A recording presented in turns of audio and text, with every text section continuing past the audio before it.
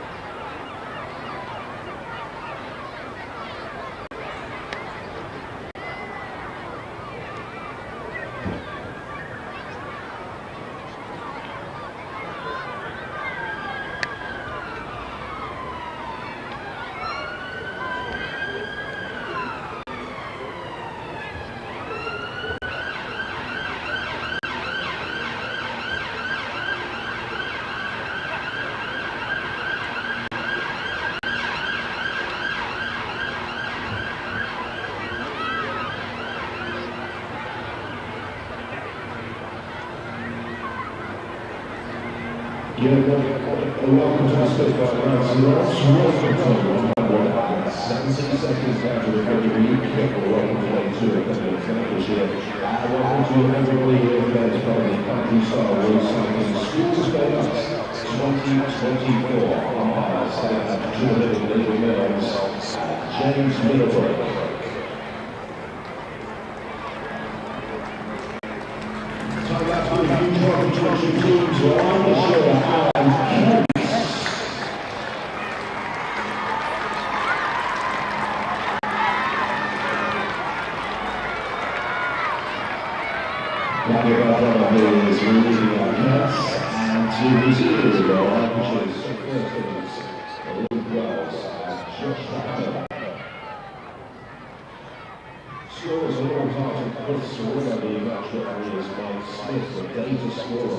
Thank you very much, Kevin. Good morning from Canterbury. Quite something for the players to walk out on the field and be cheered as they do so. They must feel like rock stars on this glorious day in the Garden of England. And day 2 of proceedings in this match about to get underway. Lancashire to resume on 38 for 1 with Josh Bahanan, the number 3, 22 not out. Luke Wells on 14, having had a little bit of a life late on yesterday when he edged one to first slip, dropped short of Tawanda Mayeye in that position. He was the top scorer for Kent in their first innings of 244, making 59, a first half century for him this season. When I mentioned that to him after play yesterday, he was almost a bit embarrassed that it had taken him so long to get a first 50 of the season, admitted that his form hasn't been where he wants it to be. But just in the last week or so, felt like he was hitting the ball better in the net. It's gone a little bit back to aspects of his technique that he'd perhaps moved away from, something a bit more familiar and seemed to work for him. Said he enjoyed facing Nathan Lyon and the challenge that presented. I think the quote was something along the lines of, "Don't get me wrong, I wasn't perfect against him." He did have a couple of lives for sure, but battling half century from him from number 6 down in the middle order for Kent, having previously batted up the top like Ben Compton did for his 55, and actually Compton probably looked the best batter on show yesterday, aside from maybe Bahanan in the late stages of the day when he was crashing full deliveries to the boundary. So it's Luke Wells to start on strike. It's Charlie Stobo, the Australian overseas, who's on the money straight away and forcing a defensive stroke from Luke Wells that turns him around a little bit in the crease. And it was Stobo who induced that edge from Wells and wasn't far away from taking his wicket late yesterday. A little bit of green tinge to the wicket, but you would expect with the sun baking it from overhead, maybe this afternoon might be a good time to bat. As always, we're in that tricky first hour of play as batters try and get themselves going again. Bowlers try and exploit that, and Stobo on the money so far with his first couple of deliveries, as that one is defended away into the onside and picked up by George Garrett, who was one of the other seam bowlers in action last night, along with Bears Swanepoel, who took that one wicket of Keaton Jennings without scoring, removing his off stump. The South African quite enjoyed that wicket. Nathan Lyon taking 3 yesterday for Lancashire, the Australian off spinner. 3 for George Balderson as well, who looked impressive, the young seamer. And as this one's turned away by Wells off his hip, slight misfield by Garrett, and they'll come through for a single. In fact, that was a very poor misfield. And an easy single for Wells to get off strike and move to 15, Lancashire's first run of day 2. They are 39 for 1 here on BBC Sport website and app via your smart speaker if you ask it to play Kent against Lancashire. That works now. Nifty, eh? We're on the 5 Live Sports Extra coverage as well. It's Ben Watts here from BBC Radio Kent. Scott Reed of BBC Radio Lancashire is just doing an update in the commentary box next door. Kevin House will be joining us for a longer stint on commentary today, I'm pleased to say. Lovely to have Rita Green with us yesterday as well, as part of the team. So the field is swapped around, you haven't missed anything. It's now the right-handed Josh Bohannon on strike, and he's gently in behind this one, playing it out into the covers. Yeah, so for anyone familiar with Canterbury, there's on the hospital side of the ground, or the top side of the ground, if you will, opposite the now retirement apartments that are by where a lot of spectators come in from the old Dover Road. The cafe and the changing rooms, etc., for the players. On the other side of the ground, this one's defended away by Bohannon. And there's a big block of white seats in front of a grassy mound where the members' tent is this week, and the ice cream van usually sits and all of that sort of thing. Those white seats are pretty much all taken up by school kids who are in for the day, which is excellent. Lovely to see. And this one from Stobo, defended away by Balderson. Hence the little hum you'll hear around the ground and chatter. All part of Canterbury Cricket Week. So, well, it wasn't quite a maiden over, was it? It was just a single off the over from Stobo. His 7th over of the innings. 3 maidens, none for 19. Update for BBC Radio Kent coming here.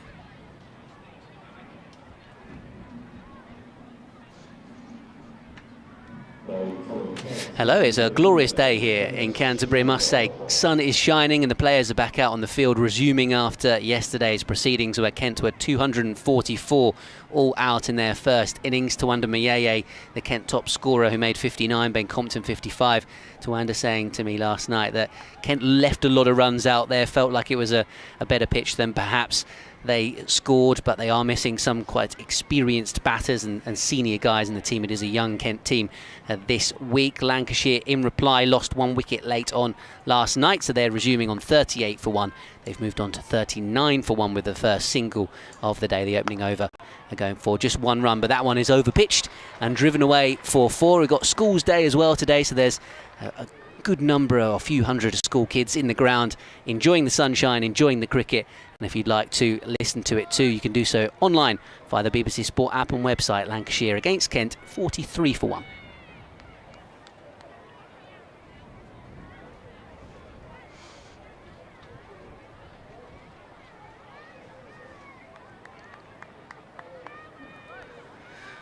So yeah, Bez Swanepoel bowling from the pavilion end for the first time in this innings. He operated from the other end yesterday. Overpitching first up to Wells and getting driven away for 4. Scott Reed is alongside me. Morning, Scott. Good morning, Ben. Good morning, everybody. Yeah, lovely to see so many inside the ground. I hope the school kids have got plenty of sun cream on today. Ooh. They're sat in the sun, aren't they?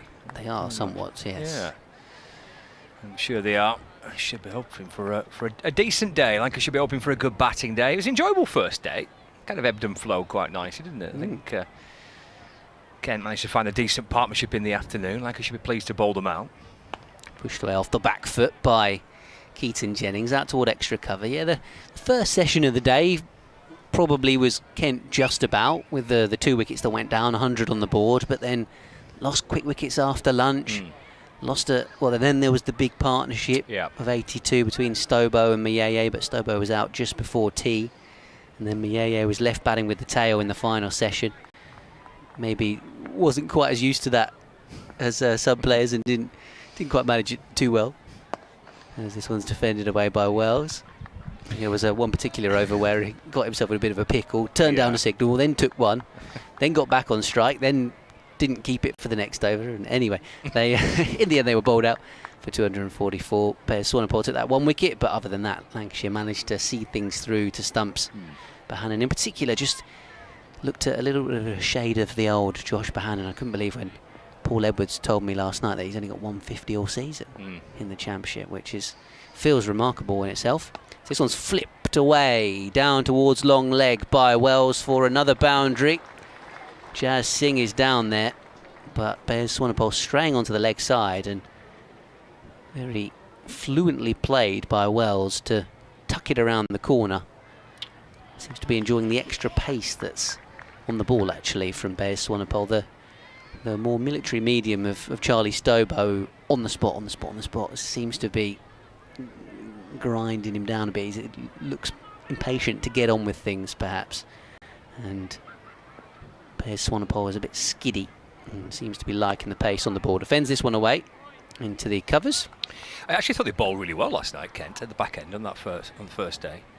I thought they came out really well with the ball and potentially bowled as well as anybody all day. I think there were times yesterday when Lancashire may have been a little bit untidy with the ball. I thought George Bowlerson bowled nicely.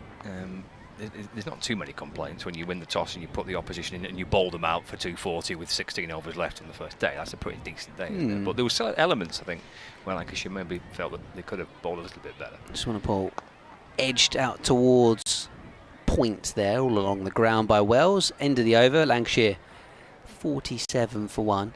Yeah, I was having a bit of a chat with Paul in the media box last night, saying I thought Tom Bailey's first spell, he looked a little bit down on pace and was more threatening after lunch when he really started to find a spot and got Joey Everson out.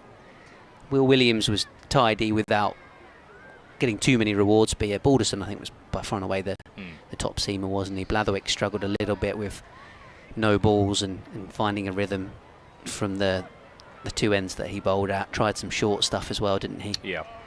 But Nathan Lyon did what Nathan Lyon does and managed to find a way to take wickets. It's Stelbo to Bohannon then, 2 slips in the gully in place, 47 for 1, and that's eased away down through backward point by Josh Bohannon off a slightly open face of the bat and jogs through for a single, moves on to 23, now 48 for 1. Yeah, and Tuanda Mayeye batted nicely, so he's got a bit of rhythm again, hasn't he? He's got some form, found some runs, been a slow start to the summer for him in red ball cricket. Kind of came out with real positive intent, didn't he? He kind of came out with a purpose. I want to make sure I make an impact here, and kind of just almost aggressively got himself into a bit of form. It's nudged away by Wells just off his hip, out in front of square on the leg side for a single. Wells moves to 24, 49 for 1. So yeah, a bit of everything for both sides, I think, yesterday. Just looking at the my weather app for Canterbury, saying highs of 24 degrees, but it has just the sunshine icon. There's no sign of any cloud with it as well. It's just pure sunshine for the day and warm weather here at Canterbury. Our commentary box is definitely warmer than that right now. It's a bit of a greenhouse, must say. It is, yeah. Stobo to Bohannon, that's driven. Fielded at wide mid-off, and there's no run. It's the lovely welcome to the commentary box, because the sun just basically shines on this all through the morning, doesn't it? You open up the door and you're hit by... It's like when you get off an aircraft or when you travel abroad, and the aircraft door opens and you're like, bang, that's warm. Yeah. You get that when you walk into this commentary box. That's a good shout, actually. I always call it a bit of a greenhouse and say every year that I should try growing strawberries or tomatoes or something in here. I think you would grow plenty. Yeah, I think you would. Yeah, a very successful harvest. Stobo to Bohannon, short ball, he ducks underneath that. And through to the keeper Finch, and there's no run. Yeah, quite liked the short ball on the very rare occasion that Stobo bowls it, just because pretty much other than that, he's trying to bang on that length, hit top of off type stuff. So actually when he bends his back and bowls the short ball, it just every now and then keeps the batter guessing, because in the majority he's trying to hit the same spot. Sets off again from the Nackington Road end, 49 for 1 Lancashire bowls to Bohannon, who plays calmly defensively, cautiously back down the pitch and gathered by Stobo off his own bowling, and there is no run. I think in particular, something that Kent noticed when they got promoted into Division 1 was that a lot of teams and bowlers don't give much away, and I think to have someone like Charlie Stobo, the Australian overseas, who's making his debut, who really doesn't give the batter too much to hit. In to complete the over, balls to Bohannon. It's a no ball actually, he's just overstepped a little bit. Bohannon took his bottom hand off the bat as he just tapped that back towards the bowler. That no ball brings up Lancashire's 50. Yeah, he's not express pace, but he's putting it on the money for Kent, so a decent start to his life as an overseas, whereas Bears Swanepoel's an all-action cricketer. He's clearly, you know, a fiery South African. He's passionate, he's running in hard, he's determined, he's committed, but a little bit wayward at times. Stobo again to Bohannon. That's run away to backward point. And there's no run. That's the end of the over. 51 for 1. Bohannon 23. Wells on 24. I thought Swanepoel probably last night, in that spelly ball last night, was the quickest from any bowler yesterday. Quite possibly. It looked really sharp. Yeah, I was getting a little bit of movement away from the left-handers as well at the top of the piece, which was possibly why we were talking about the Keaton-Jennings dismissal and why he missed it. I think the ball itself didn't do much, but he came a little bit wider on the crease, and I don't know, maybe Jennings was expecting there to be a little hint of swing, and in the end it just kind of went straight on. Swanepoel bowling from a different end today, because Stobo arguably looks a bit more threatening coming down the slope, so Swanepoel's been shifted to the pavilion end. He's going to change his line of attack. He was bowling around the wicket to Wells a moment ago. He's now over the wicket and then just defended away up the pitch. It's one of those where right-handed batters, with left-handed batters and right-handed bowlers, sometimes you see Stuart Broad, for example, would go around the wicket and have quite a bit of success against David Warner, etc. But generally, you probably want to bowl over the wicket. That's where you're angling it across the left-hander. As Wells gets a bit of an inside edge into the pad here. I think, yeah, arguably, I don't know, I'm not a left-handed batter, but arguably would perhaps say they prefer it when bowlers come around to them and it's a bit more kind of gun barrel straight rather than going across them towards a slip cordon, for example. Yeah, because the dismissal of Jennings yesterday was from around the wicket, but it wasn't one that left him and moved away and edged it to slip. He just kind of angled into him and he kind of played down the wrong line a bit, didn't he? There's a thick edge down towards third man. Swanepoel spins around looking frustrated. But that's a better line and angle of attack, you feel, against Luke Wells, who in the previous over, when he got one on his pads, gratefully flicked it away for a boundary. So feels like that patient nagging line across Luke Wells in particular might be the way to go. He's moved to 28 though with that boundary, and Bohannon 23, so developing into a good little partnership and a decent start to the day for the visitors. Daniel Bell-Drummond, the Kent captain, is just wandering across to the offside. I think they're going to post a gully in now and take out one of the onside fielders. So it's two slips and a gully for Swanepoel, who's up to the stumps. Defended away here by Wells. Other than that, it's pretty orthodox. Cover mid-wicket, mid-on, mid-off, long leg. Jazz Singh down at long leg. Didn't bowl last night, so we'll see a bit of him today. And, well, without putting any pressure on him, I was chatting yesterday about the team I expected to be picked, and maybe thought Jaden Denley might play as an extra batter on the basis that Joey Everson was at 4, but he's an all-rounder, so therefore did Kent need the extra seamer? Well, Jazz Singh has an opportunity today to show he offers something slightly different to some of the other Kent seamers who are all a little bit samey. Okay. And right arm kind of medium or fast medium. Jazz Singh with his height maybe can offer something different. This one's defended away by Wells into the covers. We shall see. Plus we've got the leg spinner, haven't we? Yes. We're going to see, I think, quite a bit of Parkinson today. Absolutely. Especially on a hot day with the bowlers, with your seamers. If Parkinson can get it into a little bit of a groove from one end, and it just allows the captain, doesn't it, to keep things a little bit fresh and maybe bowl his seamers in shorter bursts. You don't really want to be slogging in and bowling long spells on a day like this. So Parkinson has a big role to play with that. Swimmer ball bowling, defended back up the pitch. Also got Marcus O'Riordan who can bowl his off spin as well. So there's plenty of options for the skipper Daniel Bowyer-Drummond. It'll be, like you say, Scott, about how he uses them, how he rotates them, etc, etc. 55 for 1 Lancashire at the end of the over. If you'd like to get in touch with us, you can do so on Twitter or X at ScottReed16, at Ben Watts Sport, Kevin Howes 100, I think it is. Also, there's an email address, kentcricket@gmail.com. You also have a Lancs Cricket Twitter, don't you? Yeah, at BBC Lancs Cricket. Yeah. And there's at BBC Kent Sports. So there's loads of ways you can get in touch with us. Yeah, don't forget we've got every ball of the county championship, every ball of every game on the BBC Sport website and app. As Stowbell sets off and bowls to Bahaman, who plays forward in defence. And there's no run, so listen to some 5 Sports Extra here at the lovely Canterbury.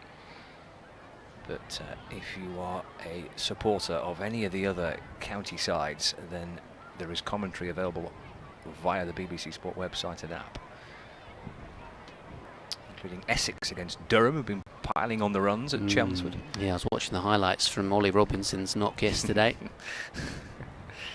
Was it with a sense of warmth and pride? And Yes. Yeah, okay. Stobo in and bowls to Bahanan. That's dropped away into the offside. If we go down the other way, I'll only start crying. Okay, fair enough. Get very sad and upset. Fair dues. So, to be honest, I think the move's done him good, to be honest. He was fantastic last year in Division 2. And the way that Durham like to play their cricket, they're so positive, aren't they? I think it suits Ollie Robinson down to the ground. He's such a natural timer of the cricket ball.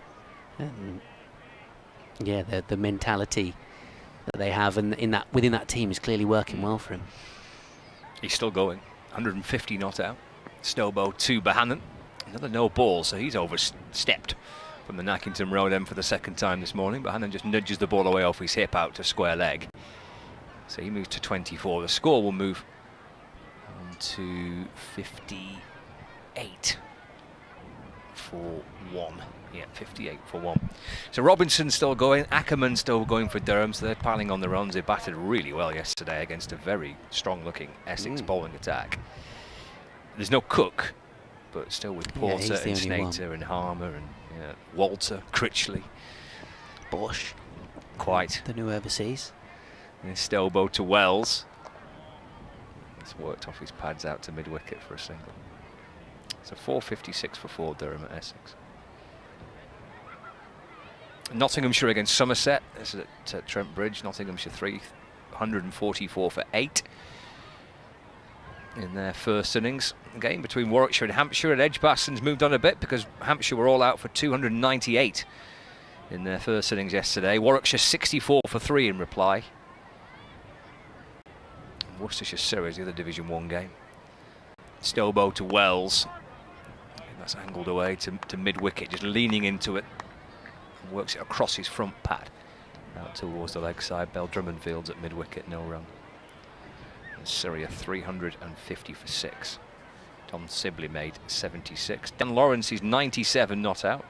Ben Folkes with a half century. Jamie Smith making 86 for Surrey against Worcestershire at New Road.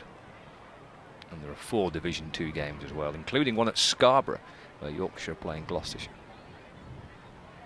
Stobo's into Wells, rocks onto the front foot. Ball just slides past the edge of the bat, to the gloves of the keeper, no run. Glamorgan, Northamptonshire, Middlesex, Derbyshire, Sussex, Leicestershire, Yorkshire, Gloucestershire. The Division 2 games. It's anything like this at Scarborough. It'll be absolutely delightful. Well, yeah. Weather-wise. Yes. Yes. Well, they had that massive partnership, didn't they? So the Yorkies had a great day. Adam Lyth and Finley Bean yesterday. Stobo to Wells. It's worked up to mid-on to complete the over. 58 for 1. Yeah, Lyth made 129 and Finley been made 164, and they put on 307 for the first wicket. It's not too shabby, is it? It's decent, right? Just in the ice cream vans parking up.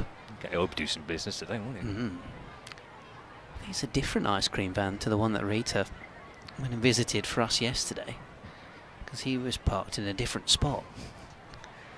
And I think he even said to Rita, "Oh no, the one that parks at the other end is my rival ice cream van." Oh dear, right. So I don't know if there's two here. Oh my word. But yeah, ice cream rivals. Ice cream wars. I'm sure it's a very friendly rivalry. Or maybe not. Don't know. Don't know. You were talking about Southport yesterday, weren't you? And the players enjoying an ice cream in that one, as this one's off the inside edge out towards the leg side, because there's a little bit of an infamous piece of commentary from our good friend Kevin James from a game that you did with him, where he was slightly slating the players for having ice creams, and then when one got brought round to him, he soon wished him about the ice creams. He tried to blame me for criticising the players for having ice creams. That was last year, yeah. That was a great 4 days. I saw I just basically saw clips of that on social media, and knowing Kevin, it was hilarious. Inside edge from Bohannon to that one from Swanepoel down towards long leg. He gets a single from it. Players having ice creams? Outrageous. Oh, thank you very much for my ice cream, Scott. How very generous of you. It was funny. He's a wonderful man, is Kev. You know, he went down to Sussex. He was telling me he went down to Sussex the following week for a Hampshire match, and when he got there, the bloke on the door said to him, "Do you want an ice cream?" So it's obviously gone around. News travels fast in the county cricket scene. Brilliant. So I want to point out to Wells then. Goes to just turn this away into the onside, but does so watchfully. And it just drops away to mid-wicket. Might be a bit of this from Lancashire today. If they're going to put themselves into a position where they've got they're in charge of the game, and they want to be batting into tomorrow. This is a day where absolutely, there's plenty of time, isn't there? There's not. Just want to ball bowling Wells into the onside. Yeah, that's kind of the perfect recipe really for Lancashire, as they did yesterday. Win the toss, bowl first, bowl Ken out for 250 or under, and then go and bat once and big in a perfect scenario, and then unleash Nathan Lyon on days 3 and 4. Yeah. By the way, the ice cream queue looks already about 20 deep. They do a great trade today. Swanepoel close to the stumps, edged short of the man at gully. Swanepoel just wheels away, almost like he was getting ready to celebrate the possible opportunity, but it didn't quite go all the way to Ben Compton. No, he played it quite softly, didn't he? He did. He was playing it away from his body, but softly played, angled it down into the ground. Actually, it's pretty similar to the way Ben Compton himself got out, but Compton just pushed at it a little bit harder and was caught at third slip, wasn't he? Tends to be a slightly slow, low wicket here at Canterbury. They've left a bit of grass on it this week to try and give the pitch a bit more pace, as it's turned away by Wells once again. But as a batter, if you do play with soft hands, you can get away with an edge in that sort of fashion, because the ball doesn't bounce loads. So, end of the over. 20 now gone in the Lancashire first innings. Deficit's down to 185 runs, and they are 59 for 1. Yeah, this is almost a little bit. You're just building steady this morning, and no real need to force it or go chasing after it, with the idea that as the day goes on and the bowlers get tired, and you get them into their third and fourth spells potentially on a hot day out in the field, the fielders are tired. This is where you're going to put the patience in now and get the benefits later in the day. Whether it's for the two batters here or for the batters still to come. Stobo into to Bohannon. Just has to glance it off his hip down towards fine leg. And he half thought of a single, but then Finch threw away one of his wicket-keeping gloves quickly so he could get to the ball. And that meant that Wells said to Bohannon, there isn't a chance there for a single. What's going on away to our right? One of the members is having a very animated conversation with one of the stewards about people coming up and down the stairs. I think it might be when bowlers are bowling from this end, about people getting stopped from... Yeah. Still bowled to Bohannon. It's driven up towards mid-on, and there's no run. Yeah, it's happened a couple of times, hasn't it, so far? A bit of people trying to find the seats, but just... I would suggest the steward perhaps is less aware of what is going on cricketing-wise than the member trying to explain it to him, perhaps. And, yeah. I think he's all friendly enough. Yeah, oh yeah, absolutely. There's lots of smiles there. But yeah, I've chatted to said individual a few times. He's very amenable, but he follows Kent everywhere, so yeah, I think he's probably telling the steward about the protocol, yeah. Stobo to Bohannon, just follows that delivery. The ball slides past the edge of the bat, just has a little bit of shape away, so Finch takes it. The keeper is leaning a little to his right across first slip, and there's no run. Yeah, Stobo started off from the pavilion end yesterday and didn't look as threatening, maybe overpitched a couple of times, but from the Nackington Road end, he seems to have found a really good rhythm actually, and has been pretty tight. Yeah, it's a good start. Back into Bohannon, and just calmly plays that ball away, defending off the front foot, just leaning into it. The ball deflects away to cover point. And there is no run. There's a couple of slips in place, and there's the gully fielder. There's lots of Kent white sun hats today. Ideal day for it. With a point cover mid-off. Mid-on, mid-wicket. There's a deep square leg and fine leg. As Bohannon twirls the bat, and he does so. You can see the bright sunlight just reflecting off his stickers on the back. Stobo to Bohannon. Back and across and defends. The ball trickles to mid-off and there's no run. Yeah, just looking at the Kent players, Mayeye in first slip, Compton in the gully, Joey Everson at point, Bears Swanepoel at mid-off have all gone for the wide-brimmed white hat. This is the day for it, isn't it? If you've been waiting all summer to give it its first outing of the year, this is your day. Final ball of the over. Stobo to Bohannon. He doesn't get his maiden because Bohannon can just squeeze it away into the offside and jogs through for one. Keeps the strike as well. So Josh Bohannon's on 26 for Lancashire. Luke Wells on 28. 60 for one in reply to Kent's first innings total of 244. Yeah, I would guess when Josh Bohannon was a bit younger, he was an expert at tip and run. He's just so quick between the wickets. Yeah. Just needs a partner who's aware enough with him. Otherwise he might run a few people out from being too quick. But Lancashire 60 for one then. I think Kevin Howes is going to join us very shortly. I've got a little update first, so yeah, feel free to. You giving me the hook? Is that what you're doing? Well, that's fine. Just a little bowling change, you know, keep it short and sharp. That's all right. It's a hot day, yeah. Short and sharp spells. Absolutely, yeah. So Scott Reed's going to make way. Kevin Howes is going to step in. As Bears Swanepoel is into Josh Bohannon. Oh, there's a big drive at that one from Bohannon. Last night, he was getting those drives away. Thus far on day two. Hasn't found the middle of the bat in the same kind of way. He's moved from 22 to 26. But it's Wells who's enjoyed some boundaries thus far. You can just hear the travel jingle for BBC Radio Kent in my headphones. After that there'll be an update. But in the meantime, it's defended away by Bohannon into the covers, and Kevin Howes is here. Good morning, Kevin. I may not be here for long. That's all right. Well, it's just that I had to park my car somewhere else today. Yeah. So yesterday, I think I was with the players. Got a bit of a grumpy look from a very nice steward, but he didn't make me move. That was very nice. But today, I was put in the right place. Okay. And I see that all the other cars where I've parked today have got big blankets on them. Ah, yes. Swanepoel bowls pushed out towards point.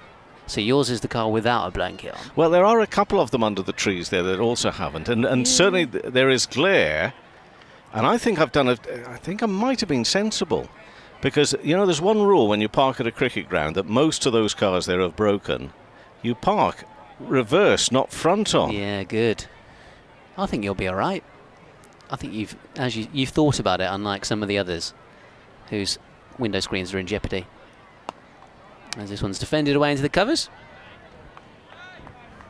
Yes, good morning. It's half an hour of play gone so far on day 2. Lancashire have steadily moved on from their overnight score of 38 for 1 on to 60 for 1, so no breakthroughs so far for Kent. But we did have an outside edge from Luke Wells a moment ago, which flashed into the gully area, fell just short of Ben Compton. It's been pretty steady stuff, to be honest, from the 2 overseas players. The Australian Charlie Stobo on debut so far has bowled 10 overs, none for 27, so he's very much been bowling in good areas, being patient, trying to draw a mistake from the batters. And then Bayer Swanepoel went for a couple of boundaries early on to Luke Wells, but has since settled into a bit more of a rhythm. So Kent are looking for wickets in this one. This is, of course, the game between the bottom 2 in County Championship Division 1. Kent putting 244 on the board yesterday. Tuanda Mieye, who top scored with 59, said that wasn't as many as they should have got. So Kent now trying to take some wickets, but Lancashire 60 for 1 as commentary continues online via the BBC Sport app and website, and on 5 Live Sports Extra. And that final delivery of the over just nudged away into the onside, so it's a maiden over for Bayer Swanepoel, the first one he's bowled in the match so far. Remains 60 for 1. Yeah. I don't think there is a better place to be in the world today, my friend. Really? My only other thought was maybe Scarborough might be nice. Yeah. But does it make it better? It makes it as good. Okay. But, maybe, because you got the sea of but you still got the gulls. The gulls still coming here. Gulls got are still the here. summer sound of gulls. A lovely sound as well to it all with Schools Day. I loved it when the players came out and got cheered onto the pitch. They must have felt like rock stars. Rock stars. Is this me? Go for it. Okay. The first delivery past the off stump, bowling to Wells, is Stobo in his 11th over. It's all very well for us sitting here enjoying the sunshine in this wonderful radio box. I bet it's a bit hot work out there for the players. And in fairness, they won't be used to this, some of them, because let's be honest, it's been rubbish up until the last. It really has. I mean, we've had some half decent weather during some of the T20. And maybe I'm going to say not the odd day, but the odd hour of nice weather during the first start of the championship.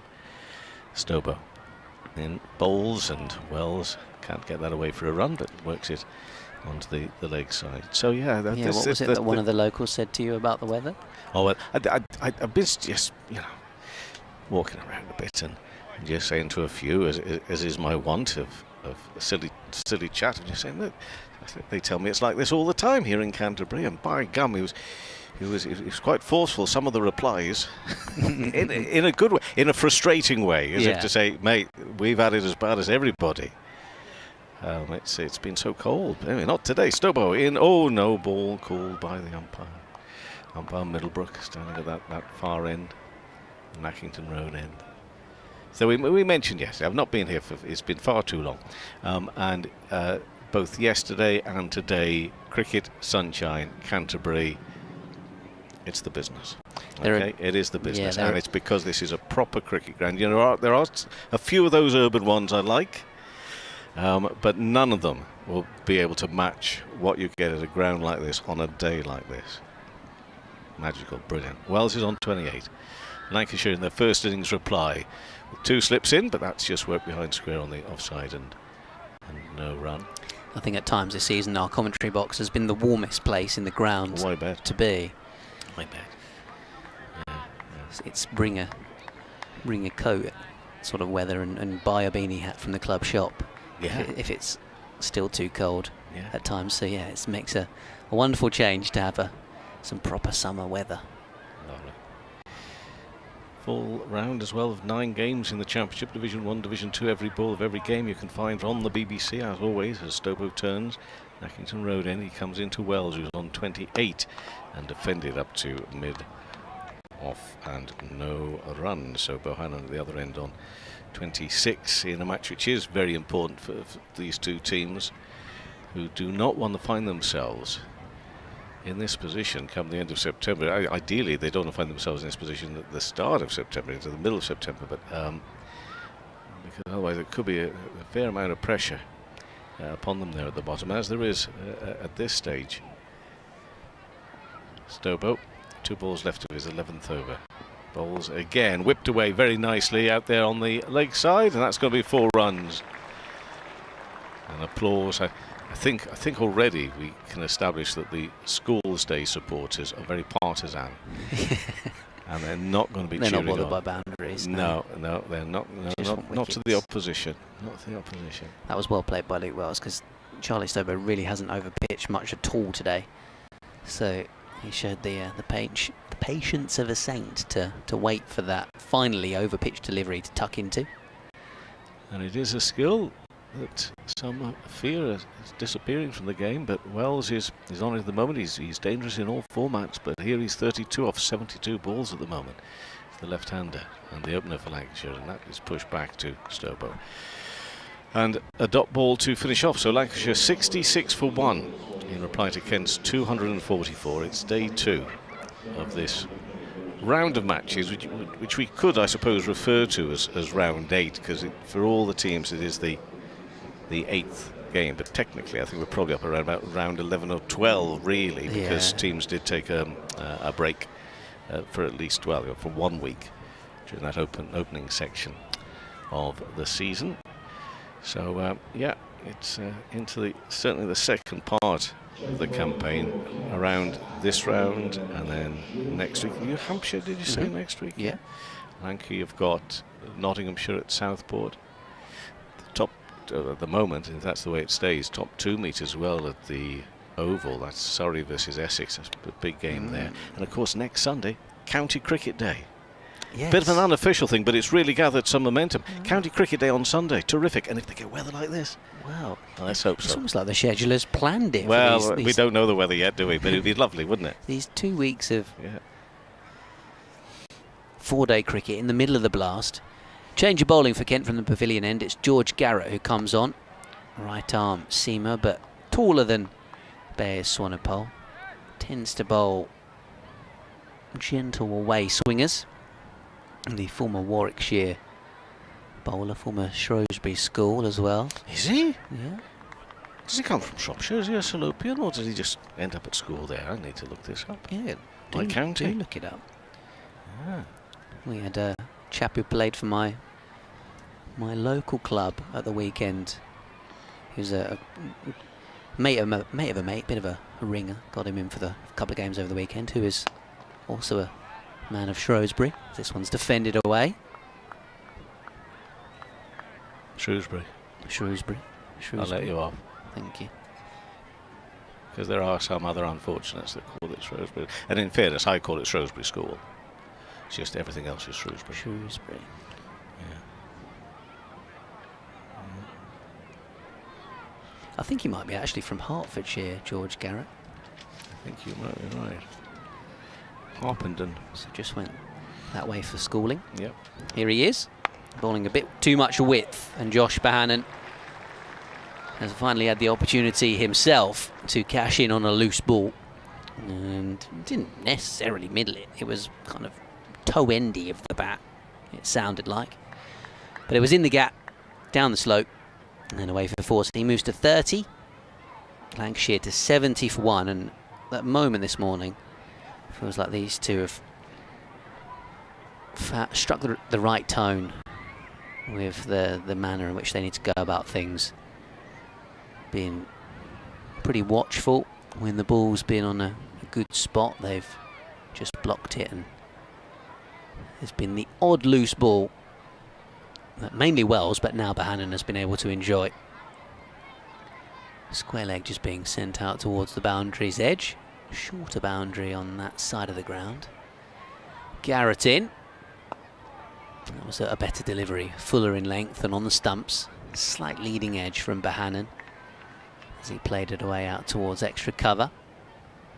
Matt Parkinson on official ball scrubbing duty for Kent. Gives it a little rub on his forehead and then on the back of his trouser, and now Charlie Stobo's taken over. Who was it yesterday that had the ball rubbed on their back? What was all that about? Yeah, Bears Sonopol there. I think it was off the back of bowling, or he'd been working up a bit of a sweat, so yeah, they Matt Parkinson pulled his top up to shine the ball on his lower back briefly. As Garrett bowls down the leg side. You see, now the players are not allowed to use saliva. We're getting all of these strange tactics to try and shine the ball. I feel very sensitive about this next bit. But Ben Stokes, I noticed several times in the last round of matches, was using the head of Ben Rain. And he didn't seem to mind. Yeah. And it didn't leave a big red mark or anything like that. Oh, that's the main thing. It is the main thing. Didn't glow it pink. He didn't seem to mind, but I mean, maybe he did. He just kept it quiet. I don't know.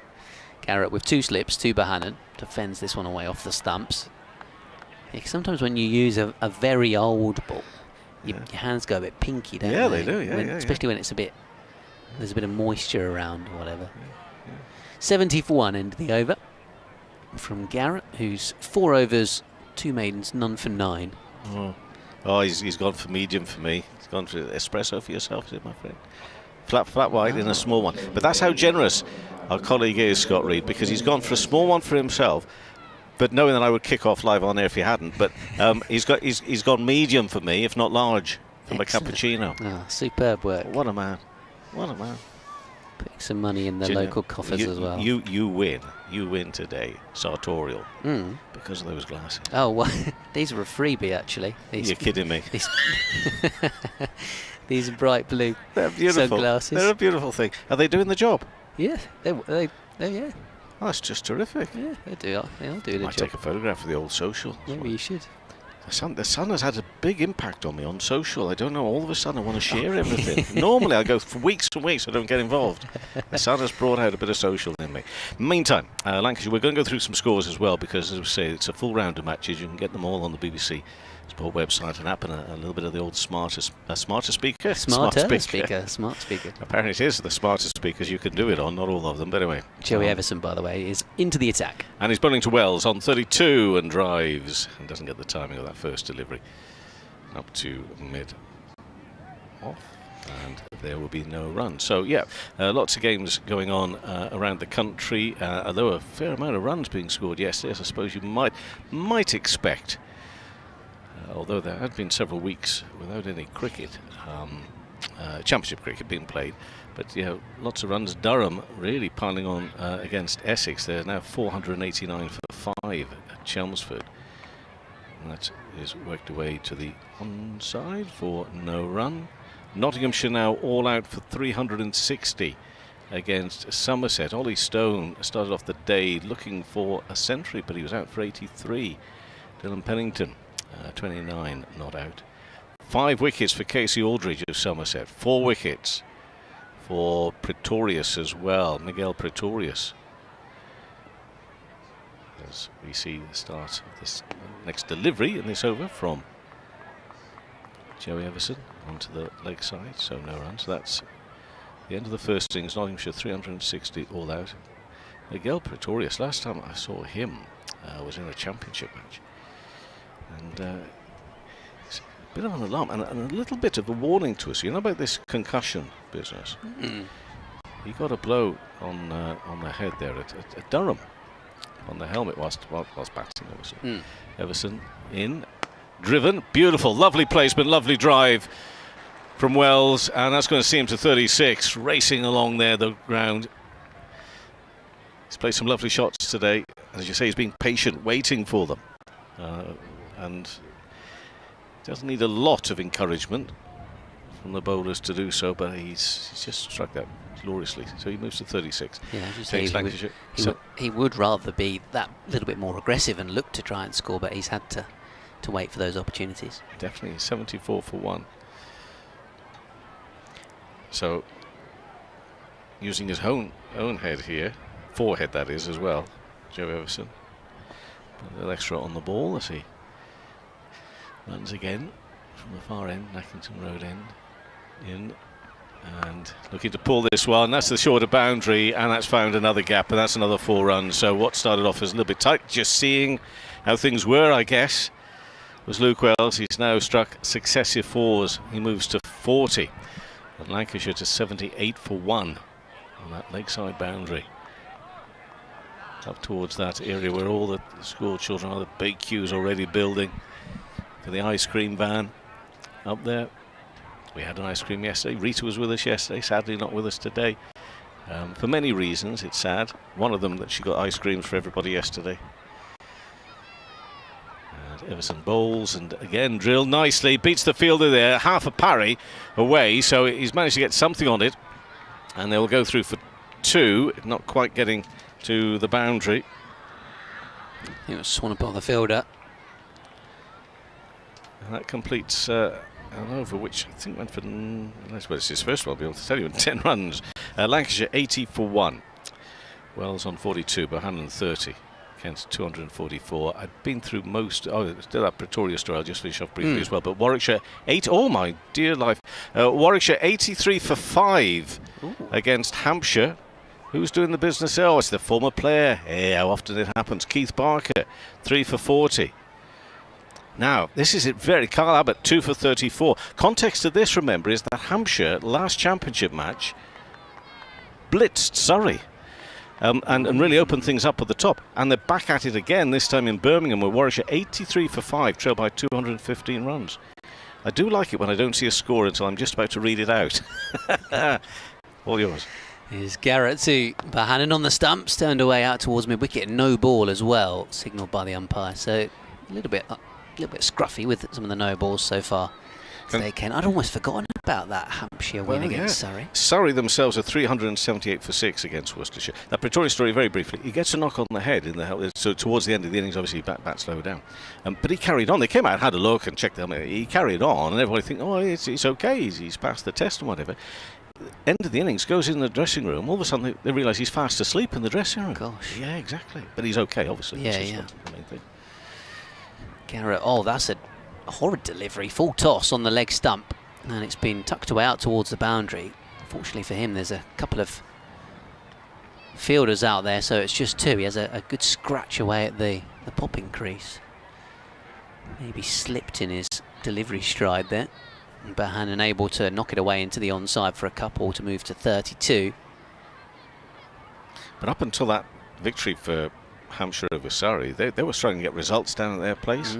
And it looked like they were going to have a similar story to Lancashire. And of course, 2 of them have really been challenging for the title in recent seasons, but couldn't get the season going. Well, same for Lancashire at the moment, but things have changed there for Hampshire. Garrett bowls on the stumps, straight down the ground from Bohannon. Subfielder will chase this, but won't get there. And that's a lovely straight drive to move to 36. So just in the last couple of overs, the change bowling from Kent has offered a few more loose deliveries for the Lancashire pair to tuck into, and they're now 88 for 1. And yeah, and I think that's context in terms of this game, Kevin, the fact that Lancashire wouldn't have been expected to be in this situation, wouldn't have been expected to be in the bottom 2 at this stage, whereas Kent, I think, probably were aware, and certainly supporters would have been, that this season might be tough again, because it's pretty much the same squad they had last year, and they stayed up by a whisker. As Garrett is in and bowling. That's a better delivery, leaving Bohannon and through to the wicketkeeper. Yeah, just stayed up, and then of course with Durham coming up, the manner in which they were promoted, I think many expected that they wouldn't struggle, and they haven't necessarily so far. And then Worcestershire have probably actually been better than some people expected. Well, yeah, you're not wrong, 100% right, except for the fact that they've had moments in games that you think, well, they're going to go on and maybe do something. True. It hasn't quite worked out their way, but that doesn't mean you're not right. They've definitely competed pretty well so far, as Garrett is left alone here by Bohannon. Through it goes to the wicketkeeper. There are only 2 teams in Division 1 of the Championship who have not won a game, and of course Kent are not one of those. Warwickshire and Worcestershire. Drawn 5 of Warwickshire, In fact, exactly the same. Lost 2, Warwickshire, Worcestershire, and drawn 5. Those two teams, 7-point difference before the start of matches. So Yeah, I think pre-season it was very much Kent and Worcestershire that were being tipped to go down, as Garrett bowls a full delivery here, which Bohannon drives. He hasn't quite totally got it out in the middle of the bat, so he's going to get a couple of runs down the slope. And he will move on to 38 and Lancashire to 90 for 1. So Kent coming into this one on the lowest number of batting points, though it's only one fewer than Lancashire. But again, only getting to 244 missed first. out. Yeah. That's the second time this season I think they've been within a scoring shot of a batting bonus point and have missed out on it. Pretty sure against Surrey they were bowled out for 246 here on a deck even flatter than this one, I think. Certainly had less green on it. And there's Garrett bowls another no ball, and it's been defended away here by Bohannon, so it's a little bit of a sloppy start by Garrett to proceedings on day 2. Likewise for Joey Everson, who went for 10 in his opening over. I was actually quite surprised that Everson been brought into the attack, possibly over, say, Jazz Singh or Matt Parkinson. Maybe chuck him the ball a bit earlier on to see if he can get a bit of extra bounce with a slightly newer ball, something like that. Lancashire didn't waste too long before bringing Nathan Lyon into the action yesterday.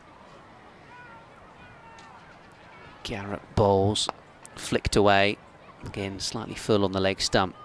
Goes back to what Scott Reed and I were discussing, in that Daniel Bell-Drummond has got plenty of bowling options available to him, and maybe with the lack of experienced batting, I'm just surprised that they didn't pick Jayden Denley over one of the bowlers. It feels like they could have probably survived without as many bowlers as they've picked in this game, and Jayden Denley's a slow left-arm bowler anyway. Would have just added a little bit of steel perhaps to the middle order. Is a young man who I'm sure you'll chat about at lunchtime with Uncle Joe, of course. Well, I do hope so. Yeah, absolutely. He's a legend here, isn't he? Oh yeah. Yeah. I mean, for sure. And he's got such a good, interesting story to tell, because he didn't necessarily burst onto the scene, but he's an impressive teenager, impressive youngster. And then I've even done some notes for this interview. Ooh. I know. That will shock everybody. That's exciting. Especially the boss, if he is listening in. I've got a quote here where he quotes himself back in 2018 when he was recalled by England. Went missing for a few years in terms of the but comes back, does amazingly well. And of course, talking of coming back, he went off to Middlesex for a few seasons as well. So I'm really looking, no pressure on you. No, I'm really looking forward to this talk by Joe. I think it should be good. Well, it will be. 93 for 1, Lancashire here, first innings. Nicely played, but defensively by Bohannon. Yeah, like and I say, he's got about ebbs and flows to his career, isn't he? Like Brilliant. He was the young kid on the block, and apparently, what did I say? Oh, well, I think I gave you some misinformation yesterday about his cap number wasn't 208. I think it was 207, or is 207. yeah, I think you said 207 yesterday. Well, that's all right then. Yeah. But he got it in 2008. Okay. That's it. But at that stage, more to come, as Everson in and bowls, and that's left by Bohannon through to the keeper, was the first player born and raised in Canterbury to actually get a cap for Kent. Oh wow! There you go. I think it is a there you go job. By the way, do you know who got cap number 1? More notes. I don't want to give out all the. Do you remember? And before you say anything, I wasn't there to witness him being awarded his cap in 1882. Lord Harris. Lord Harris. Lord Harris gets the first mention downstairs. Next ball in the air, uppish, but it's going to be safe, and it's going to be behind square on the leg side. They'll scamper through for 2. Bohannon pushing hard for that second, and he moves to 41, takes Lancashire to 95 for 1. Man, that wonderful staircase of you come up and all the photographs are there of all the capped players. There's probably a big portrait of Lord Harris somewhere. Big portrait. I mean, it's just got his photograph there. Oh, okay. No, but somewhere on the ground there might be a bigger one. Yeah. I think he has a room named after him. The Lord Harris room. Yeah, quite possibly. 95 for 1, Lancashire, and that's the way it remains as Bohannon pushes that next one up to mid-on. That's what I like to do. Because, you know, I do have this nice position of being able to go around a few clubs and everything like that, and love it. It's just to try and get an update on how things are. Because there is a tendency sometimes, and I'm part of it, sometimes to be a bit doom and gloom. But actually there's lots of exciting stuff going on, and vibrancy and energy and all that sort of stuff. So we'll be finding out more about that at lunchtime. This is driven into the offside. Beats the first fielder but not the second, so maybe a dot ball. And I think Joe Denley is the ideal man to talk about that, because he had a couple of years there at Middlesex, but his story is a Kent story, and it is still, although he's I think 38 years of age, something like that at the moment. But he will know, as you say, because he's got his nephew who's now at the other end of his the career and everything, just how things compare and the way things are going with the game. So really looking forward to that. Next ball in and worked away through mid-wicket. Good stop. Just Singh, I think, is it? Just diving to his right-hand side. Affects a stop, and it's 95 for 1. Oh, and this is something you don't see unless the sun's out as well. The score 95 for 1. Kent made 244. Players off on a stroll around the outfield, this side of the rope. Keaton Jennings, and they're doing it without anything on their feet. Oh, delightful! All they need, proper summer. All they need is a few little flags around the boundary rope and put their feet on. No, playing some bowls, boundary bowls. You can't really do that in professional cricket, but at club level, good game of boundary bowls. I'd never walk barefoot because you never know what. Yeah, I definitely would go flip flops, but barefoot is. Anyway, they're off there. I mean, the physio's there as well, and there's somebody else. I couldn't quite catch who it was in the middle. It's not Jimmy. I mean, let's be honest. This is the big build-up to the big show at 1 o'clock. Oh, yeah, of course. I don't think he's doing it today. Oh, is he not? I don't think so. After yesterday's commotion, Garrett bowls. A full delivery to Wells here, turned away into the onside.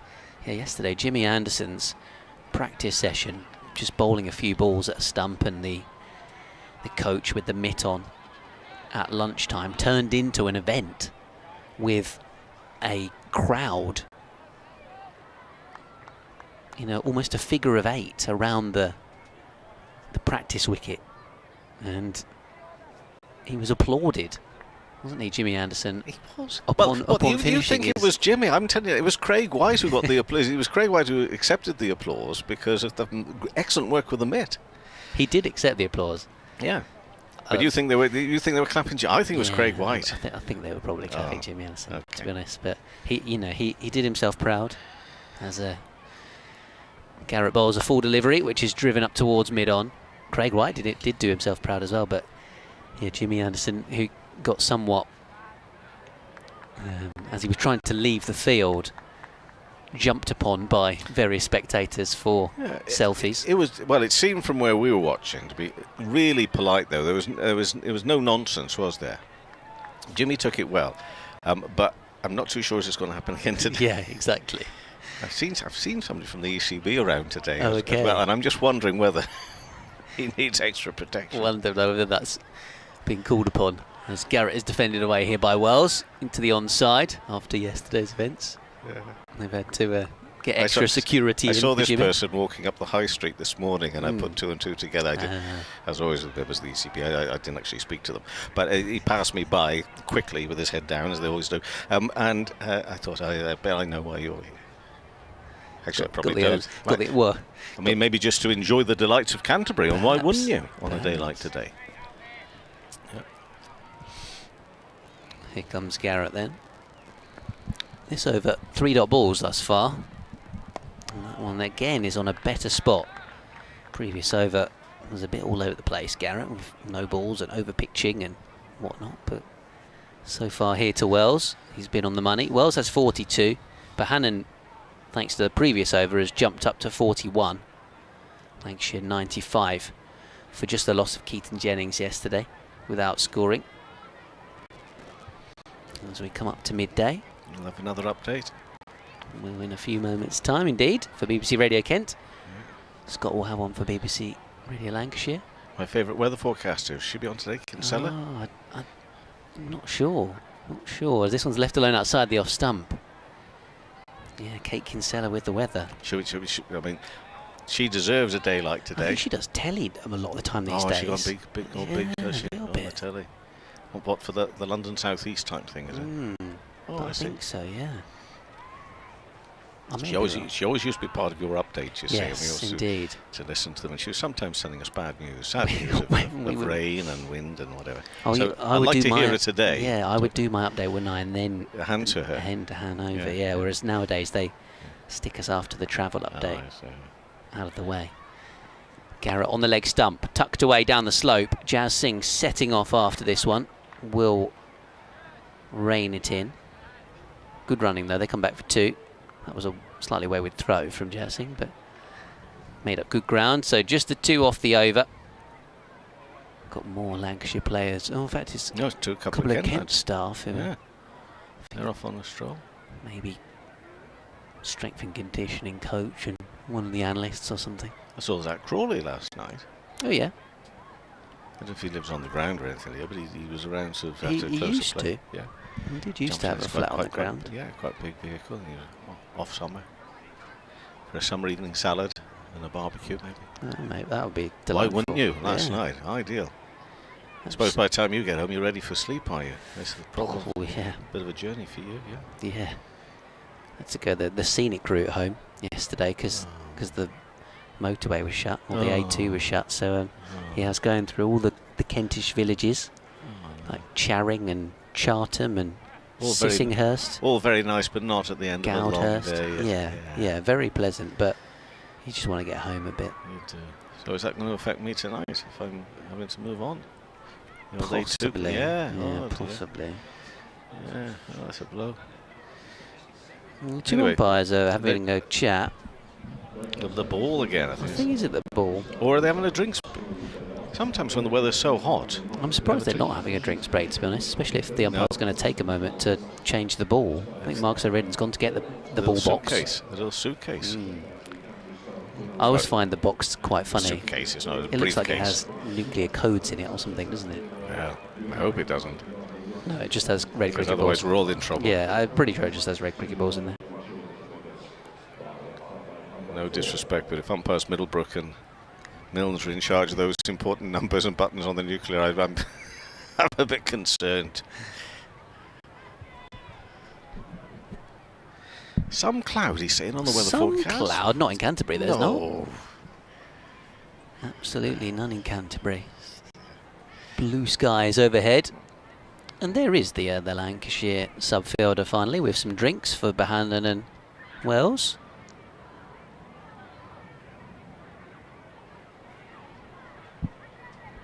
Marcus O'Riordan is in conversation with the umpires, decided upon a new ball. Yep. Shows how Daniel Bell-Drummond as a captain is, you know, Lancashire yesterday when they were changing the ball, there was a couple of players there that having a look and giving the umpires an idea about which one they might like to use. Just get on with it. No sign of Daniel Bell-Drummond being worried about what ball he's about to be handed. Left Marcus O'Riordan to it. Yeah. We're just waiting for you to do a bit of an update here now. We are aren't indeed, and then I'll make way for Scott Reid.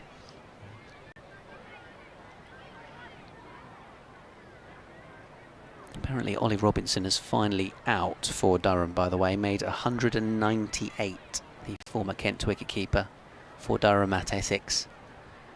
198, so his very good summer continues.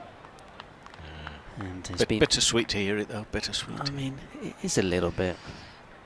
It is a little, as a former Kent player and a Kent lad. But if he's playing for England before too long, You'll be Kent will happy. be very proud. Yeah. Everson cut away here by Bohannon, out towards backward of point. The presenter on BBC Radio Kent is having a natter with a newsreader about the Scotland Euros game. and the Scotland game last night. I got home in time to see the Hungary winner, Yeah. which I don't, well, not necessarily a I good saw thing, the but last 20 minutes or so, yeah. yeah, I just saw the 10 minutes of added time. So here we go with the update. for BBC Radio Kent.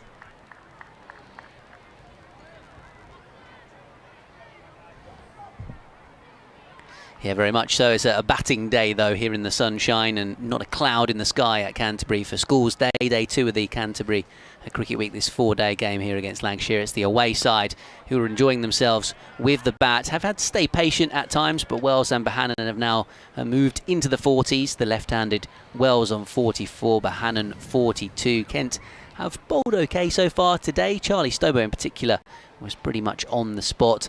But since he and Bayer Swanepoel have just handed over to George Garrett and Joey Everson, we've had a couple of slightly more expensive overs where the batters have enjoyed some slightly more loose deliveries that they've tucked into. They've cut the deficit between the teams down to 146 runs yesterday. Kent 244 all out.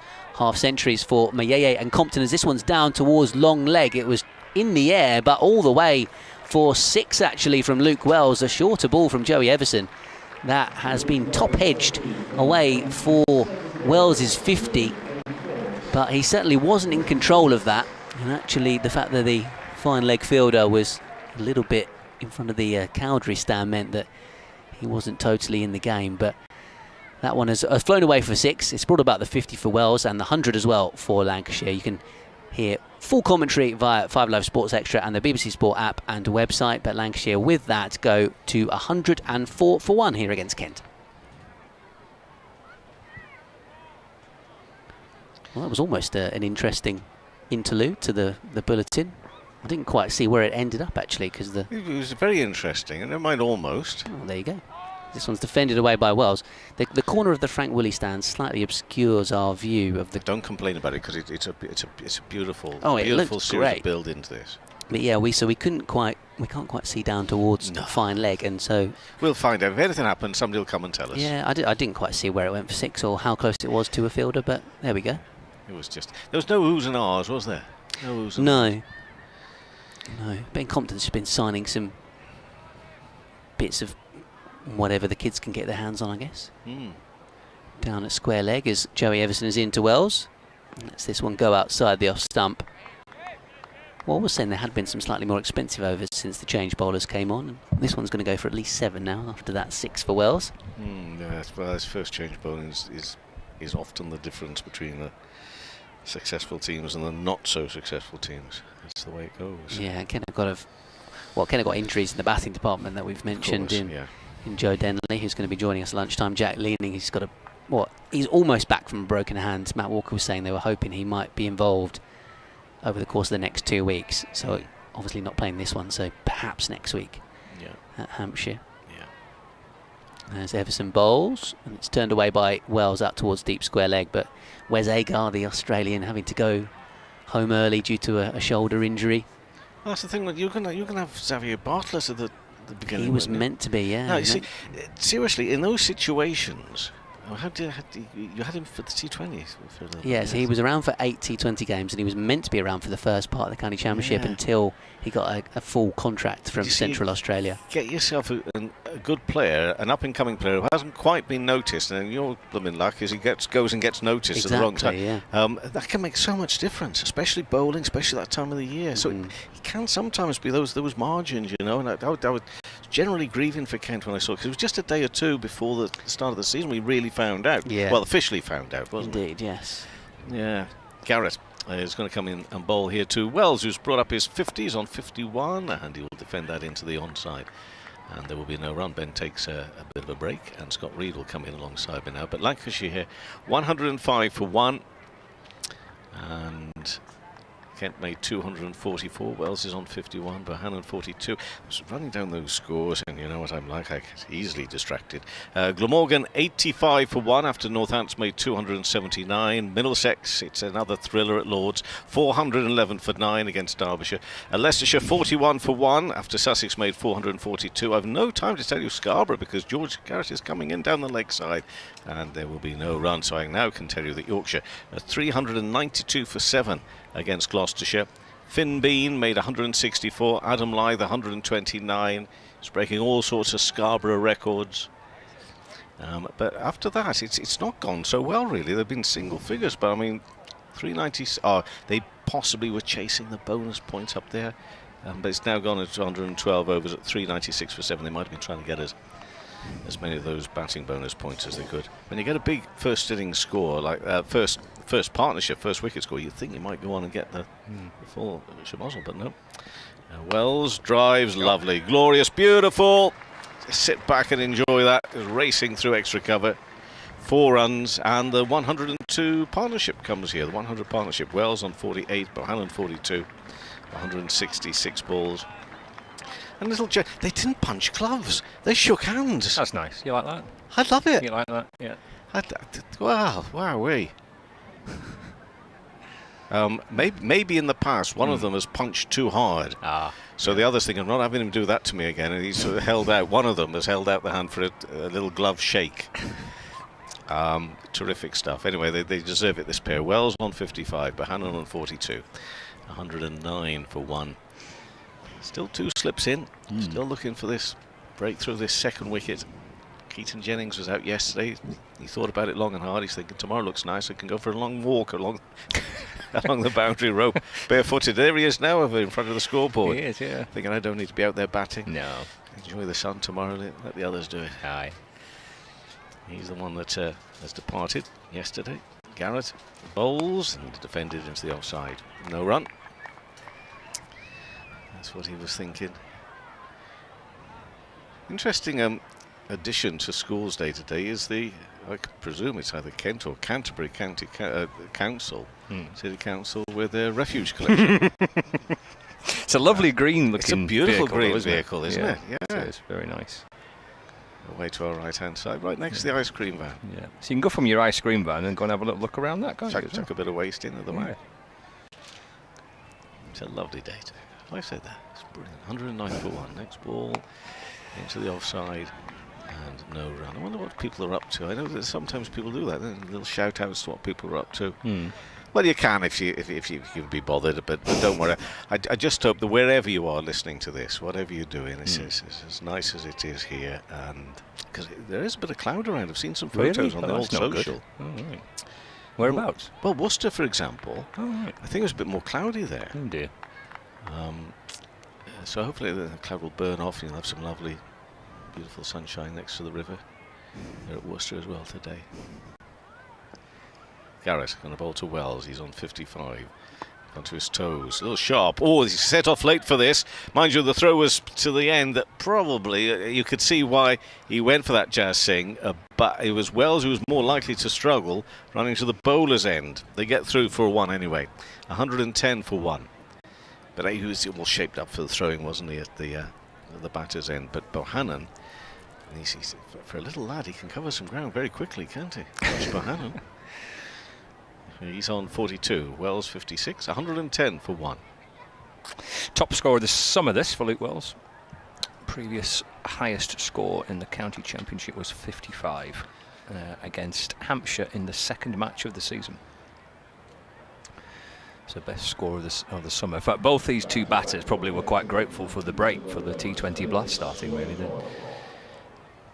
Neither kind of got themselves going, really. Bohannon got an 84 in the first match of the season. Remember that one back in April between Lancashire and Surrey? Feels like a long time ago now, doesn't it? But that rain-affected game, he made 84 in that match, and that's been his best score so far this season. So maybe the break for the Blast was good for these two.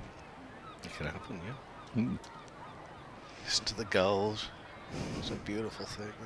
The gulls are beautiful. They're well mannered as well, unlike some of the gulls you find. They hover around. They wait until everybody's gone, then they swoop down and pick up whatever may be left at the end of the day. I think I've encountered some grumpy ones then. Oh. The ones in the city centre. Were they grumpy? Oh, they were lively. Yeah, that's the nasty gang. Oh, okay, right. They were just a little bit out of the city centre. These are the nice ones. Yeah, better class of goal. Better area. Better schools. I see. Okay. And maybe higher quality food that they're picking up at the end of the day. Right. Okay. Swanepoel returns from the Nackington Road end bowls to Luke Wells, who plays forward in defence, and there is no run. 110 for 1.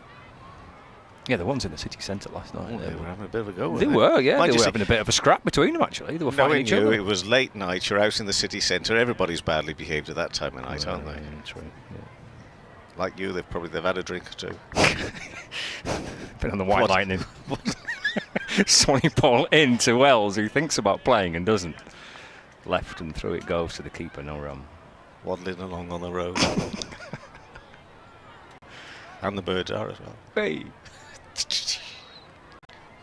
I didn't stray very far last night. I only went across the road from the hotel. Didn't go too far. No. Well behaved. Yeah. Back in the room. Yeah.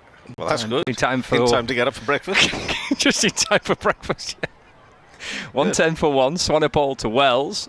Just spins him round a little bit, and the ball deflects off the edge of the bat. And he kind of looks back down the pitch, rather quizzically, Luke Wells. Just seemed to hurry him a fraction, but Swanepoel's had that knack so far in this game. We don't have the speed gone, but watching him bowl last night, it looked like he might have been one of the quicker bowlers on show in the game. Do you know, that's the only app that Martin Emerson, our colleague, hasn't got that I think eventually, it won't take him long to get. Swanepoel to Wells, and that's nicely played off his pads through the leg side. It races up towards the boundary. Parkinson scampering after it. Brilliant effort by Parkinson to flick the ball back. They've actually run 3, but he's saved us an extra run there, Matt Parkinson. He's gone from mid-on out towards the deep mid-wicket boundary in front of the Les Amos stand, the old scoreboard here. Puts the dive in, flicks the ball back, and the return throw comes in. Great work by Parkinson. Yeah, Wells moves to 59. Good effort on a day like today as well. Aye, it is. With those legs. 113 for one. Pumping along there. Good stuff. And just in case Scott's mum's listening, we are obviously exaggerating. He is very well behaved and he doesn't come in late at night. Okay? I don't want to get him all upset. Talking about her little Scott. Swanepoel to Bohannon. Dabs the ball away, going back and across. Ben Compton's at backward point to field, no run. Oh, Lyon's off for a lap too. Is he? Oh, yeah. Okay. Oh, yeah, so he. Yeah. Well, he'll be hoping he's not bothering with the bat. Cricket Australia won't like it where he was eating last night. Well, they don't appear to like much. No. Well, maybe he was just being social in there. Oh, okay, right. But I mean, gosh, I can't name the establishment, but no. To say they chucked the salt on is 113 for one. Swanepoel in, bowls to Bohannon. And back and across and defend, just drops the ball away into the offside. No run. End of the over. 113 for one. Lancashire Wells on 59 and Bohannon on 42. So we were talking about Kent, and maybe they were expecting it to be a bit of a struggle. This has not been at all the season that Lancashire No. we're looking after, but equally so. Getting players out there on the park has not always been easy. That the situation again, perhaps at Old Trafford, where to get results early on in the campaign as well, other than the draws.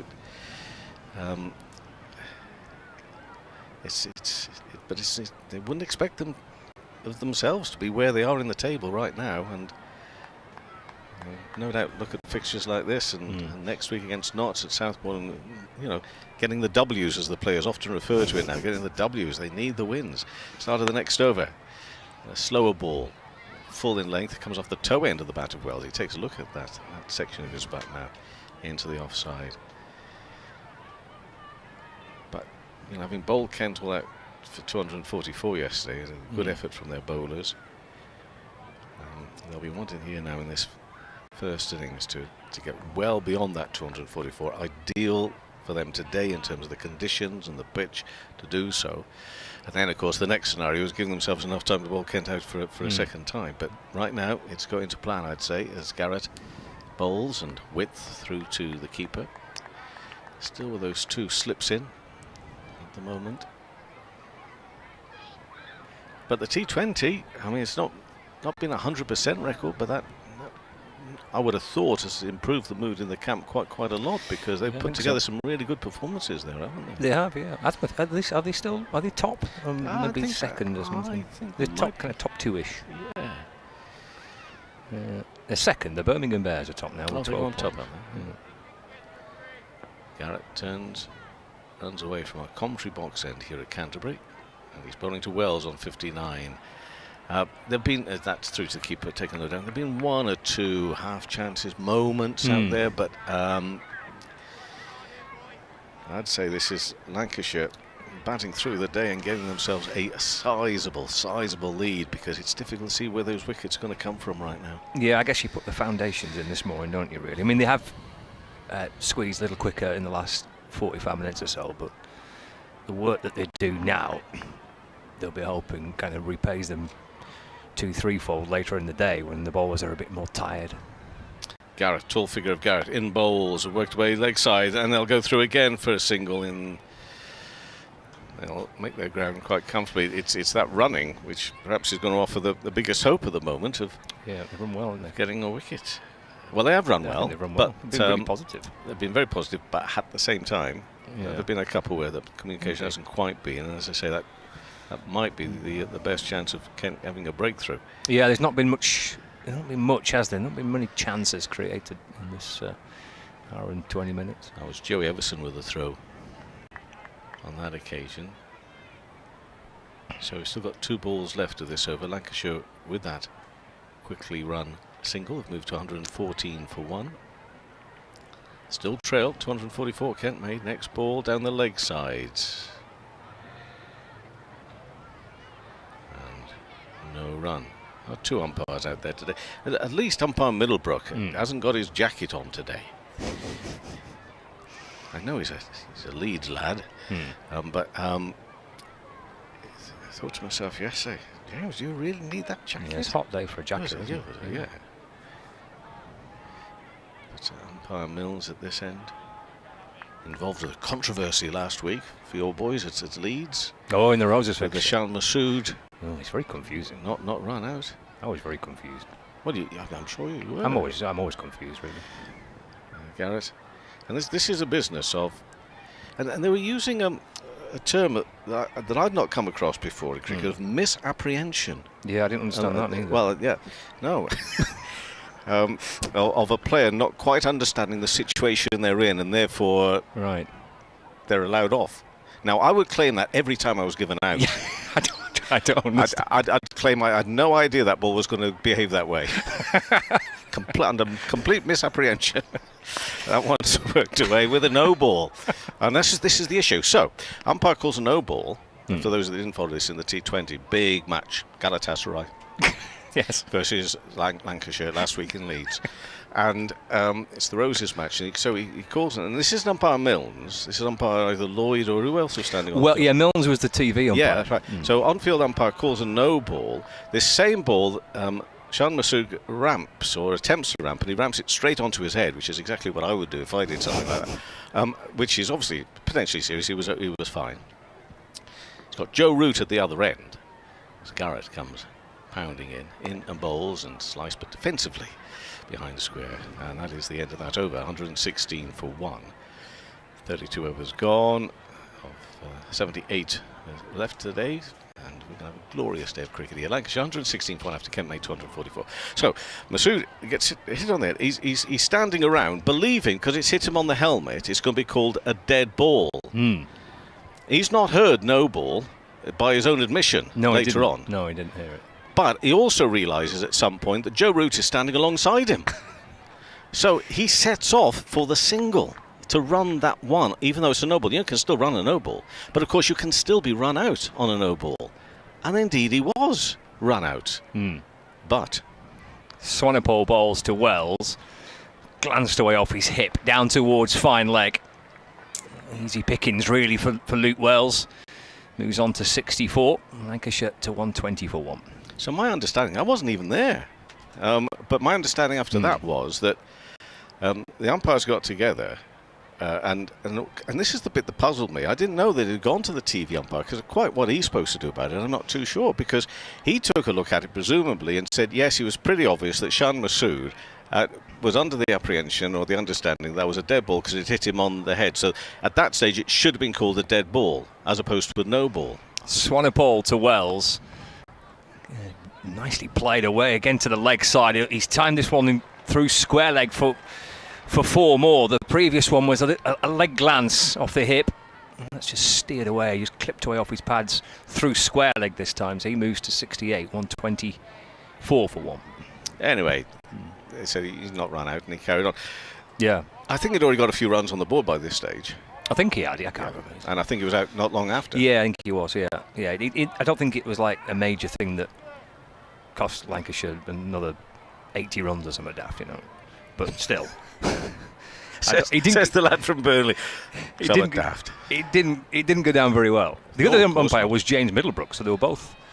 Oh, they were both involved in this. They're on some sort of bus tour. There must be. Swanepoel to Wells, who's playing forward and defending, just squeezing the ball away through point this time for a single. Moves to 69 not out, Luke Wells. Lancashire 125 for 1. So I think you turn up to Oldham's travel agency.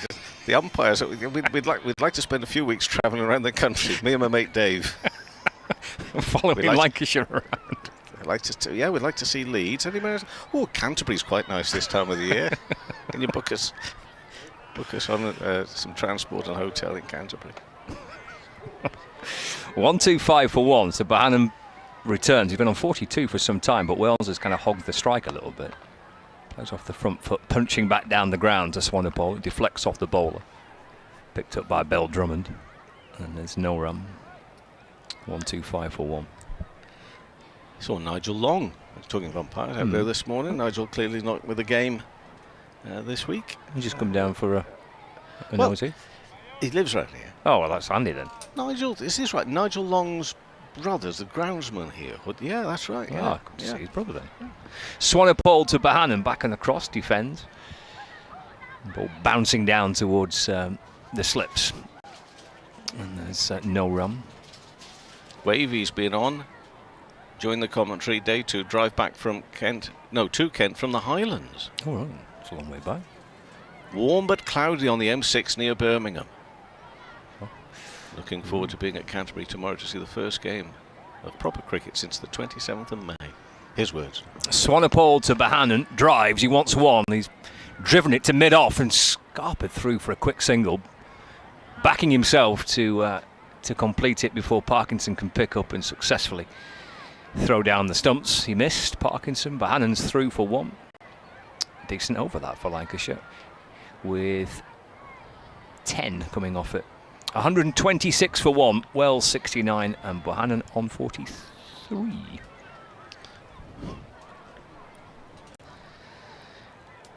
So I'm sure your boys will do me the business of plugging old Joe going up to 1 o'clock, but I'll do so again. Looking forward to that. A special guest. A very special guest, and we're going to treat him properly. Too right. We're going to share our meal deals with him, if that's okay.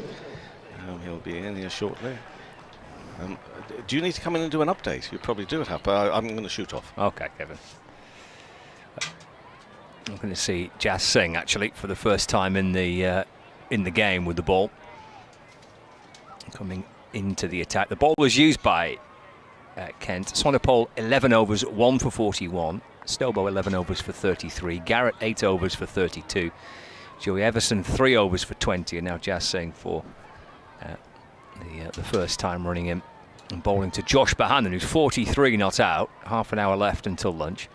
Singh bowls over the wicket and sharp delivery, bang ding to Bohannon. We're not seeing that too many times. Bohannon ducks underneath it and gets out the way. Well, that's why they've picked Jas Singh, because there's not many other bowlers in this Kent team that can bowl a sharp bouncer like that, and it's a big, tall, strapping lad, Jas Singh, these days. So just offers something slightly different to some of the other seamers who are a little bit samey. Yeah, well, that definitely was something a bit different, wasn't it? Again, that's just back of a length to Bohannon, and he's have to fend it off his hip down towards fine leg. He's managed to get 4 runs. Did well just to flick it away as it kind of got up towards his hip, down towards the fine leg boundary, edging towards a half century himself. Bohannon 47 not out, Lancashire 130 for 1. Must have got a bit of glove on that. Wasn't sure if it was going to be a leg by or not. As he fended it off. Must be Parky time soon. Matt Parkinson hasn't bowled yet, has he? No, he hasn't. He's currently at mid-on.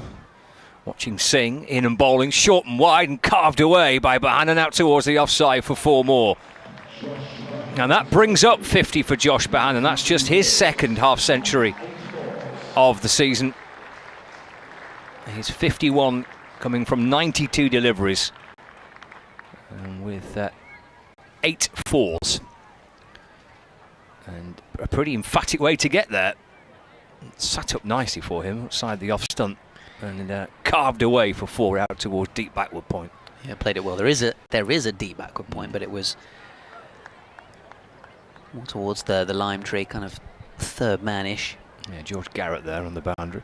Singh bowls to Bahanan, who this time plays with a straight bat and defends. The ball bouncing up to mid-off, no run. Yeah, just looking at his figures in the twos, Chaz Singh, he can be a bit expensive, and I think it probably is because he's at times asked to bowl a bit short or whatever and change his length, etc. He's not just going to try and run in and put it on a spot for you, but he does take wickets as well, so often he'll go 3 or 4 for a fair few. It's a bit of a trade-off, I guess, isn't it? But he will take you wickets sometimes, yeah. Singh to Bahanan. Just clipped away to the leg side. And through he goes for a single. Bahanan now moves on to 52 not out. Lancashire 135 for 1. Yeah, George Garrett's been a bit untidy so far in this game, which is probably due to him not playing a load of cricket over the last few weeks. Hasn't played in the T20 Blast for Kent. Had a bit of an injury as well that she's had to shake off, so yeah, not quite as in the groove as he can be. Just seeing Matt Parkinson doing a bit of warming up as well. Singh in to complete the over. Whip to mid-on. No run. 135 for 1.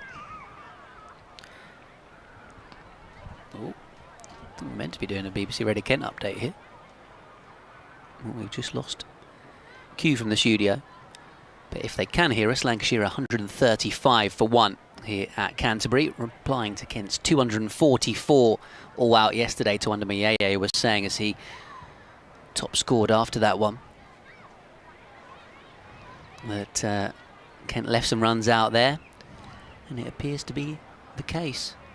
Yeah, it felt that way, didn't it, yesterday? That even though we had that partnership, Tawanda Mayeye and Charlie Stobo batted nicely together, didn't they? And they got a decent partnership to help put some runs together in the afternoon. It still felt light first innings. There's Swanepoel into Bahanan. It's played away into the offside and there's no run. 135 for 1. About 25 minutes until we get to the lunch break. Been about the ideal session so far for Lancashire. A nice calm first 45 minutes or so. Batters getting in.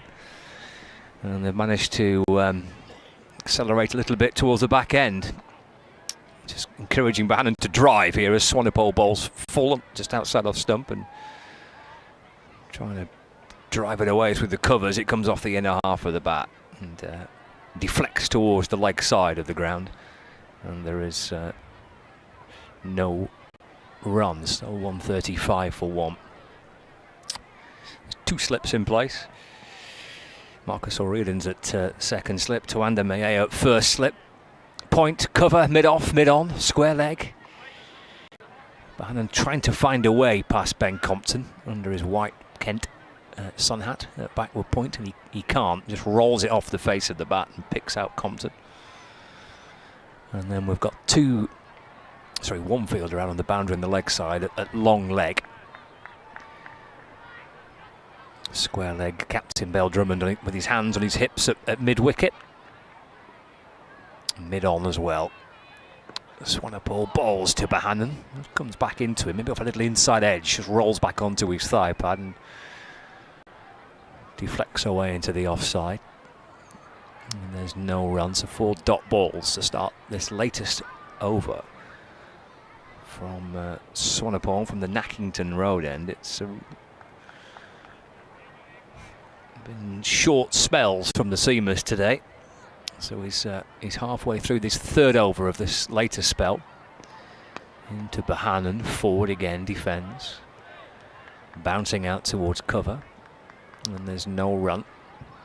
As we head towards the lunch break, the school's day today, and well, there must be 1,000 or so school kids in all different coloured school tops. Yellows and pale blues, reds, greens, all allocating presumably what kind of local school they're from. Or they're buzzing around away to our right, looking for maybe a bit of a shade for some lunch. Swanepoel bowls and Bohannon defends. Bell Drummond's at mid-wicket to field. And there is no run. That is the end of the over. So a maiden for Swanepoel. He's bowled 12 overs, 2 maidens, 1 for 41.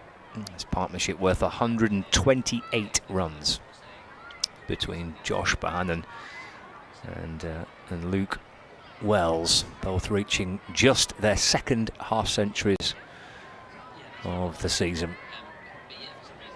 Both batters have a little conversation halfway down the pitch. Look towards the scoreboard to see we're 20 minutes from the break. It'll be Jazz Singh to continue. They're going to try again for that update in a minute. Okay. We're being serenaded by a tune at the moment in our headphones as this one's defended away by Wells. I can hear you now loud and clear. Yes, indeed. Yes, indeed. Well, they're having a tough day so far, admittedly. It is a batting day, as I mentioned, with the glorious conditions here at Canterbury. Sunshine, blue skies, just the sort of day you'd want to be out there as a batter. And so far, Kent have been unable to take any wickets. And just as I say about how good it is for batting, Luke Wells has just crashed another boundary through the covers and moved to 73. Josh Bohannon is there on 52 as well for Lancashire. Top player Josh Bohannon at county level, but surprisingly just his second 50 of the season. He's been a little bit out of sorts at times for Lancashire, but he has managed to get to a half century here. And of course Kent only had a couple of half centurions in their entire innings of 244 all out yesterday. So at the moment Lancashire threatening to really boss this game on 139 for 1, the deficit down to just 105 runs. Kent have mixed up their bowlers but haven't managed to get any joy. The only different angle of attack perhaps that they haven't tried is Matt Parkinson, the spinner, so would expect to see him before too long as Wells pulls away towards the rope. Good fielding actually in the deep to stop the boundary. Jazz Singh coming on and bowling a sharp bouncer to Bohannon. First ball is in the attack as well, but has been hit for a couple of boundaries since then. So yeah, Kent have gone to Jazz Singh and will presumably soon go to Matt Parkinson as well as they try and take a wicket. But so far at the moment Lancashire having the better of the day, 142 for 1. Commentary continues online via the BBC Sport app and website.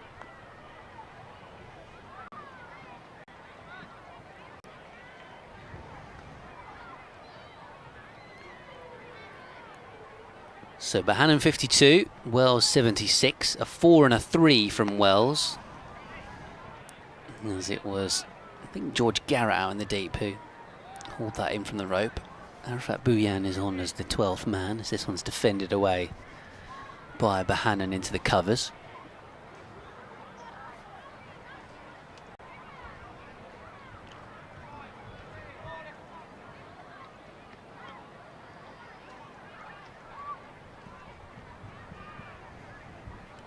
Here comes Jazz Singh once more to Josh Bohannon.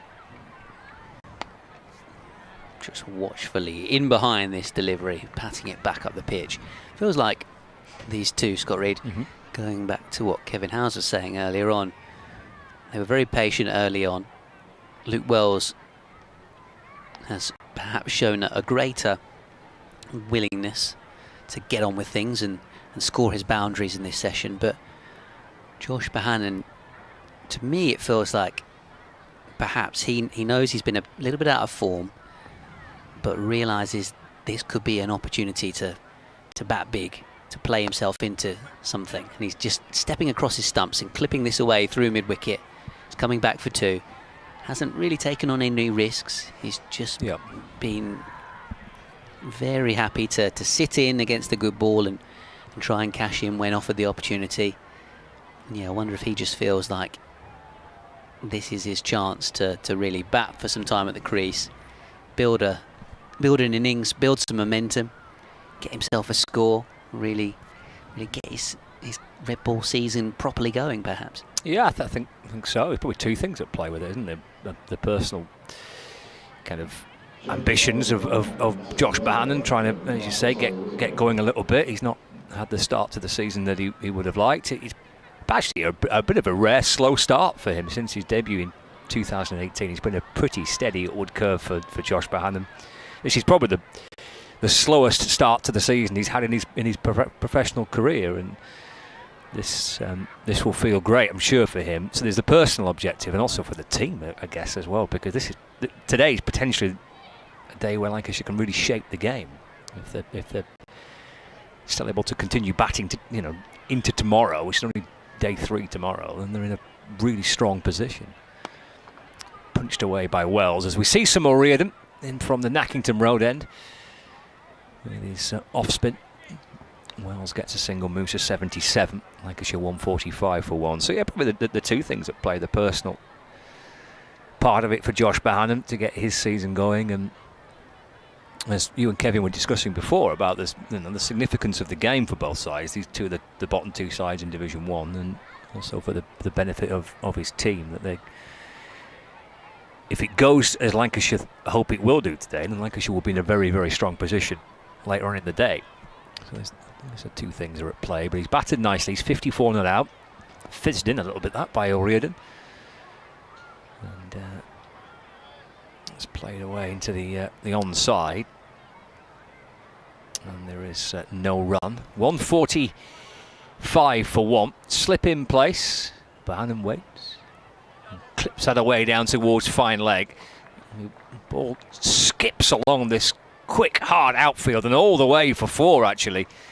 It was a tempting one for the fielder, Ben Compton, but he was never able to catch up with that. And Bohannon gets 4 more. He moves to 58.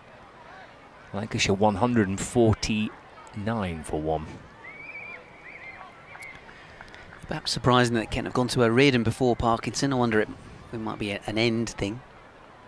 O'Riordan in and balls to Bohannon, stretching forward, bat in front of his pad. Pushes it back along the pitch, gathered by O'Riordan. Matt Parkinson was off the pitch for a little amount of time, so I don't know if it's anything to do with that. He's delayed getting into the attack. In and balls. It's cut away by Bohannon down towards deep backward point, and that brings up the Lancashire 150. The partnership is worth 143 between Luke Wells and Josh Bohannon. O'Riordan, he looks like he's bowling reasonably sharply, kind of fizzing them in a little bit. He does push it through. Okay. Final ball of his first over comes around the wicket to Wells, and that's turned out towards the leg side for no run. And collects his cap and his sunglasses from umpire Middlebrook. It's the end of his first over, so 6 coming off it. Lancashire 150 for 1. The deficit between these two sides, with 15 minutes remaining of the morning session on day 2, stands at 94 runs. Josh Bohannon 59 and Luke Wells 77. Yeah, he's kind of a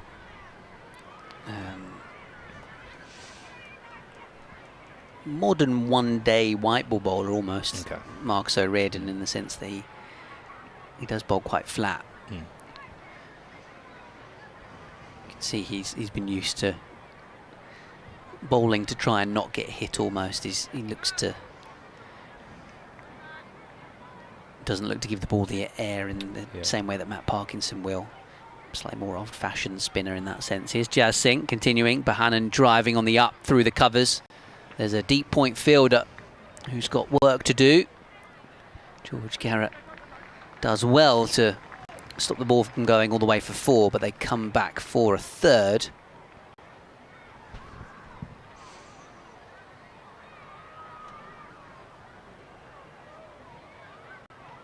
So Bohannon moves on to 62, 77 for Wells. Just realising I haven't checked up on the emails. kentcricket@gmail.com. Thanks to Lance, who got in touch yesterday. He was listening in from Chapel Hill in North Carolina. As Jazz Singh bowls, punched off the back foot this time by Wells, and it spares Swanepoel on the boundary where some of the school kids are watching on from. Does the fielding, keeps it down to 1. A few cheers on the boundary rope there.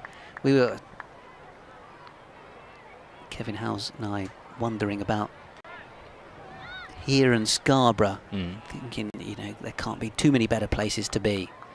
Andrew getting in touch saying he's working in sunny Scarborough today, can confirm the weather is just as nice here as with you. Says he might have to take an hour off to go sample a few overs. Good idea, I think, Andrew, as this one is turned away into the onside by Bohannon. So yeah, glorious in Scarborough too, like it is here in Canterbury. So yeah, kentcricket@gmail.com if you do want to get in touch with us.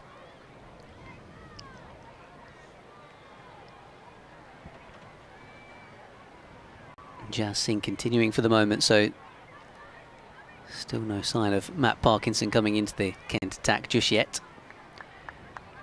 And the tall seam bowler is up to the stumps now, bowling a good length delivery, which Josh Bohannon defends out to Daniel Bowell-Drummond to extra cover. He was off the field a moment ago, the Kent captain. Wonder back on a moment ago, wonder whether that was a comfort break or a tactical discussion. But Kent have toiled away so far this morning without any fortune, anything to show for their efforts. Thought Charlie Stobo up top probably looked like the most threatening Kent bowler. Really putting the ball on a spot and testing the patience of this Lancashire pair as Fuller delivery is punched up to mid-off by Bohannon to Stobo. Yeah, he started well, didn't he, from the Nackington Road end this morning. Stobo and Swanepoel bowled nicely first up, as he did last night. But without any reward, and as the morning session's gone on, it's looked a little easier for batting, and the bowlers a little less fresh as they were first thing this morning. Jazz Singh bowling a short ball to Bohannon, which he ducks underneath. Through it goes to Harry Finch. End of the over, 154 for 1. Yeah, just in terms of the bowling figures, and if we just take a brief look at those. Stobo, 11 overs, 3 maidens, none for 33, the most economical. The other overseas players, Swanepoel, 12 overs, 2 maidens, 1 for 41. And then the change bowlers have all gone for more than 4 and over. Garrett, 8 overs, 2 maidens, none for 32. Joey Everson, 3 overs, no maidens, none for 20. Jazz Singh, 3 overs, none for 22. Marcus O'Riordan going for 6 in his 1 over so far. We'll wait to see Matt Parkinson as well. So, yeah, Kent haven't been able to keep up the pressure applied by their overseas. Yeah, O'Riordan starts his second over, bowls to Wells. That's turned out towards mid-wicket, no run. Which I think actually goes back to some of the members were slightly surprised to see Nathan Gilchrist left out of the squad for this game. O'Riordan to Wells, defends, no run. Had a difficult time of it in a couple of T20s that he played, but he only did play a couple of T20s. So he's been rested for this week. Okay. But that felt peculiar considering he hasn't really been involved in the Blast campaign. Wells coming down the pitch to O'Riordan, lofting it high over mid-off. Has got enough to clear the man at mid-off, he has. And comes back for 2. There's plenty of height, really chipped it, did Wells, trying to get right underneath it. Yeah, and Jazz Singh just looked a little bit slow to kind of realise that a catch might be on there, and a bit awkward as he was trying to take it over his shoulder. It's a difficult skill. O'Riordan to Wells, that's nudged away to square leg this time for a single, takes him to 81, 157 for 1. And one might suggest though, let's say if it was Josh Bohannon in that position, you know, a fielder who's a little bit quicker across the ground, slightly more confident perhaps, I think that might well have got hands to it and taken it. So yeah, I just thought Jazz Singh was a little bit slow on the turn and realising that there might be an opportunity there, and albeit it is awkward to take those kind of catches over your shoulder, especially as a big tall fast bowler. Heading into Bohannon. Worked in front of square on the leg side for a single. These two have just brought up the 150 partnership. Yeah, and when you're bowling in a side that's putting together that sort of partnership and those sort of numbers, you almost need to take that 1/2 chance when it appears. And it was a full shot from Wells off a rhythm. He was in to complete the over, and Wells turns that out towards mid-wicket for no run. 4 runs coming off it. That half a chance where Jazz Singh just couldn't seem to quite get himself into the right position to take a catch, as Wells went for a lofted drive back down the ground, up and over mid-off. It went high. Singh doing his best to try and get into a position to take the catch, but never looked like he would. In the middle of that over, half a chance not taken, and Lancashire moving, well, these two moving to a partnership worth 151 runs now. 158 for 1, Wells 81, Bohannon on 63. Just seeing that at Loughborough today, the England under-19s are playing a Young Lions Invitational 11. As Jazz Singh is in and bowling, defended away by Bohannon. So in the England under-19 side, you've got the likes of Rocky Flintoff in the side, being captained by Luke Benkenstein, Charlie Addison, Noah Thane, a couple more Essex boys in that team. Dom Kelly involved, the spinner Tazim Ali, Eddie Jack, Noah Cornwell. Some of these names you might have come across in the One Day Cup or T20 Blast this season. As Jazz Singh bowls a full delivery and Bohannon punches it through the covers for 4. Possibly the best shot he's played today. That gloriously travels across the grass and away down the slope for 4. Moves to 67 and Lancashire to 162 for 1. And then I must admit, I don't recognise a lot of the names on the Young Lions Invitational 11, other than perhaps Thomas Rue, who's keeping wicket, who's the younger brother of James, Somerset keeper. Farhan Ahmed is captaining that team. And then the other name I do recognise is, because he's a Kent boy, Ben Dawkins. So, yeah, pleased to be a sort of England under-19s versus England under-19s Lions type game going on at Loughborough. As Jazz Singh is bowling to Bohannon, he's defending this one. Of course, earlier on, South Africa beating West Indies at the World Cup, meaning South Africa and England are the top 2 in that group. Australia playing India later on.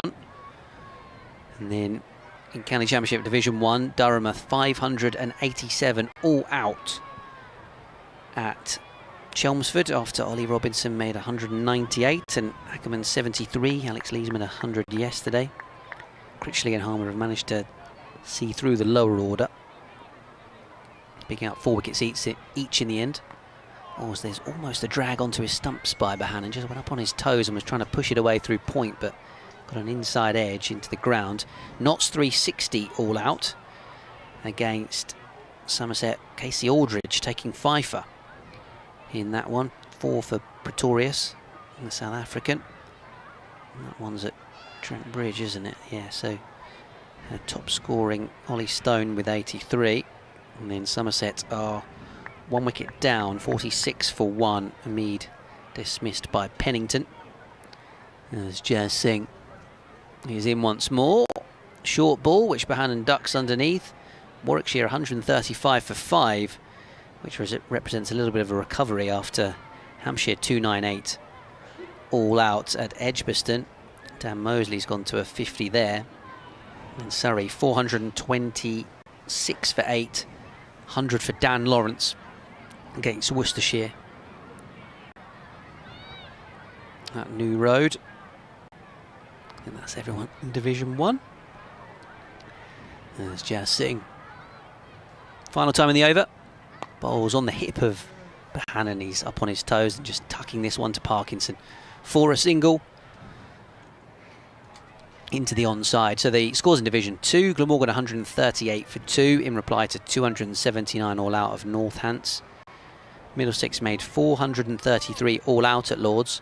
Derbyshire 22 without loss in reply. Ryan Higgins making 163 in the middle order. Sussex 442 all out against Leicestershire. Of course, it was John Simpson who made the big score, 183 not out actually. And in reply, Ollie Robinson's got 3 wickets. The England bowler, 79 for 4, Leicester. So Reardon starts again, balls to Bohannon, who defends, no run. And just to finish off, all out Yorkshire at Scarborough for 456, which actually represents a pretty good comeback for Gloucestershire.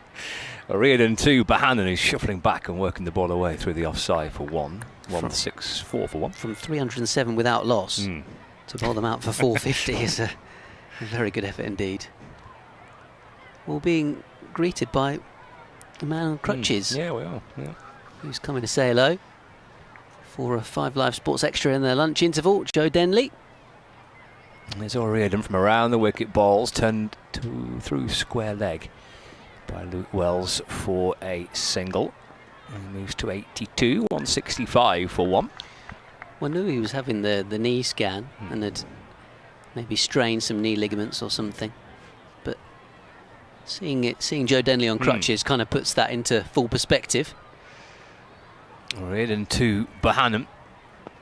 Back and worked away into the onside. It's picked up by one of the 2 short mid wickets. It's the Tawanda Mayeo who's got to it at short mid wicket, and there's no run.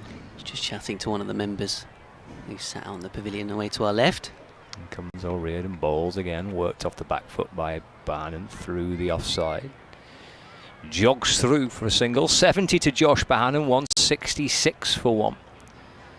There will be time for one more over before lunch. This is the final delivery of O'Riordan's 3rd over. 2 minutes to 1. He's around the wicket and bowling forward as Wells.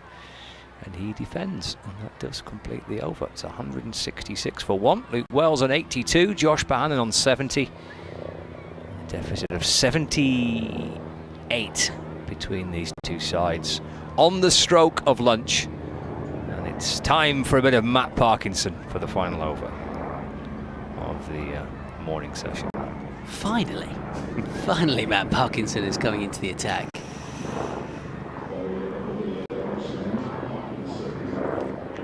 Just a dark helicopter going overhead.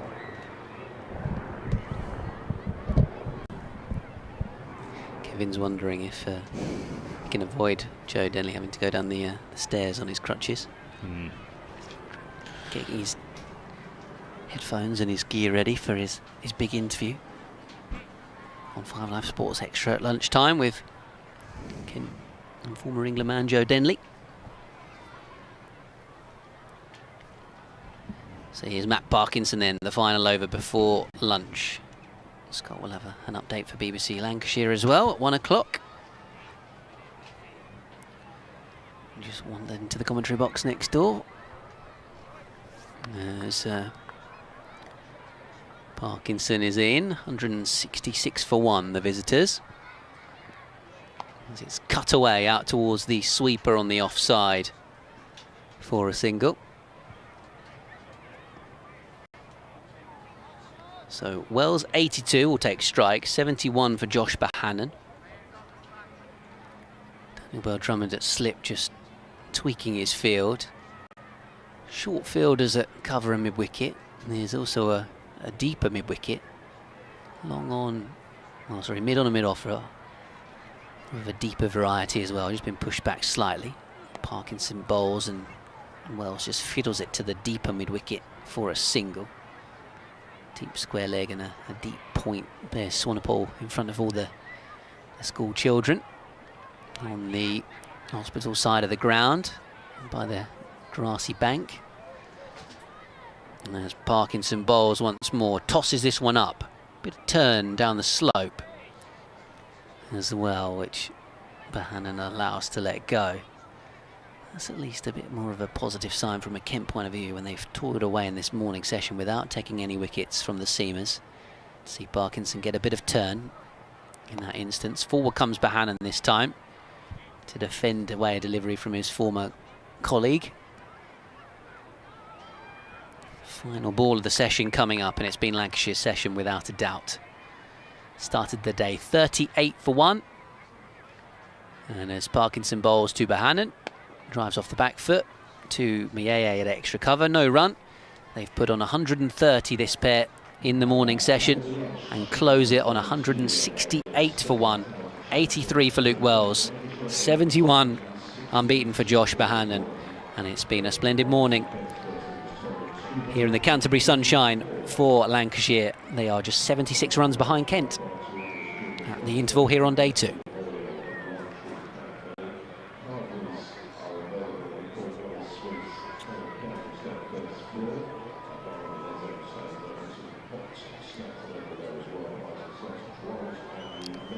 So for listeners online, you'll hear a brief update from me in a couple of moments' time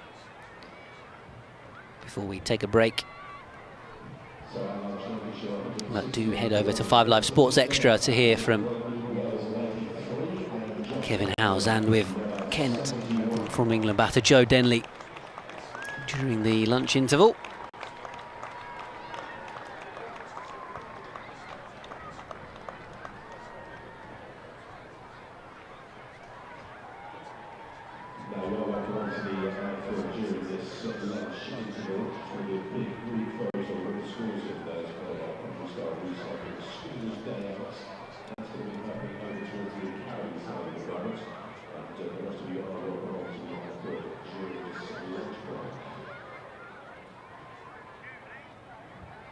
Coming up very soon, there's going to be another picture line international match returns to the Spitfire Ground in Wales. The women's T20 match between England and New Zealand.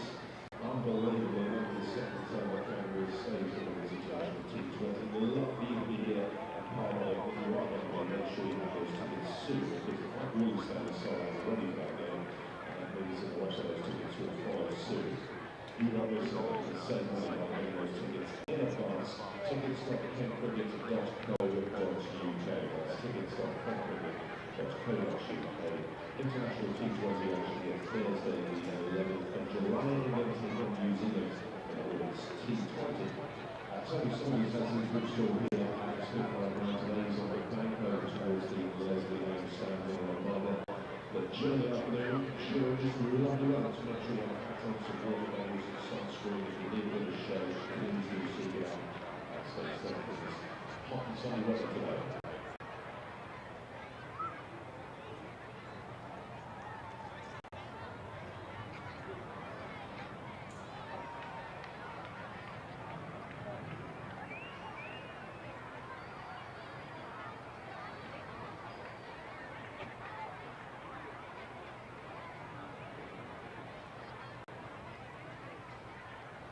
The latest scores from elsewhere in this round of Vitality Championship matches, starting again with Chelmsford between Essex and Durham. Durham bowls of 587. Ollie Robinson six for 198. Alex Lindsay of Centurion there. Durham 587 runs. Essex in reply. Turning down what's after one over. It is now lunch to Chelmsford. Nottinghamshire playing in Somerset was Nottinghamshire given at 64 runs. Such a lot of stars in the line with about 83. Somerset got down 60 for 1 after 18 overs at lunch on day 2. At Edgbaston, Warwickshire are playing Hampshire. Hampshire 298 over. Warwickshire reply 148 for 5. So that gets quickly. Dan Moses 51 in ground, still looking to beat Barker. Warwickshire 148 for 5. Well, 2 matches first for the total of 298 for rounds. They will take Worcester between Worcestershire and Surrey. Surrey is up to 428 for 8 at lunch on day 2. Now we're at 129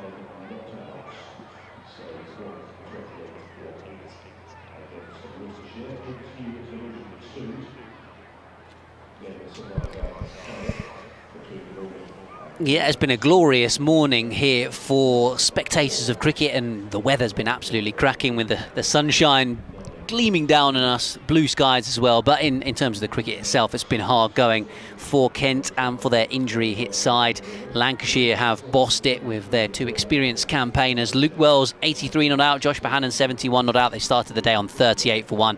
They've added 130 runs in that session, Lancashire, to move to 168 for 1. So with Kent making just 244 all out yesterday in their first innings, it puts Lancashire in the box seat to really go on and boss this game. So Kent have got work to do in the afternoon session. Matt Parkinson, the leg spinner, bowling just a single over before lunch. You would expect him to get through a lot more overs as the day goes on. He feels like he will be the key from a Kent point of view, perhaps, to taking the wickets. So we will hope to see a little bit more joy for the Kent players in the afternoon session in terms of wickets and keeping the runs down, but it's very much Lancashire's start to the day. Commentary will resume online in around about half an hour's time for Kent fans who do enjoy their cricket, though. Over on 5 Live Sports Extra right now, Joe Denley, the Kent batter and former England man, has joined Kevin Howes for a long sit-down interview in the commentary box. So feel free to check that out over the next half an hour, or on BBC Sounds as well, if you want to stay with BBC Radio Kent right now. But here from the cricket, we'll be back in around about half an hour's time online with another update at 2 o'clock as well, when the play gets underway for the afternoon session.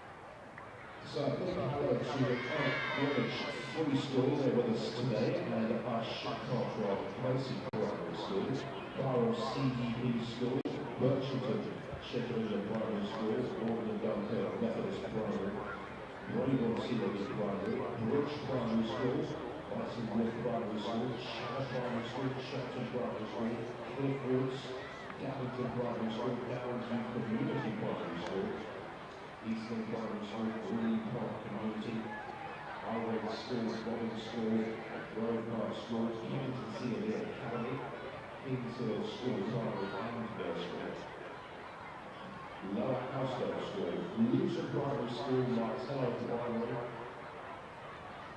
Wilson and Closton CBP School, Wilson Court Primary Academy, Moore Hall Primary, Newton Primary, Hampton Primary School, Milton's Way Primary, Creeper School and Nursery, Rochester Independent College, Sandwich Technology School, Selling Primary School, Shelbridge Primary, Wilson St Anselm's Catholic School, St Columbus Catholic Boys School, St Edmunds Canterbury, St Edmunds Catholic Primary School, St Mark's Primary School, St Peter's, St Aylesbury, St Thomas's Catholic Primary School, Sterling West CLE Primary School, Upton Junior School, Warren Road Primary School, Warwickshire Primary School, all here at the Spitfire Ground today, all live.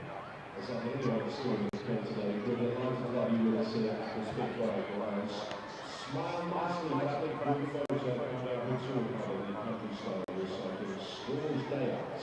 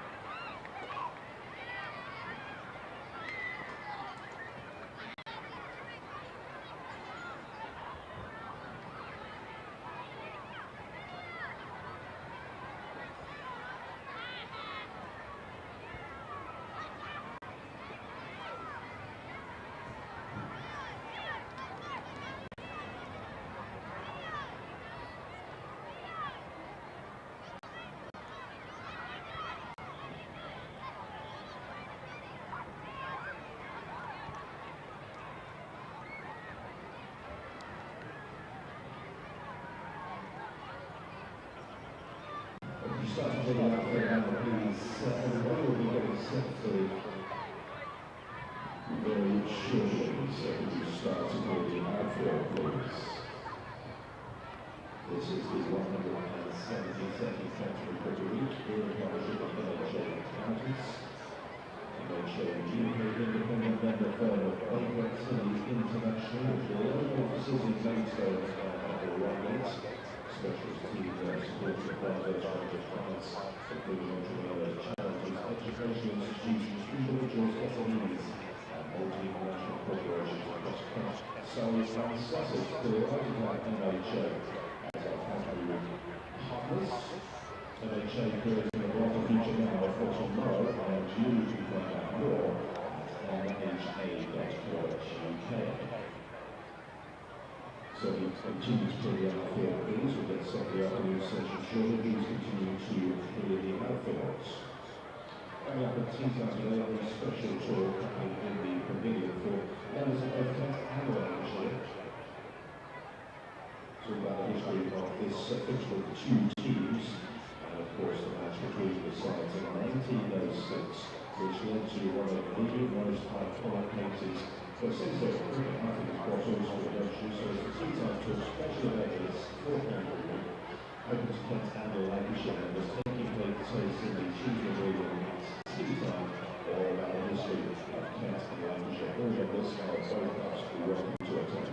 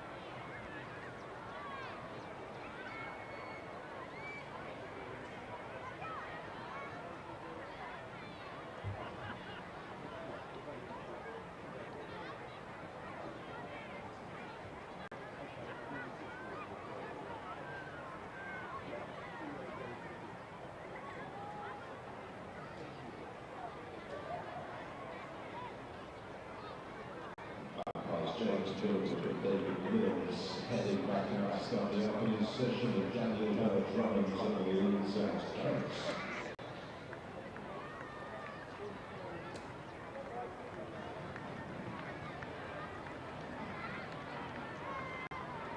To resume Lancashire's first innings with Luke Wells and Josh Bahana.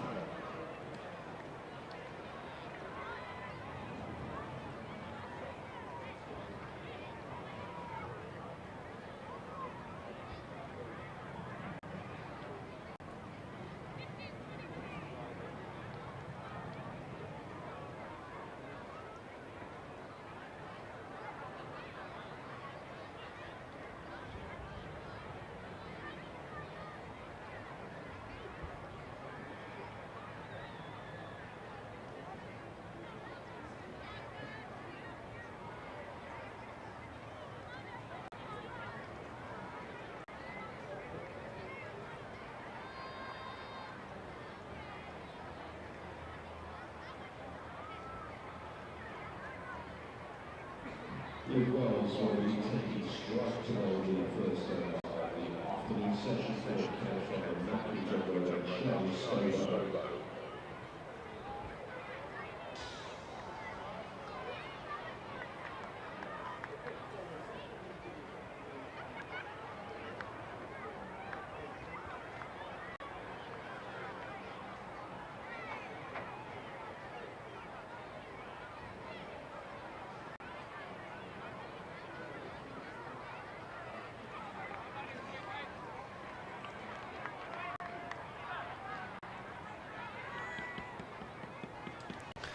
Thank you very much, Kevin. Lovely to hear from Joe Denley as well during the lunch break. Looking back on his career and hope to see him in action again soon, once he's recovered from that knee injury in a Kent shirt again. It's going to be Charlie Stobo to get things up and running for Kent in this afternoon session. Lancashire resuming on 168 for 1. Wells playing defensively into the offside and going through for a quick single as well to get off the mark in this afternoon session. I'm Ben Watts of BBC Radio Kent, Scott Reid of BBC Radio Lancashire alongside me. Good afternoon to you, Scott. Hey, Ben. Hello, everybody. Yeah, it's lovely, that chat, wasn't it, with Kevin and Joe. Enjoyed that. Hope he's back out there sooner rather than later as he hobbles his way back up towards the back of the stand here. He really has seen through, obviously, a really interesting period in cricket, hasn't he, with the development of franchise cricket, and played through the entirety of T20 Cup and T20 Blast in this country as well, and one of the top appearance makers in that competition, and kind of seen it emerge as Stobo bowls too. Bohannon and defends from a bit of a laugh, bit of a muck around tournament where the players didn't really take it seriously, to it becoming probably the most popular format of the game globally, perhaps. Obviously, people say Test cricket is the purest and the one they enjoy the most, the proper cricket fans. But maybe T20 cricket has that popularity, and certainly where the money is these days. So yeah, really good to hear from him. Interesting insight and period he's been involved in the game, as this one is off the back foot from Bohannon out towards extra cover. So Bohannon just settling back into the groove and looking for 29 more runs, and maybe more than that if possible. Yeah, I reckon probably that's the case, isn't it, for both these batters? 3 figures potentially not far away, but they'll be looking beyond that. Looking at Lancashire batting all day, really, even into tomorrow. I'm sure they want to. Here comes Stobo, defends away. This one Bohannon into the covers. And kind of measured that morning session really well, I think. They're quite a calm approach in the first 45 minutes or so, and made sure that there was no alarms or concerns, and there wasn't really much opportunities created by Kent, and then they were able to accelerate a little bit quicker at the back end of the morning session. I was thinking that actually, as I was putting together a tweet to sum up things at lunchtime before Joe Dinley came on air with us as this one's defended away into the onside. Just thinking about opportunities, and yeah, there wasn't really all too many, apart from possibly the edge that dropped short of Gully. Yeah. That was about it really in terms of, you know, chances created, and maybe apart from the bouncer that Jazz Singh bowled to Bahanan first up, the two of them, Wells and Bahanan, didn't really look too flustered. No. Stobo put it on a good spot.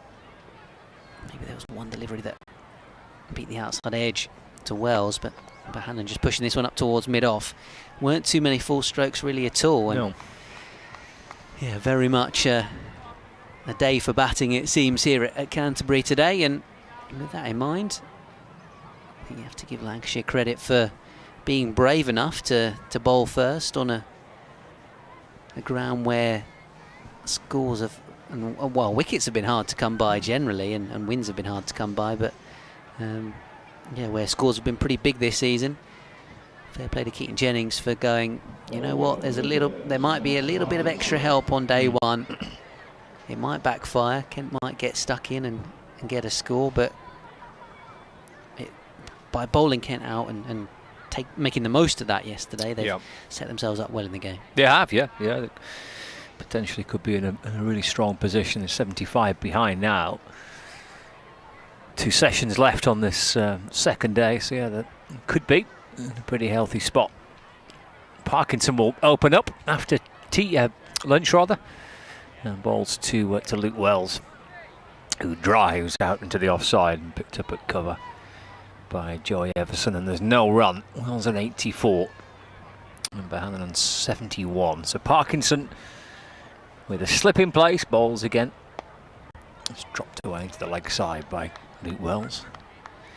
Tawanda Mayeye fields at short mid-wicket. One of 5 fielders on the leg side. There's a deep square leg, short fine leg, 2 mid-wickets and a mid-on. Parkinson this throws it outside the off stump, and Wells taps it away into the offside. Ball bounces away, picked up by Harry Finch, the keeper, who comes from behind the stumps and scoops the ball up. And it back to Parkinson. Just had the one over Matt Parkinson in the morning, which was the very final over before we broke for the lunch interval. And he goes to Wells. That's worked back to Parkinson, no run. But he could be set for a stint this afternoon. Spinning the ball from one hand to the other. And creeps his way back in again. Gets a bit of momentum as he comes up to the crease and bowls. Swept by Wells. It's a good stop at short fine leg.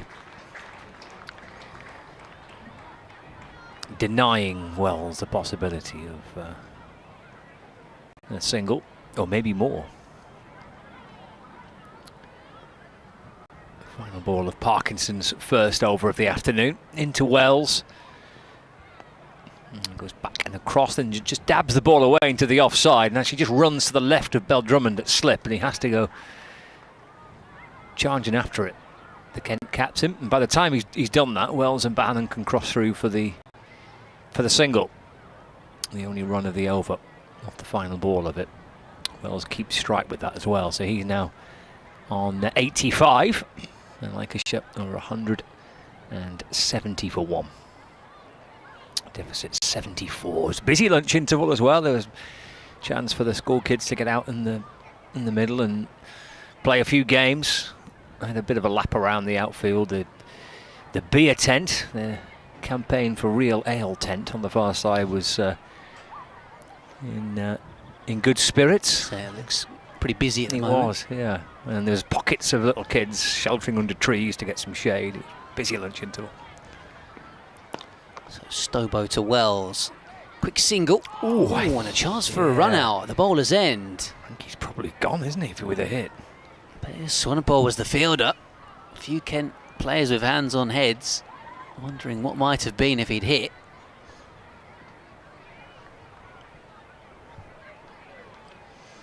And they do indeed make it through for the run, however. Yeah, I think he's he'd almost, I'm going to have to watch it again, my eyes might be deceiving me, but it's almost felt like Wells had kind of thought that was it with a hit. He almost kind of slowed up. I think he was well short. Stobo bowls to Bohannon off the back foot, pushes this one out towards backward of point, and they come through for a single. Just doing a bit of research on a couple of emails we've had coming in. Oh, yes. David saying, hi Ben, Scott and Kevin, enjoying the commentary. Pleased Lancashire are going well at present. He says weather in Manchester is quite glorious also. Of course it is. Enjoy the day. Well, actually, Rita was pointing out yesterday how the weather was miserable at Lord's when you and I were together. In fact, the three of us were together at Old Trafford earlier on in the season when we had some pretty good weather. We did. As Stobo is in to Wells, clipped away into the onside for a single. It's not true what they say about Manchester. It's rubbish. It's rubbish. Tony's in Liverpool, enjoying the sunshine. Lancashire's second team are taking on Middlesex. And he says that there's a couple of famous sons involved in this game. Freddie's other lad Okay. is playing. It's at Liverpool Cricket Club, that, isn't it? Mr. C.L. Flintoff. And, of course, Josh De Cares is playing for Middlesex as well. Right. Michael Atherton's son. He's actually 68 not out, De Cares, for Middlesex second team. And he's off the back foot. Bohannon plays this one away behind square. And in fact, he's hit that all the way for four. It's a short boundary, but he just looked like he dabbed it, really. And has placed it perfectly, timed it well, and somehow got 4 runs for it. 76 he moves on to, 177 for one Lancashire. Yeah, I was with you, because the way he played it, he just thought he'd just fiddled it away to bowler's backward point, jogged through for a single, but it galloped its way out towards the rope for 4.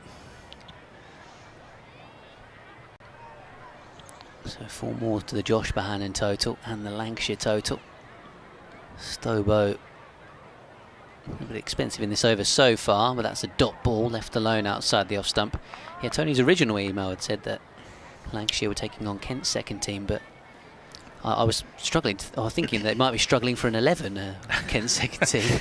It'll be a young team, would it? Yeah, indeed, with all the injuries they've got. So had a little check on, it's Middlesex they're playing against in that one.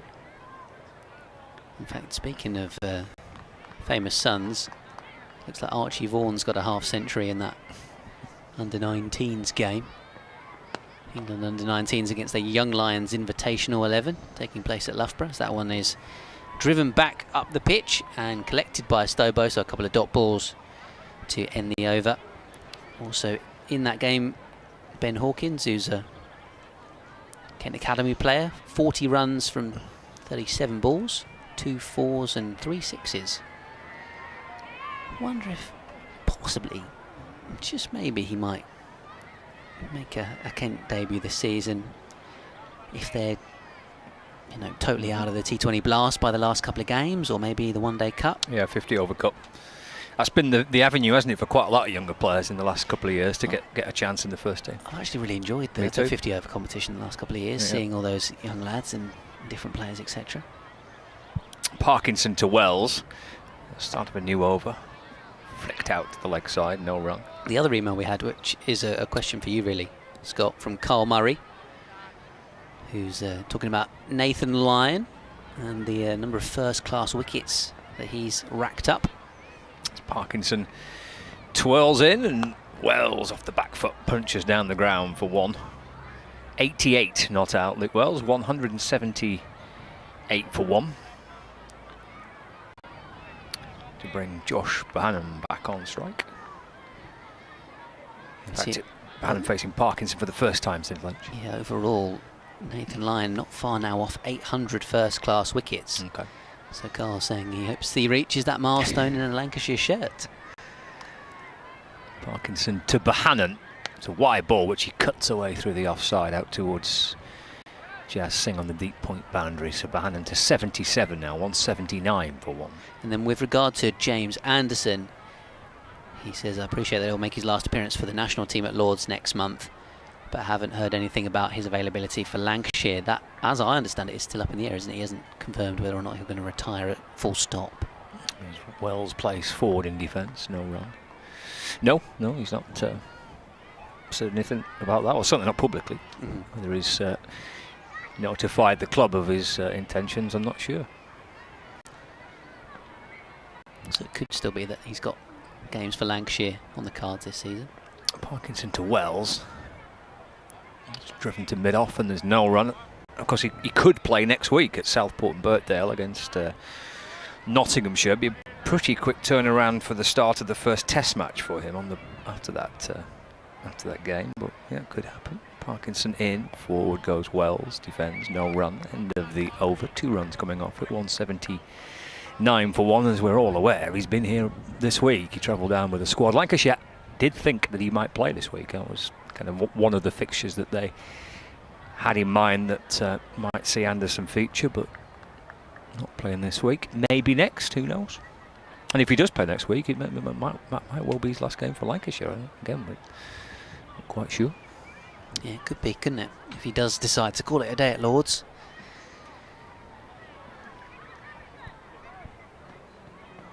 I thought in the little practice stint that he did yesterday, looked like he was easing himself into it. At the start, he was just pushing it through kind of medium pace, but by the end, it looked like he was cranking it up to full speed. As Charlie Stobo from the Nackington Road end, the Australian bowls, and Bohannon slaps him through the covers with an off drive, just over pitching that delivery. Stobo, and dispensed with by Bohannon. He moves to 81, and Wells is on 88. So Lancashire 183 for 1. And it's starting to close in, and you would assume in this afternoon session they will get ahead in the game, the way things are going. He was bowling this morning as well, Jimmy. He didn't bowl at lunchtime today, but he was bowling before play this morning. That's the time to bowl when he can avoid a big crowd. Yes, there's nobody in the ground. Having to do a load of selfies. This one's defended away by Bohannon when nobody's allowed on the pitch, spectator-wise, when everyone else is warming up before the game. I thought it was funny what Joe Denley said to him, chatting to Kevin Howes at lunchtime. And if you missed that chat, you can listen back on the BBC Sounds app via 5 Live Sports Extra. And just saying about how if you didn't know anything about cricket, you almost wouldn't know that that James Anderson was a famous bloke. You know, if you met him in the street or whatever, he's so unassuming and humble in that sense. As Stobo bowls, Bohannon coming forward and playing defensively out into the offside, which I think comes across as well in the Tailenders podcast, doesn't it, as well, that he's just almost just one of the lads chatting about cricket, having a bit of a laugh, and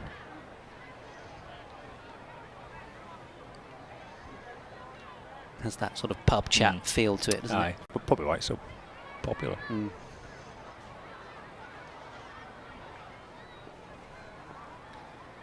Stobo coming in and bowling, driven away out into the covers. I find it funny now that these podcast shows do live shows, and it's that's become a thing as well, like the Tailenders guys and Peter Crouch as well, and these guys are selling out arenas or theatre halls to people going along to see them just talk nonsense and whatever.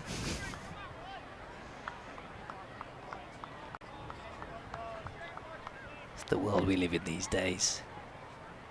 Podcasters are the new pop stars. This one's a short ball from Stobo. Through it goes to Harry Finch. I went to see a Question of Sport, the kind of farewell tour, if you will. Okay. For Matt Dawson and Sue Barker and Phil Tufnell. Oh, they're all leaving. So that they changed it all around. Okay, so, right. So when they left, they afterwards had this kind of tour, and so yeah, went up to a theatre in London to see them do a live show or episode, but lots of chat as well. And this one played away off the back foot by Bohannon, collected by Stobo, and at the end of the over. But yeah, it was very enjoyable actually. As Lancashire now moved on to 183 for 1. And this afternoon session feels like it could be a little bit of Matt Parkinson working hard from one end, other guys rotating from the other end. So a couple of hours from Marcus O'Riordan, didn't we, in the back end of the morning session? Pulled a few hours from the Nackington Road end. In fact, that was probably the closest we got to a full shot with the Wells chip over Jazz Singh's head. Which, if it was another fielder, possibly could have taken a really good catch. Parkinson to Wells. Ooh, a bit of confusion here. Bohannon sent back, and throw comes towards the bowler's end by O'Riordan. There's a quick about turn required by Josh Bohannon there. Luckily for him, he's quick enough to get back in his ground okay. It's a bit of drama, a bit eventful. Parkinson to Wells. That's defended. And there is no run. I've just noticed on the top side of the ground that there's a big recycling vehicle, which I think has been there all day actually, but it looked like it was doing some sort of demonstration for the kids. Parkinson to Wells, skipping down the pitch and driven back to Parkinson, who I don't think liked Wells coming down towards him as he picked up and threw at the stumps. I think they might be some kind of sponsor, Okay. Or partner with the Cricket Week or Kent Cricket. Parkinson to Wells. It's chipped in the air through mid-on. And he moves on to 89, 184 for one. Yeah, Stobo is in that deeper position. Not quite long on, but now he's wandering a bit further out towards the boundary. So yeah, it's slightly peculiar to see a recycling vehicle just in position on the ground, but there we go. Flicked away by Bohannon into the onside. And they come through for a run. Yeah, Scott Reed has just popped into the box next door to update BBC Radio Lancashire. Hello, BBC Radio Kent update in a moment. And Kevin Howes will be back with us as Parkinson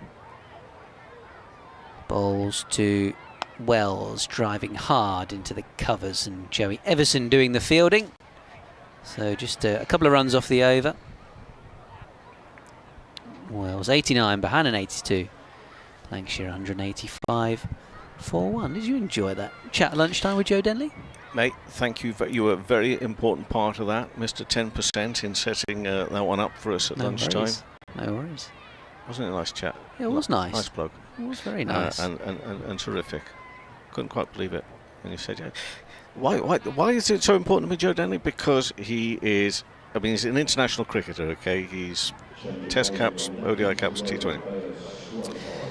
But he is one of the stories for me of English and Welsh cricket and county cricket, because it gave him his opportunity, didn't quite work out for him, a few quiet years, it gave him another opportunity, and it goes and, you know, has a lovely second spring of life, lease of life with England again, and he's back, you know, here at Kent now, following the England stuff as well, you know, helping the youngsters.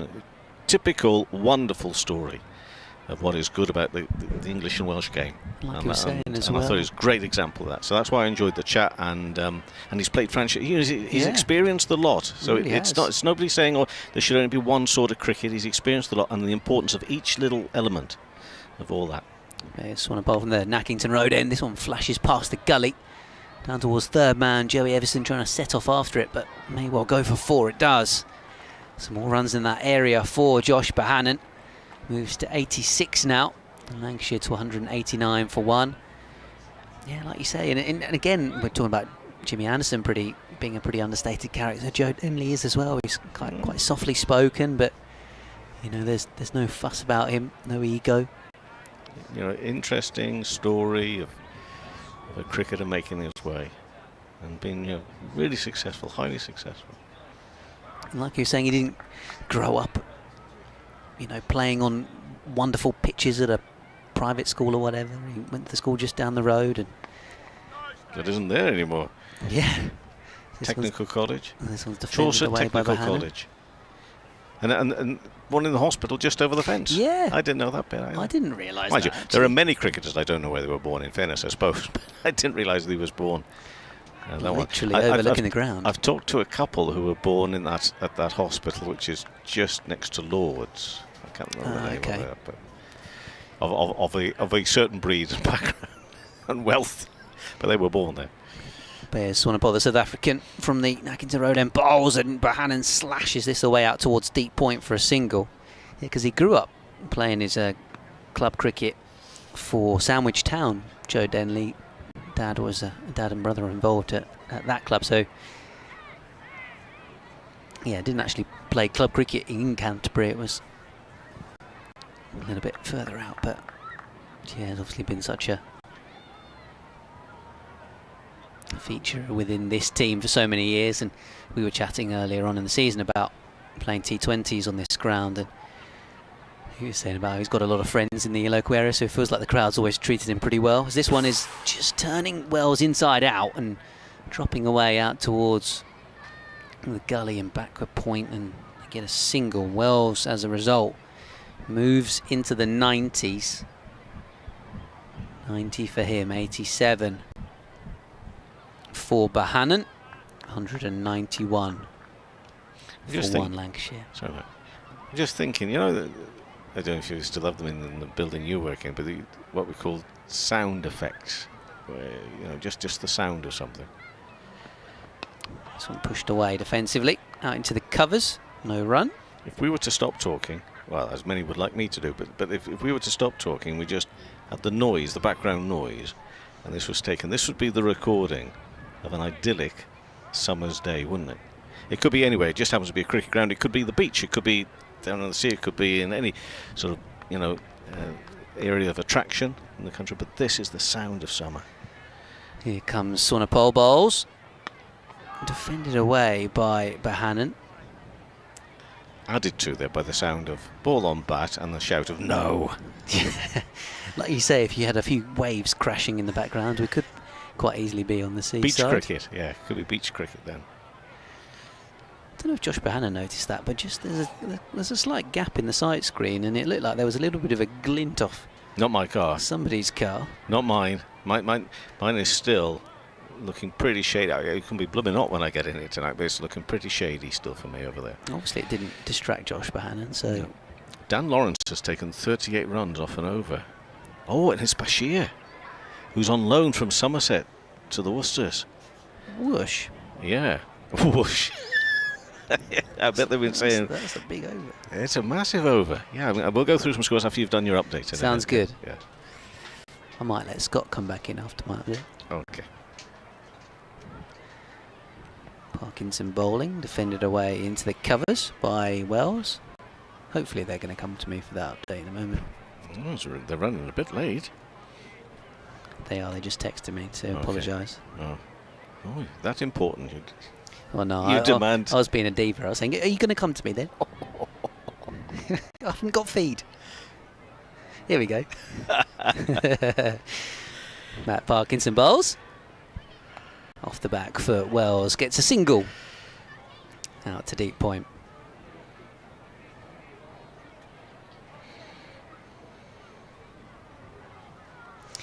Well, it's a glorious day here at Canterbury. Sunshine, barely a cloud in the sky. We've got loads of school kids in for Canterbury Cricket Week enjoying the action as well. But you'll notice I've started on the weather and the setting and not on the score because it's Lancashire who are on top in the game. Kent haven't managed to take any wickets so far today. They got one late last night.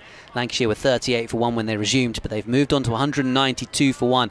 Very experienced batting pair in Luke Wells and Josh Bohannon have dominated the proceedings with very few even full shots or chances for Kent, to be honest, in the day so far. Wells managed to chip Marcus O'Riordan just over the head of a fielder before lunch, had an edge that dropped short of the gully. No drop catches or anything like that, or close LBW shouts.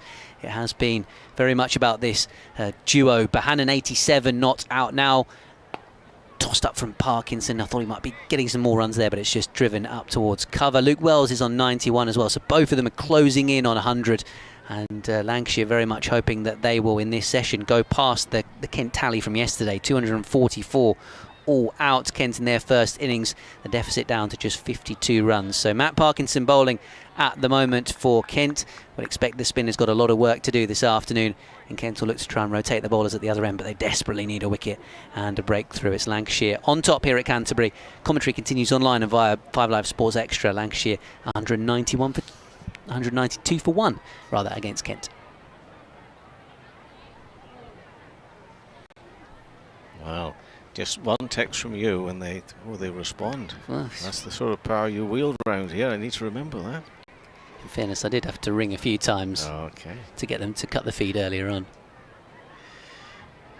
And now we're going to hear it all afternoon. Oh, joy. Oh, there we go. It's marvellous. But just the threat of you calling them back was enough to make them sort that out. Back to the action in front of us, and desperately here for Kent, needed a wicket down the leg side. Does he get a little nick, a little feather through leg side? No, umpire Middlebrook is unmoved. Swanepoel bowling his 14th over, 13.1 overs, 2 maidens, 1 for 47. So I suppose we better just run down these scores. Let's do it. You can get all the information that you need on the BBC Sport website and app, the live text service, the audio commentaries you can find there as well, and on the smart speaker and BBC Sounds. That's the build-up to the following scores after this next delivery round. The wicket worked away nicely. Lovely shot out there through mid-wicket. There is a fielder out there, so the shout of no you hear because it's just the one. And Lancashire to 193 for 1. They still trail at the moment, deficit of 51 runs. Essex have begun their reply to Durham's 587 at Chelmsford, and they're 28 for 1. Durham doing ever so well. Without Ben Stokes, no Stokes this week. I think he's due back next week, which would be the last opportunity for him to play. Of course, he's played a couple of games. They can't stop him bowling. When he wasn't named in the squad, there was part of me that thought he's maybe been kidnapped by the ECB hierarchy to stop him playing and to stop him bowling, to look after himself ahead of that first test against the West Indies. But Durham still made 587, Essex at 28 for 1. Next ball driven, lovely, glorious extra cover, and there isn't anybody there. That's going to be 4 straight to the photographer out there, who I think decided to protect himself rather than take a photograph of that ball racing towards him. 4 more runs. We've seen some glorious shots. Both the batters now into their 90s. That's Bohannon with that boundary, moves to 91. And Lancashire 197 for 1. So we're going to get some centuries here, you might imagine, if it continues like this, quite soon for Wells and Bohannon. But Swanepoel is going to try and initially get rid of Bohannon first before he gets there. And wait, there is the call. Takes a couple of attempts to stop there. Backward point, but the crowd cheer Marcus O'Riordan with that piece of fielding where he initially stopped it, not cleanly, but it was a good stop, and then he managed to finish the job off. So the ball makes its way back round. Whilst it's doing that, Somerset 77 for 2 at Trent Bridge after Nottinghamshire made 360. Warwickshire were in all sorts of bother early on. They're still trailing Hampshire, but they're 160 for 6 now. They lost 5 very early wickets there, and they trail Hampshire by 138, that game being played in Birmingham. And once again Swanepoel in for defence into the offside, and that situation we talked about, did I say 38 runs coming from that one over from Dan Lawrence? Lawrence is 175 not out of 222 balls, 16 fours and 6 sixes. My 490 for 9. Surrey against Worcestershire. I remember Worcestershire at the Oval a few weeks ago in the Championship. They had Surrey in a bit of bother early on, but guess what? Surrey recovered, and they've made a very strong start as Bohannon ducks out of the way of that one through to the keeper. No run, so Surrey mounting a formidable first innings score at New Road. In the second division, at the end of the over here, by the way, 197 for 1 Lancashire. Glamorgan 197 also, but for 2. 197 for 2 after Northants made 279. Derbyshire 57 for 2 in reply to Middlesex 433 all out. Leicestershire 108 for 4 after Sussex made 442.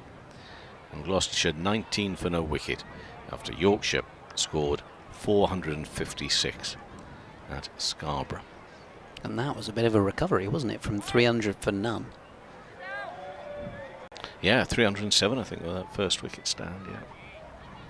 From a Gloucester point of view, you mean? Yeah, absolutely. Yeah, exactly. Yeah. Jordan Thompson got some quick runs later on, but otherwise, yeah, they were falling quite quickly.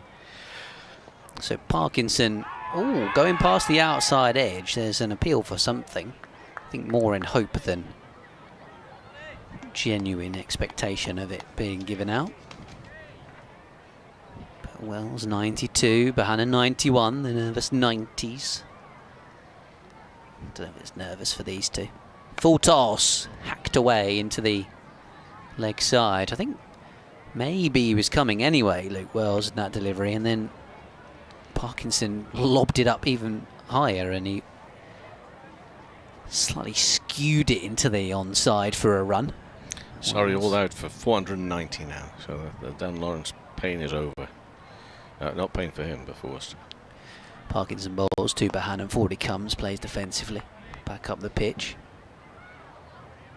So far, 5.5 overs, none for 9, Matt Parkinson. That Dan Lawrence over was 5 successive sixes in the over. Must have been was there a no ball in there somewhere as well? Just one's defended away. Presumably one of them was a... Yeah, I guess so. But it wasn't 6, of course, in the over, which would have been something. Was a gain. Parkinson. Bohannon with the bat out in front of the pad. Defending.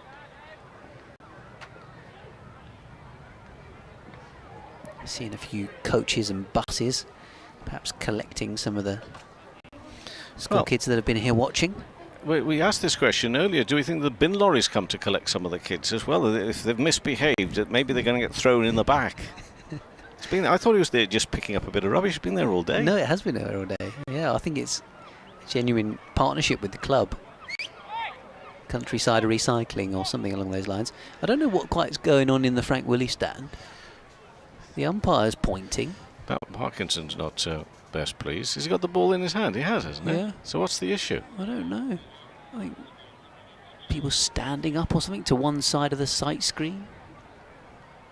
Well, they got very grumpy out there. I think was that the captain coming down to have a word as well. At one point. He was on the move, Daniel Drummond, briefly. And it was the size of him coming. They sorted themselves out down there. I don't blame them. Parkinson bowls.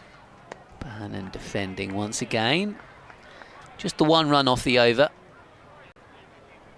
Lancashire moved on to 198 for 1. Did we get our meal deals at lunchtime? We have got them, but I need to go to the fridge to go and pick them up. Oh, I see. So you're going to get replaced by the Reedmeister for a short time. Okay. In a minute. I've got another update in about 10 minutes. Oh, have you? Because they were late for the last one. And then, the next... Well, no, actually, it's the afternoon. I don't. No, you don't. Let's scrap that. Let's change. I know your schedule better than you do. Yeah, you do, actually. Not that I'm a radio anorak or anything like that, but 198 for 1. Wells on 93, Bohannon 91. And Swanepoel's bowled 14 overs. Is he going to continue here? Looking desperately to make this breakthrough here, because this is looking so ominous. And a fantastic batting day here for Lancashire. You've got 2 batters in their 90s. Looking for those centuries. Next delivery, start of the over, and it's played by Wells into the offside for no run. And Scott is back. Hello. Hello, Scott. Enjoying the day? What's not to enjoy? Well, I couldn't agree more. I mean, it's just marvellous. It is. It's marvellous. Gorgeous day. I had a little walk around the ground at lunch. Oh. Just one lap. That's perfectly enough. It was 2-1. 2-1 for 2 laps. A bit sweaty? Not really. That delivery down the leg side taken by the keeper and Wells. But initially tried to get a little nick on it, but maybe a second lap might have been a bit. Might have had you. Yeah. Perspire. Who's in the Canberra tent? Who's not? No, but is it still Canberra? Oh, it is. Yeah, right. yeah. So I went across. You saw the sign. You're not only allowed in if you're a member took a picture of it, or a guest. Well, I sent it to my dad because I think he's a member. Oh, people! It's who you know. Around the wicket and defended. Oh, that almost got through. That was very close. Wells on 93, gets bat on it, but that was mightily close to crashing into the pads there. Oh, so he's a member. I'm pretty sure he's a member. So you're going to say, do you know my dad? I was going to say, can you just like send me a picture of your membership card? And then you'd be in there. And I'd be in there. And we wouldn't see you for the rest of the day. Well, I'd stay with you for a bit longer. Maybe get you till tea or something like that. And then Wells on 98, round the wicket, and pushed up to mid-on, and there'll be no run. I mean, round here, of course, it's well known for its beer. Of which this ground, of course, and it's... Yes. And it's a nice beer, this Spitfire. Other beers, obviously, and all that. Are you allowed to say that? Well, I just did. You just did, didn't you? I just did. He doesn't care. It's beyond caring. Well, it is. It's nice. It's well, nice, fair nice, play. nice, Yeah. Wells on 93. A little LBW appeal. It's run very fine down here. Is it going to be cut off before the boundary? No, over the rope it goes. It's 4-leg buys. Oh dear, oh dear, oh dear. That rope is quite some way in, actually, looking to the right-hand side, isn't it? And it brings up the 200 runs for Lancashire. The batters, of course, and that doesn't count for Wells. Still sitting in their 90s. But Lancashire doing well. 202 for 1. Deficit still the 42, but on a day like today, you're in no rush. No rush. No rush. No. Yes, it could be a pretty long, brutal afternoon, this, couldn't it, for Kent? Swanepoel, 1 ball left of the over, but he thinks better of it. He thinks I'll go round and I'll try again. Something. Oh, and he's dropped the ball now. He's got to go back and hard work. 1 for 52. It's not the worst, but it's that wicket's got him. He's the only one with a wicket, of course, but needs and wants to add more. Around the wicket to Wells. Oh, and that's very close to getting an edge. Often the case that when a batter gets into the 90s, and I'm not going to talk about nervous 90s here, but when a batter gets into the 90s, you start to feel that there are 1 or 2 balls that just look as if they're very close to maybe getting the batter out. Whereas by and large, it's a maiden over, by the way, that one, so well done to Swanepoel for that. But by and large, it's been without pretty much instance. There was a 1 drop catch right at the start, early on in the day. Was that half a chance? There was an edge, but it bounced in front of There's been nothing, has there? There's been nothing. No. 202 for 1. 42 behind. Trying to stick in there, haven't they, Kent, the best they can. 42 behind. And they're going to face a hot afternoon in the field. As Parkinson twirls in. Bohannon drives along the ground. Stelbo's a deepish mid-off. Bohannon gets a single, 92 to him, so both batters in the 90s. Wells a run ahead on 93.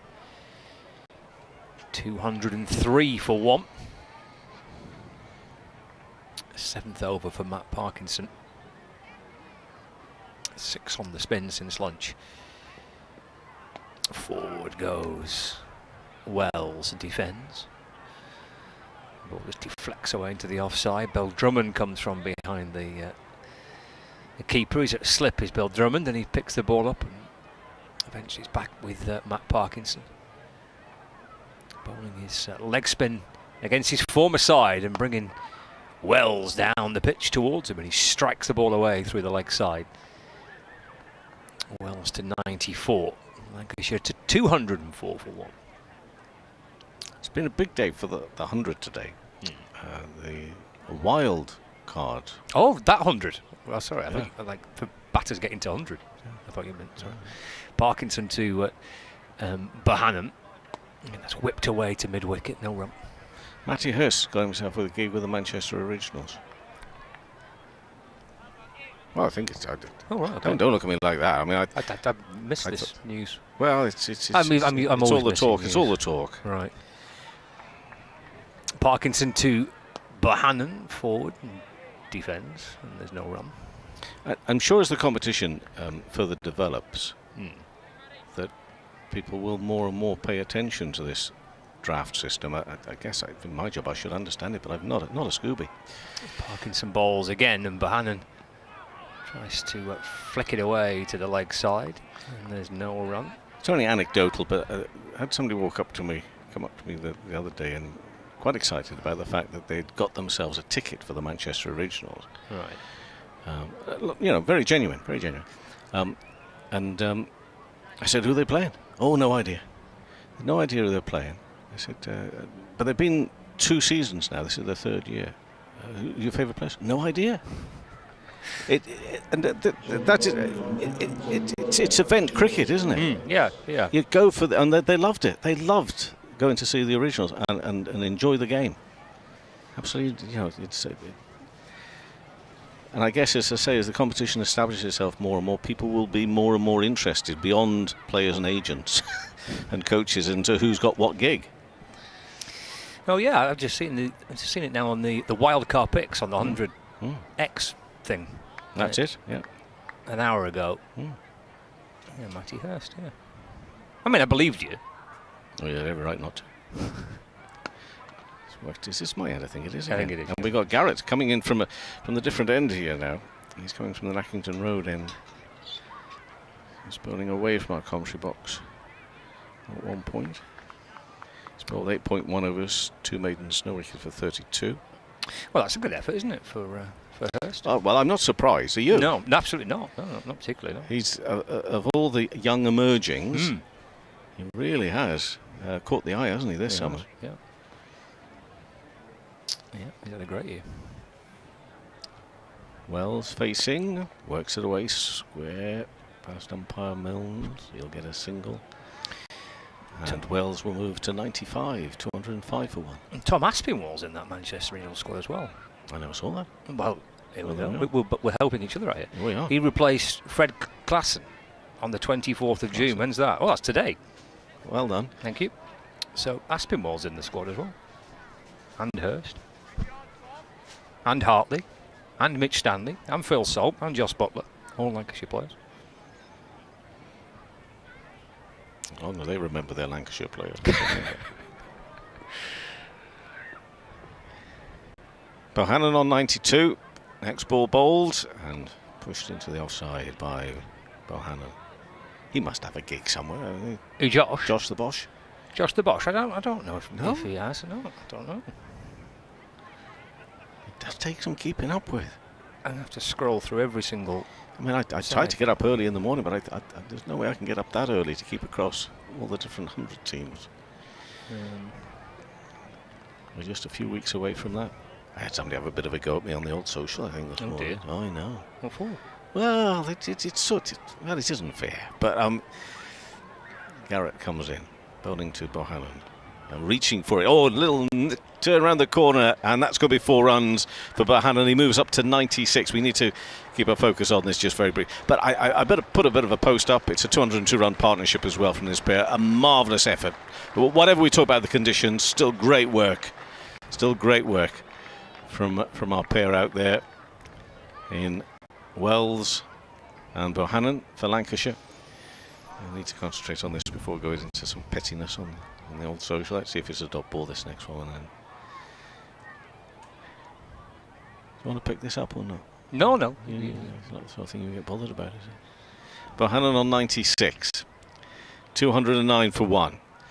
Faces another ball defended into the offside. Got a couple of fielders close in catching position. I'll just put this thing up, post on the X. A lovely photograph. I thought it was nice. I thought, thank you. Very nice. How kind of you to say so. Well, I was going to nick it. So you know, and whatever. And I was talking about, you know, let's enjoy the Championship cricket whilst we can. And somebody had to go, well, that's rich coming from you, saying promoting the T20 as much as you've done. I thought, oh dear, exactly. You can't please everybody. Well, I please nobody though. Well, that's right, that's the problem. Yeah, it's not good. Bohannon on 96. What's he going to do with this one? Defends again into the offside. And that is the completion of that over. 209 for 1. Wells on 95, Bohannon 96. What a great effort from this pair. 35 runs is the deficit. I don't see Josh Bannon's name in the 100, but wow. But Luke Wells is. He's a Welsh Fire. He is. But no sign of Josh. I think Welsh Fire have got Mason Crane. Mason Crane seems to have had a bit of a resurgence down there at Glamorgan. We've got Mason Crane. Dylan Pennington's got a gig somewhere as well, is he? I have to find him now. No. Well, I'm that's all right. I've got the squads up here. We move to Notts. Parkinson in and balls. Wells back and across and defends. No runs. So it'll be a Trent Rocket then, will he, if he's at Notts? Why not?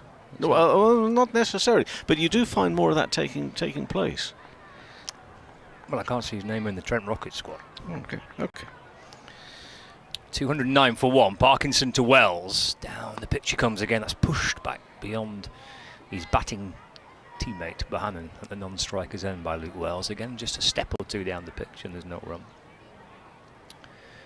Remains on 95. It's Parkinson balls again. Wells plays forward, defends. And there's no run. He's a Northern Supercharger, is Dylan Pennington. Yeah. They've got a nickname which, for the sake of preserving my career, I better not use. But it is quite funny. It makes us chuckle, doesn't it? Parkinson balls to Wells. That's wide of off stump, and he leaves it. And then in the process of leaving it, he then kind of practices leaning forward and just trying to steer it off the toe end of his bat down towards the third man boundary. But there's no run.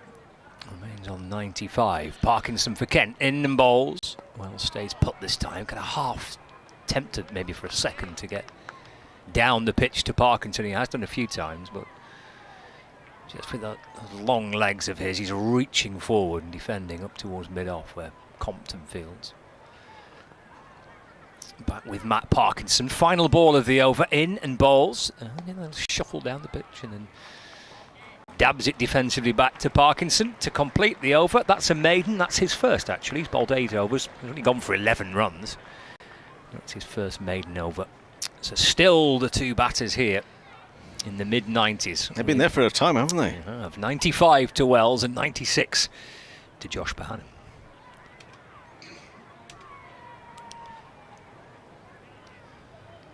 I don't know what time the schools wrap up in this part of the world, but still a lot of them are here. Yeah. I mean, it wasn't an error this morning. It wasn't an error, but it felt like it at one stage. I pulled up at a Pelican crossing, right, which is what you're supposed to do when there's somebody ready to cross. Well done. Bohannon on 96.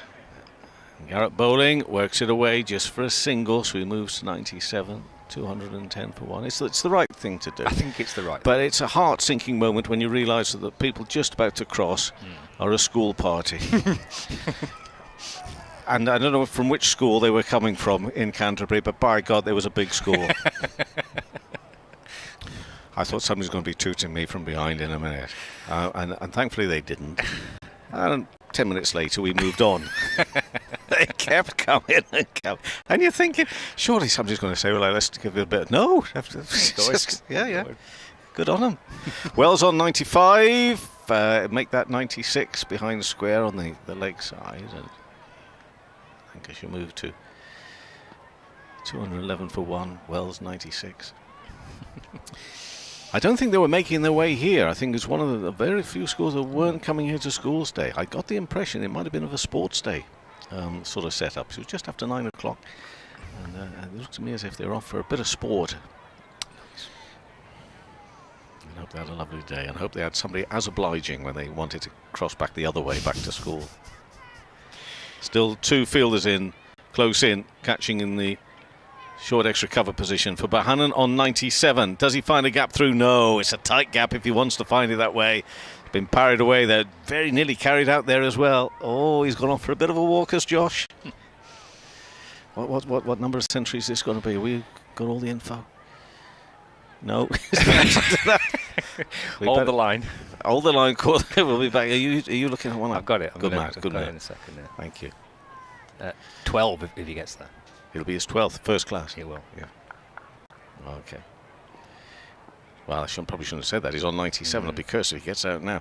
Next ball up there, carved away. Is that going to be 4? Yes, it is. And that's the century. That's the punch.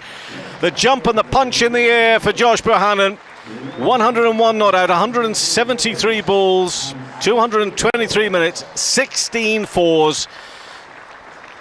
Still behind in the match, but what a strong position he's helped put his team in on this second afternoon here. Lancashire versus Kent. Raises the bat, takes the helmet off, and good applause all around the ground for the 12th first-class century for Josh Bohannon. Well battered, Josh Bohannon, yeah. Best scorer of the season. And first time to 3 figures this year. Had a slow start in April, but that can happen. He's had a fine start to his career and a big, big player for Lancashire at number 3. It's a great knock. 101 not out, and the next ball is pushed into the offside for no run. Luke Wells. He's on 96. Whisper. Got all the stats there. Hang on. Give us that. It's like having Andy Zoltzman in the room. I think he'd have done this before. Do you think so? I think he might have been. I think he may well have stayed up late into the night last night. Already. Yeah. He's a professional. Yeah. This would be his 25th. Wowzers. How old is he? Hang on. 33. Did you hear Denley at lunchtime? Middle age, he called it. Yeah, no, I heard that, yeah. Bohannon is facing, though, 101 not out. And to the onside, and that completes the over in which he's got his century. A terrific knock for Josh Bohannon and for Lancashire. 215 for 1. I repeat, they are still behind, but only the 1 wicket has fallen, and they're behind by 29 runs with Wells on 96 not out. Yeah, it's been an outstanding day so far for Lancashire, and it looks like being a very long and hot day for Kent in the field. Stick in there as best they can, but it's been a day for batting, and Luke Wells and Josh Bohannon so far have jumped in with both feet, haven't they, really, to make the most of it. Parkinson sets off again. He's got Wells on strike, off the back foot, driven away through the offside just for 1, up towards the point boundary. Wells to 97, 216 for 1, bringing Bohannon back on strike. And the partnership between these two now is worth 209 runs. Forward goes Bohannon and defends, and there's no run. And in fact, with that partnership reaching 209, they have equalled.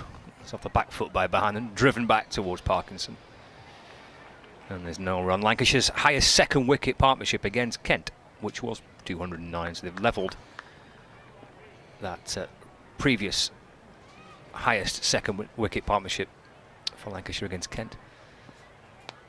This Bohannon looks to drive. It comes off the thin inside edge and squirts back past his stumps and picked up by the keeper. There's no run. Harry Makepeace and JT Tilsley here in Canterbury in 1914 was the previous highest second wicket partnership. Parkinson to Bohannon. It's edged. He looks to try and drive. Ball flicks away down to backward point. And there's no run. Final ball of the over. It's 101 for Josh Bohannon, and it's 216 for 1 for Lancashire. It's Matt Parkinson for Kent, who's in to complete the over. Forward goes Bohannon. That's worked out towards mid-wicket for a single. And that does set a new highest second wicket partnership for Lancashire against Kent. Previous best set in 1914. Which has a certain poignancy to it. 1914, start of the First World War, of course. So, and thank you to Ken for the stat. Big Ken G. Big Ken G. Good afternoon to Ken G. Is Gary M not on the scene today? Well, Gary the M? second team are playing, so he'd be busy doing that. Okay. 217 for 1. Test match special tweeting. It's Vaughan versus Flintoff today in Loughborough. Archie, Vaughan and Rocky Flintoff. Rocky's the 16-year-old, isn't he? I think he's the 16-year-old. Wow. Bohannon on 102 here, meantime. Down the leg side. Gathered and taken in by the keeper. Jay Grover has been on. I love this. The tone of this makes me chuckle. I'd normally have a go at you on social, but I enjoyed the Joe Denley interview so much I can't seem to spark my my arrow. Was that good? Thank you very much. It made me happy. Oh, lovely. Oh, there's another bit to come. Oh, right, okay. It's a fair criticism because it was on my notes, this bit that he's talking about. Right. Bohannon on 102. Down the lakeside again. Well, he's not got anything on that. Jay Grover goes on to say, a bit of criticism at the beginning implied, then a little bit of happiness in the middle, that's nice. And then it finishes off by saying, disappointed you didn't ask about the origins of the No Pants nickname, which it's all there to see if you have a look at his biog for Joe Denley. And I had written that bit down, and I was expecting that actually that would be part of the interview that I'd say, do you want to talk about the No Pants nickname? To which he'd say no, and we'd quickly move on. Maybe it's one for Ben. Maybe Ben knows. Well, really? Bohannon on 102, and that's cut and carved away for 4 runs. On the offside,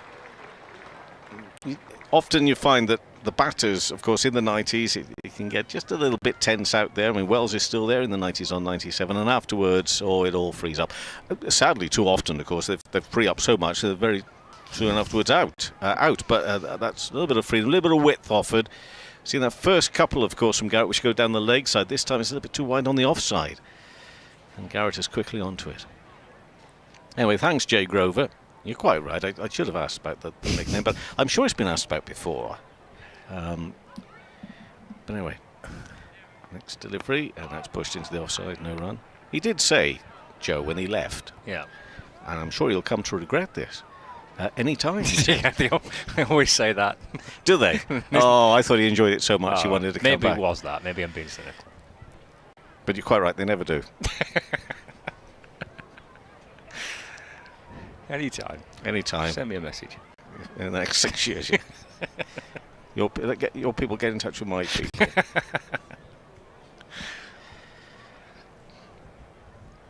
I enjoyed the chat. I did too. Really. Well, the bit that I heard anyway. Last half an hour or so. 106. Make that still 106 to the onside. If you do want to hear it again. How can you do that? Well, it's funny you should ask that, Scott. Unfortunately, I don't think. I mean, I would like to think that if you said to your smart speaker, play that wonderful interview with Joe Denley, that it would come up. But I don't think it'll do that. But if you go to the BBC Sounds app or on the website and you on the program, and you can do it right now. You actually go back to about 2 hours and 5 minutes into the program, on the section of the programs. You'll be able to hear the interview. Bohannon, 106 defended, back up to Garrett and completes the over. 221 for 1. They're almost there. They've got another 23 to get on level par with Kent, and then look obviously to build on that. There does come a period, and they're going to take a break here for drinks. I'm not surprised. I thought they might have done that this morning. I don't think they did this morning in the end. But they're going to take on a very hot day. There will be a little period of time just after 3:15 when for listeners on Sports Extra go to the World T20 Cup, Australia versus India. There'll be a little time when you can't hear it. It's just a blank. Oh, right, okay. But eventually, I don't know what happens, jiggery pokery. Oh, as ever. As ever. And you later on in the day, you'll then be able to listen back. And as Jay Grover said, it made him happy. And I think it would do for a lot of people. If you like cricket, because of course it's not just county cricket, it's international cricketer as well, I think you'll enjoy it. Can't say that about all my interviews, but I think you can about this one.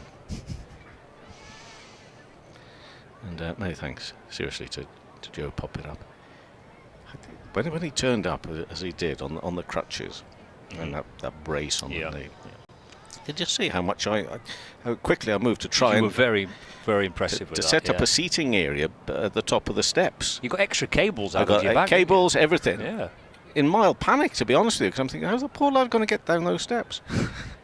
Anyway, he made light work of it, and he said it looked worse than it really was, and it did look like a serious piece of machinery, didn't it? Yeah, it did. And he pops down and does the chat, but well, he had to wait for me to finish my update first. I felt a bit under pressure because we all had to wait for you to finish. He was stood there waiting. I thought he you might were be struggling. You were doing an important job. Well, in fairness.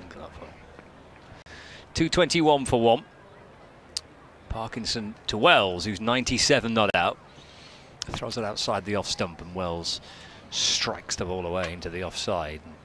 Picked up by Joey Everson at extra cover. And there's no run as we start the 60th over of Lancashire's first innings. Parkinson to Wells, reaching for it, using those long legs of his as he strides forward and works the ball down the ground towards mid-on for a single. Takes him to 98. And Lancashire now 222 for 1. I think the first batch of school kids are leaving. Those that belong to the school that all have a blue uniform. As they, in single file, march around the far side of the ground. Bannon plays forward and defends. And there's no run. Line of a snake of blue shirts all disappearing in front of the flats away to our left-hand side. Lead teacher leading them off. Yes. Should be one teacher in the middle and then one at the back. One at the back is how it works. Okay. Parkinson to Bahanan, forward again and defends, no run. I've done that across Skipton. Not as a teacher, but as a willing, helpful parent. Oh, you're very good. I put my life on the line for the dangerous road crossings. Okay. Oh, I was there stopping the traffic. You could imagine me. Oh, absolutely. Given that power. Oof. But I didn't go to your head at all. No. 2 for 1. Here's Parkinson in. Balls off the back foot, whipped down the ground by Bahanan. Excellent by Parkinson off his own bowling. He's gone tumbling away to his right across the toes of Luke Wells at the non-striker's end to stop the ball off his own bowling. You can see these motorists who want to be a bit like me this morning, want to be a bit cross, but they think it's the kids, it's the future. And they stop and they let them cross. Parkinson to Bahanan. Forward again and defends. And there's no run.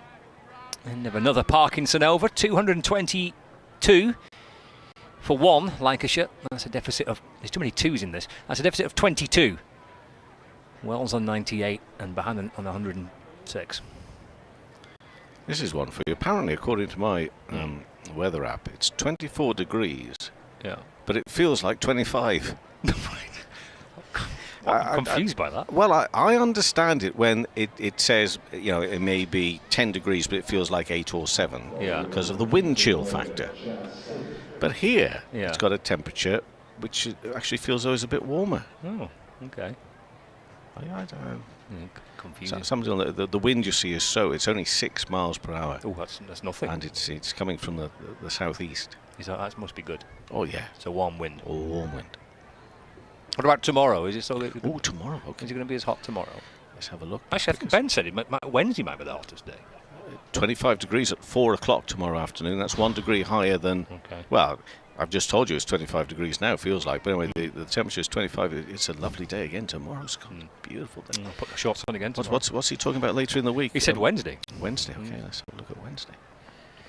Start of the next over, and this is Wells going through for 1. Moves to 99. And we've got Singh bowling here now. Change. A tall figure of Jazz Singh bowling from the Nackington Road end. So, did you say Wednesday? Well, it's still Thursday I've got down as being the hottest day, okay. 26. Well, I'm gone by then. But Wednesday's supposed to be 25. Okay. With an overnight low of 15 degrees. So that's going to be one we won't sleep at night. It'll be a hot one. Hot one, sticky hot one. Yeah. 14 hours of sunshine on Wednesday. Measure the 16 hours today. So it's supposed to be a bit cloudier then. Bohannon, 106, not out. And that's well fielded. Got stopped diving to his right-hand side in the gully area. Mugeye. That was a good start, yeah. Bohannon kind of spun around and looked towards the sky. He's a little bit frustrated that he's not been able just to guide that beyond Mugeye down towards the kind of wide third boundary. So you're going to carry on into next week? Oh, hope so. Sunday, you see, County Cricket Day Sunday. Yes, big day. Jas Singh bowls, ducks out of the way of that one, does Bohannon. Short pitch delivery. It's been out there for a long time. Well, that looks nice as well. They show you pictures of their weather station cameras. There's a shot here of Herne Bay, which is in this part of the world. Okay. It looks right, lovely picture. Beautiful dark blue skies. So is it County Cricket Day next week? Yeah, I mean, people are calling that. It's a bit of a fan-led initiative. I'm not so sure any necessarily official organisation is calling it that. Right. Ducked out of the way through to the keeper. Although Surrey are really getting on board with it. I'm not so sure as they went first and then everybody else, or whether it was all one and the same thing. Okay, right. But they've got a big day. Of course, it's a massive game anyway. Surrey versus Essex. Oh, it is a big game. But I don't know what they're putting on especially, but they're calling it County Cricket Day. Oh yeah, I think I've said it. It's a Red Ball Festival. I've heard that. But that's right. I've heard that phrase used. Yeah. Oh, it sounds great. I don't know what they're planning up there at Southport. I have no idea. Singh, bowls driven, but straight to the fielder at extra cover. Oh, they'll have the hospitality marquees. That'll be busy. I don't know. Ice cream van. Let's not go down that route. But yeah, there'll be an ice cream van there. There will be an ice cream van. Be busy. I think it's close to being sold out. Will our friend have moved from Blackpool? Not go down that route. I think it'll be a different ice cream vendor. I hope so. Just I think so. For everybody's sake. Jas Singh to Bohannon. Oh, he's fancying a bit of this short pitch stuff. He's a tall lad, isn't he? Very tall, but Bohannon just ducks out of the way of it. 223 for one. But yeah, I think the first day of that match is close to being sold out. Fantastic. At Southport. So if you're a Lancashire member or supporter and you've not kind of secured your ticket for day one at Southport and Birkdale, you better be sharp. 50% chance of rain for Canterbury. All right.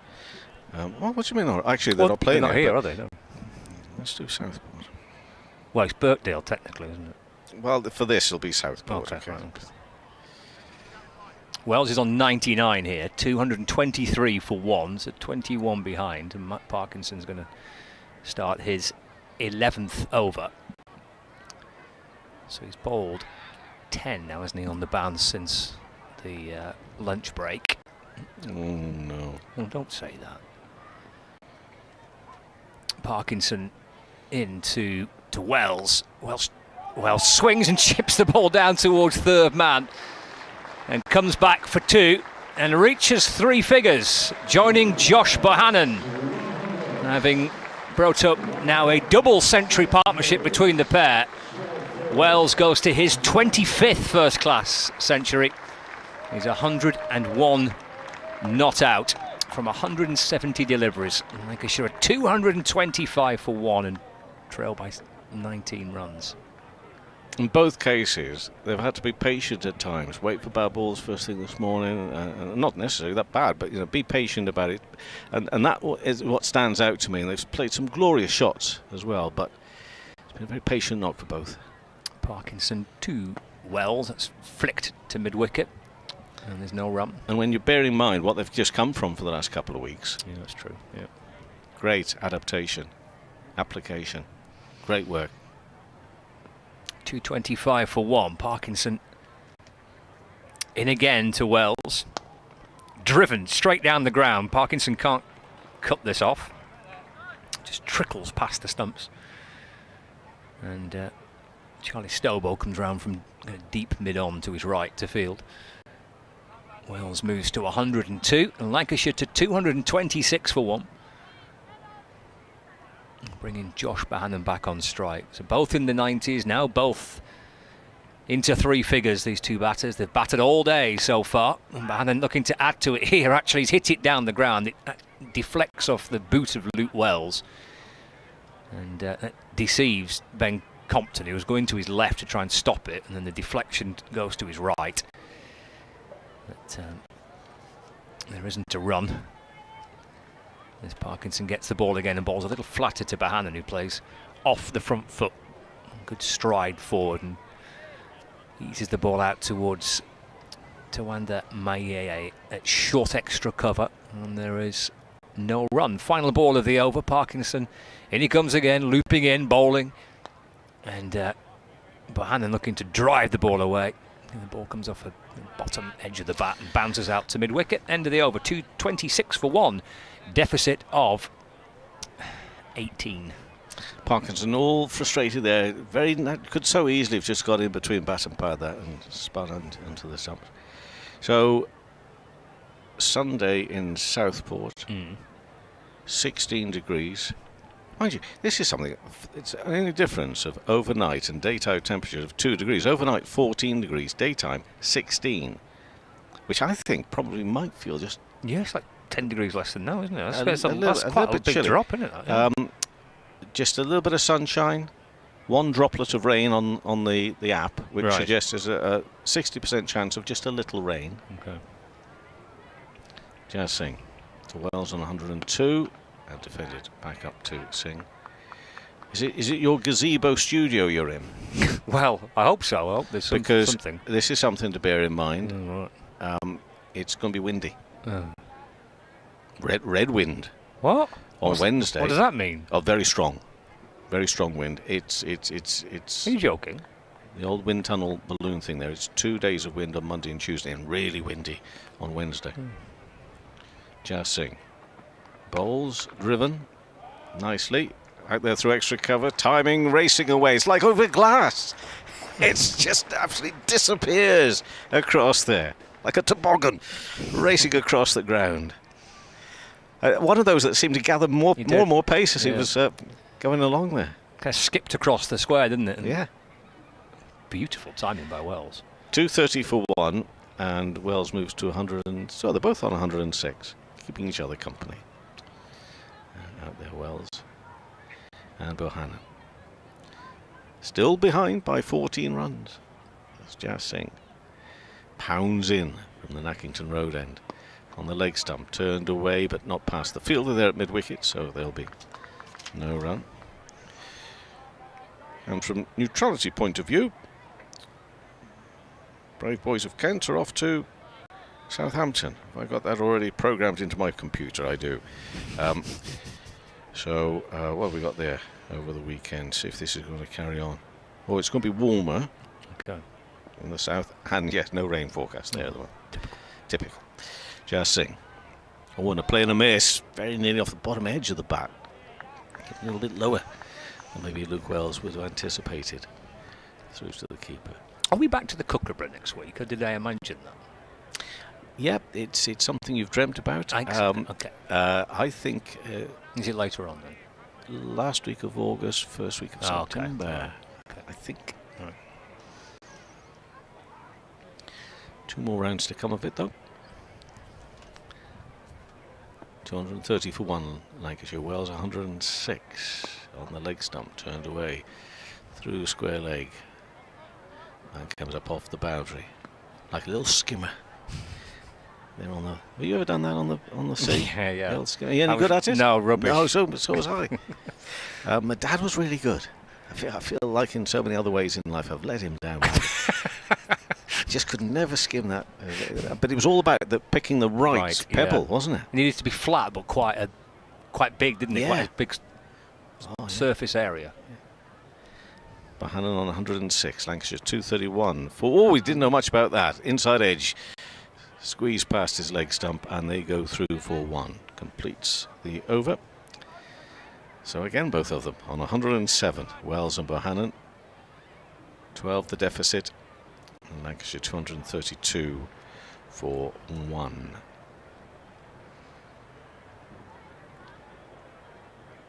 Not too much drama elsewhere, I don't think. Steady away, is it? Steady-ish, Okay. as it goes. The mighty Gloucester's 40 for no wicket after Yorkshire made 456. I was fearful for the Gloucesters. They're at Scarborough. You often get the big first innings score, and Okay. I mean, back in the day, really back in the day, the problem was that by that stage the visiting team had enjoyed Scarborough too much. But it's the modern game, and that won't apply. So they're 44 for no wicket. Parkinson to Bohannon. He's off the back foot, whips the ball away to the leg side. Joey Everson stops it at mid wicket, and there's no run. It used to be thought that Yorkshire used to, this is going back, okay, so hopefully beyond anybody that's listening to feel that I've let them down, because before many years ago. Many years ago. Parkinson to Bohannon. And trying to whip it to the leg side, just chops it back onto his pad, I think, and it deflects away into the offside. No run.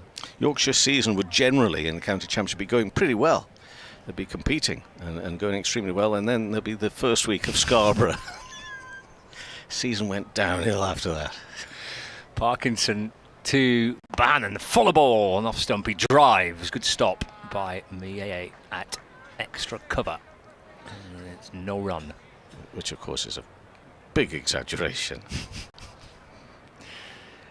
32 for 1. Parkinson for Kent. Balls again. Bohannon sweeps out towards the leg side.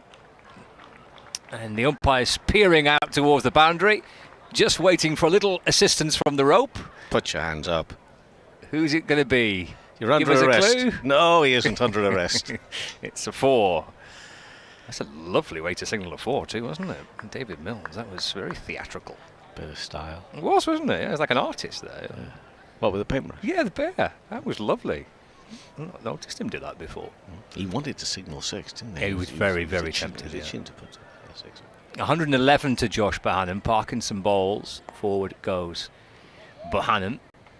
Adds to his total here, just off the front foot to push it out to point, and through he goes for 1 and moves to 112. 237 for 1, so the deficit 7. Lancashire on the brink of pushing in front of Kent, and yet to have lost a wicket on this second day. It's thrown outside the off stump again by Parkinson and hammered away through the offside for 4 by Wells to complete the over. Wells moves on to 111. Lancashire 241 for 1 and 3 behind. We talked about the patience of these two batters, Wells and Bohannon, but also talking about, they've been waiting patiently for any bad deliveries or half bad deliveries, and when those deliveries have come along on a long hard day in the field for Kent, boy have they been punished, but they have at times just looked absolutely beautiful. The timing, it's had real class and quality about it as well, some of this stroke play we've seen from both of them today, but hard work here, Ben, for Kent. Very hard work. Absolutely. These two are classy operators, and I think what these two are showing is how badly perhaps Kent missed those experienced guys like Joe Denley and Jack Leaning, Zach Crawley, etc., and their team on this pitch. As Jazz Singh continues from the Nackington Road end, bowls a short ball which Bohannon bobs underneath to sway out the way of. Currently got the a 12th man on. In fact, Bhuyan's at mid-wicket, and then Hamid Kadri, who's running the drinks as well, just on the pitch at the minute, at long leg, having collected some water from Marcus O'Riordan out there in the deep. So despite Kent's best efforts and Daniel Drummond rotating his bowlers, Kent struggling for that breakthrough. There's a short ball which is pulled away aggressively by Bohannon, and Reardon can't stop it in the deep, so 4 more runs to the total. He moves on to 116, Luke Wells on 111. Of course, full uninterrupted coverage of this game via the BBC Sport app and website, and via your smart speaker. Ask it to play Kent against Lancashire in the County Championship. Worth a mention for Beckenham next week, because they've got a match taking place, which is a first-class cricket select 11 versus the West Indies. Short ball from Jazz Singh, through it goes to Harry Finch. Yeah, Jimmy Adams, former Kent coach, was in the dressing room last night, was here, because he's part of the coaching setup now for the West Indies. So he's over here for that. There were a few who were a little concerned, because next week's, every week's an important day. This is a game scheduled to start on the last day of a round of championship matches. Okay. As Jazz Singh bowls, it's fiddled away down towards third man, and the fielder in the deep was slow to recognise the situation. And 4 more subsequently to Josh Bahana, moves to 120, and Lancashire to 249 for 1. So rather than it being a England Lions team, it's very much a... Well, so the official wording seems to be that it's selected, providing an opportunity for promising players within the county game. You've got Farhan Ahmed of Nottinghamshire, Sonny Baker Somerset, Harry Duke of Yorkshire. I'll go through this. I don't think I can see a Kent name in there. Chasing bowls, cut away by Bahanan, 4 more. This time the deep point fielder doesn't even move, and the 250 comes up for Lancashire. Bahanan helping himself in this over to another boundary.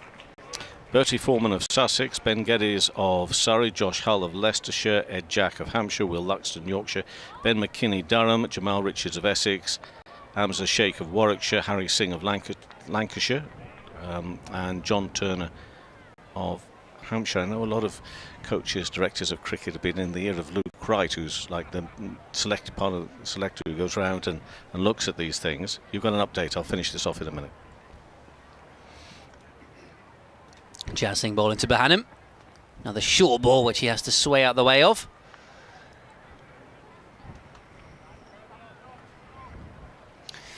Well, Lancashire are doing very well. Kent are not doing so well. Lancashire now lead by 9 runs. No wickets so far today for Kent. It's a day that's been bossed by this experienced Lancashire batting pair. Luke Wells has got 111 to his name. Josh Bahanan 124 to his name. Lancashire looking to get revenge, of course, for that defeat at Old Trafford against Kent earlier on in the season. And at the moment, the way these two are batting, just making me think of the fact that Kent are missing their experienced batters, the likes of Zach Crawley, the England Test player. Jack Leaning's got a broken hand. Joe Denley having a scan on a knee recently. We heard from him in the commentary box during the lunch interval, and he's hoping to be back in a few weeks' time, but he's unavailable at the moment. And this pair just showing how that bit of nous and experience on this kind of wicket can be so helpful. And 253 for 1 the Lancashire score now, so they do have a lead in this game. There's a attempted cut shot here, no edge through to the wicketkeeper. Lancashire leading by 9 runs and have the advantage here over Kent on day 2 at Canterbury. Commentary continues via the BBC Sport app and website.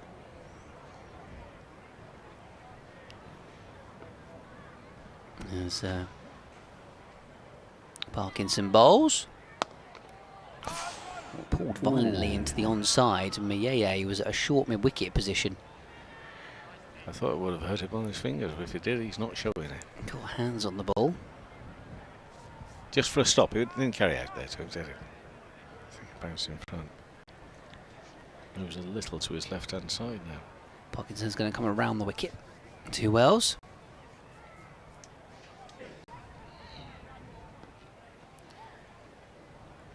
Slowly into the crease and bowls. It was a full ball in the end. And a no ball.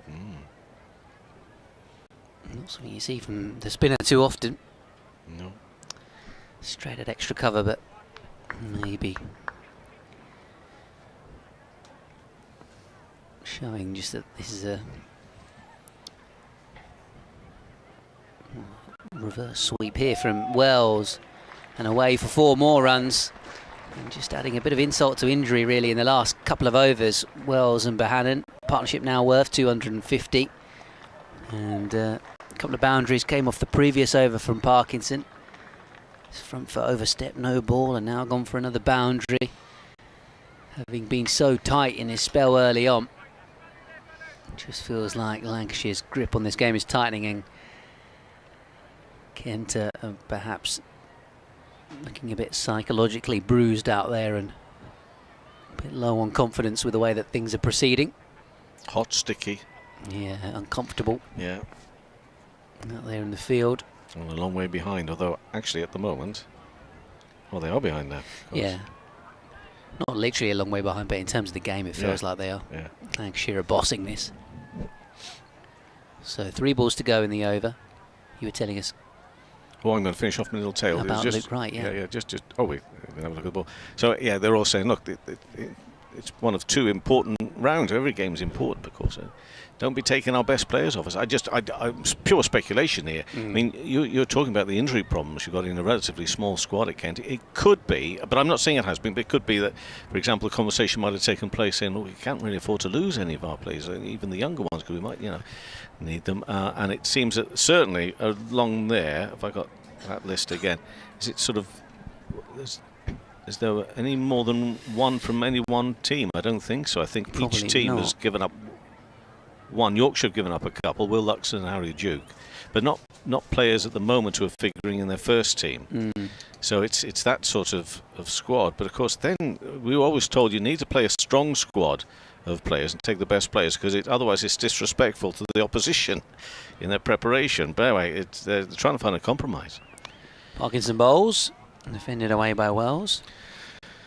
So there's that. Can I just say before I disappear here that for listeners on Sports Extra in a moment or two, they'll be off to the game, big game, important game. It has implications for England as well. It's who they'll play in the semi-final. Australia and India play this afternoon. Parkinson bowls, comes down the pitch Wells and lofts this away through mid-wicket for 4. And 2 more boundaries coming off the Parkinson over. Wells to 119, Lancashire to 263 for 1. It may well be that Australia, having lost to Afghanistan, could find themselves failing to make the last 4 if India were to win today.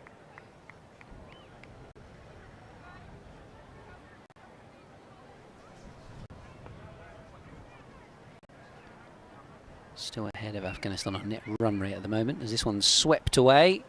Going to be more runs. It's down towards long leg. Around comes Jazz Singh to do the fielding, and they will get 2. So another expensive over for Kent, and Lancashire moving on to 265 for 1. And it feels like they've laid the foundations now to go and build this lead.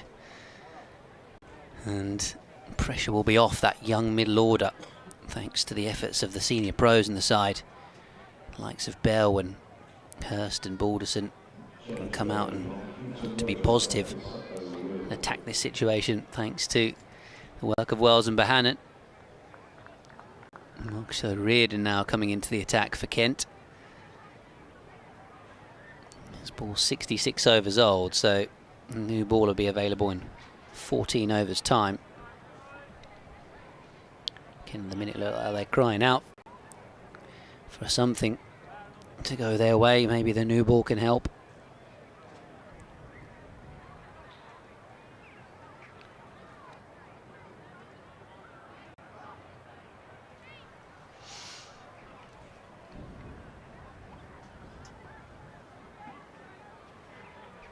Here comes O'Reilly, and then tossing this one up, driven by Bohannon.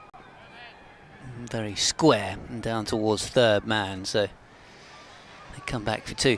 Just seeing a few more school kids heading out of the ground here at Canterbury. These two have put on a bit of a batting clinic for the youngsters that have come to watch today. Scott Reed? They have, yeah. They've been entertained if they've enjoyed their batting. They've been brilliant, these two, Wells and Bohannon for Lancashire. This one flicked away into the onside by Bohannon for a run out to the man in the deep on the leg side. It's great that the weather's been so good for them as well. The school kids are out on the outfield at lunch playing some games, and there were plenty of stuff to keep them entertained in and around the perimeter of the ground as well. So hopefully they've all enjoyed a good couple of hours away from school at the cricket. Sounds pretty good. Nudged away into the onside, no run. Partnership between these two worth 261 runs. Yeah, school trips go. It's not a bad one, is it? No. Coming to see these Pretty two cool. quality players score hundreds each. And nudged away by Wells into the onside for a single. I think there was a tweet from Kent saying that there has been over 1,600 school kids from 40 odd different schools. So real big effort from the staff as well behind the scenes, as this one's nudged away into the onside to organise all of that and invite all of those schools and manage the logistics with the minibuses and coaches and all of that coming and going, etc. So Reardon bowls and Bohannon pushes into the covers. End of the over, 269 for 1.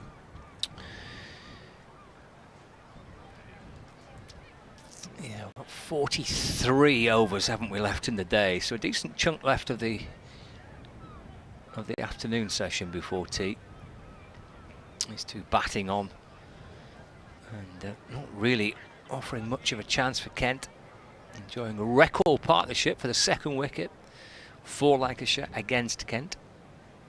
Going past the previous record, which was set in 1914 here at Canterbury.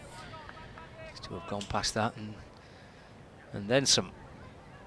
Parkinson's going to twirl away, looking to try and find a breakthrough.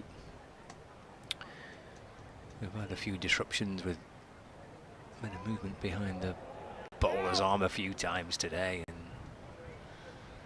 two people on the upper tier way to our right just standing up. One's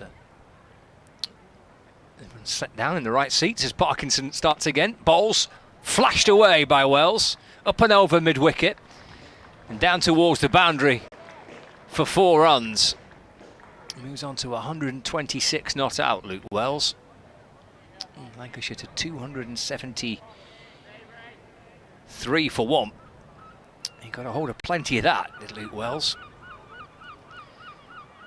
And hoisted the ball high over the leg side for 4.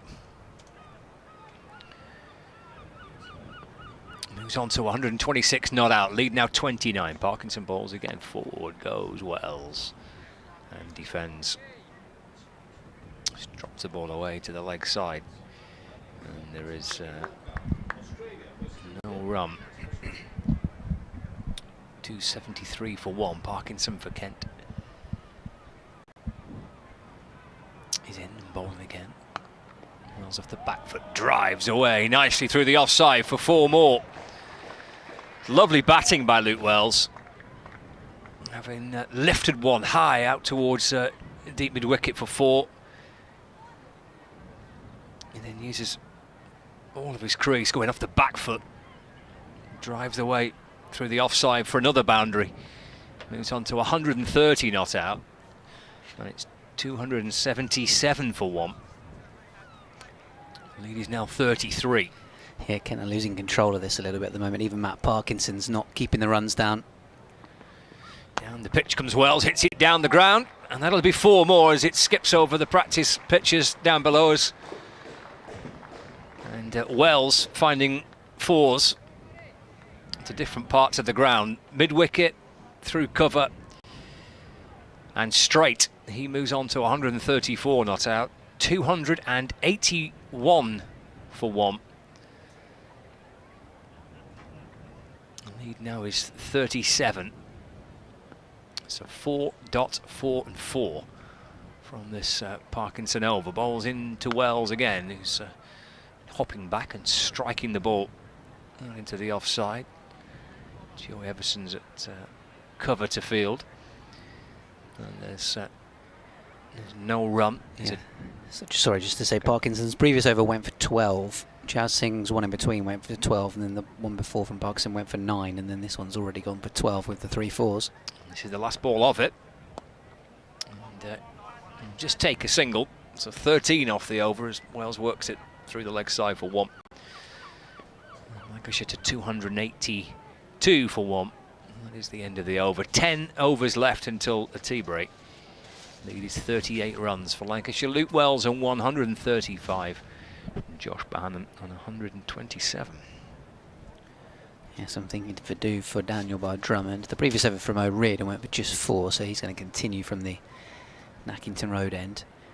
Ideally, from Kent's point of view, I'm sure they'd want to get through 12 overs as quickly as possible to get a brand new ball and go again with Swanepoel and and Stobo, those two are not going to bowl in the meantime, you wouldn't have thought. Who does Bell Drummond turn to? He's just had a long discussion with Matt Parkinson, who had, prior to those last 3 overs, been the one who was keeping it tight. He was going at under 2 and over, but that's now jumped to 3.5 as Reardon bowls to Wells, defended away into the onside. But you look at Garrett, 11 overs, none for 47. Everson only bowled 3 overs, none for 20. Chasing 7 overs, none for 46. And Reardon bowls here, pushed away out towards extra cover. So yeah, the 2 overseas players have gone for under 3.5 and over between them. Stobo, none for 45. Sonapol, 1 for 52 as it's defended away again by Wells. Matt Parkinson obviously about 3.5 and over, having previously been under 2s until the last few, as Wells comes down the pitch to O'Riordan, but just ends up patting it back to the bowler. So yeah, seems to have found a little bit of control. We're here with Marcus O'Riordan bowling these 4-dot balls so far. I guess it helps that he does bowl quite quick and flat, as you pointed out earlier on, Scott. As this one's just flicked away into the onside up towards long on. He very much is a bowler who, even in T20 cricket, not necessarily a big wicket taker, but he keeps the runs down with the trajectory that he bowls at. But yeah, no Nathan Gilchrist in the squad for Kent this week. This one's defended away by Bohannon. 283 for 1. And the lead up to 39. 136 for Wells, 127 for Bohannon. Yeah, he's in kind of one-day mode there, wasn't he, O'Riordan? Well, it has been for a little while, really, Yeah. the way he's bowling flat and quick and difficult to get away. Well, he's done this bit, hasn't he, I suppose. It's just a little tricky here for Daniel Bell Drummond, for Matt Parkinson from this end. Lancashire able to find boundaries in the last 2 or 3 overs. Not much coming from O'Riordan, but Parkinson has been a little bit expensive. Lancashire in a dreamy position really here. Just the 1 wicket down. Yeah, absolutely. Just thinking about that earlier on when you were doing your last update. Thinking about the efforts of these two means the inexperienced middle order can come in and just play with freedom and be positive. Matty Hurst will do that anyway, but it takes the pressure off Bell and Balderson, etc. Lavelle. It does, yeah. It's a great position for those to come in.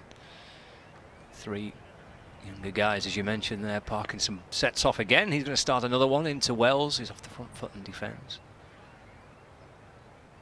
And Bell Drummond jogging up from cover to field and quickly hands the ball back to Parkinson. Into to Wells. Through to the keeper it goes.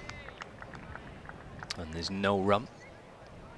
Good delivery there. I don't think Wells quite worked out how he missed it.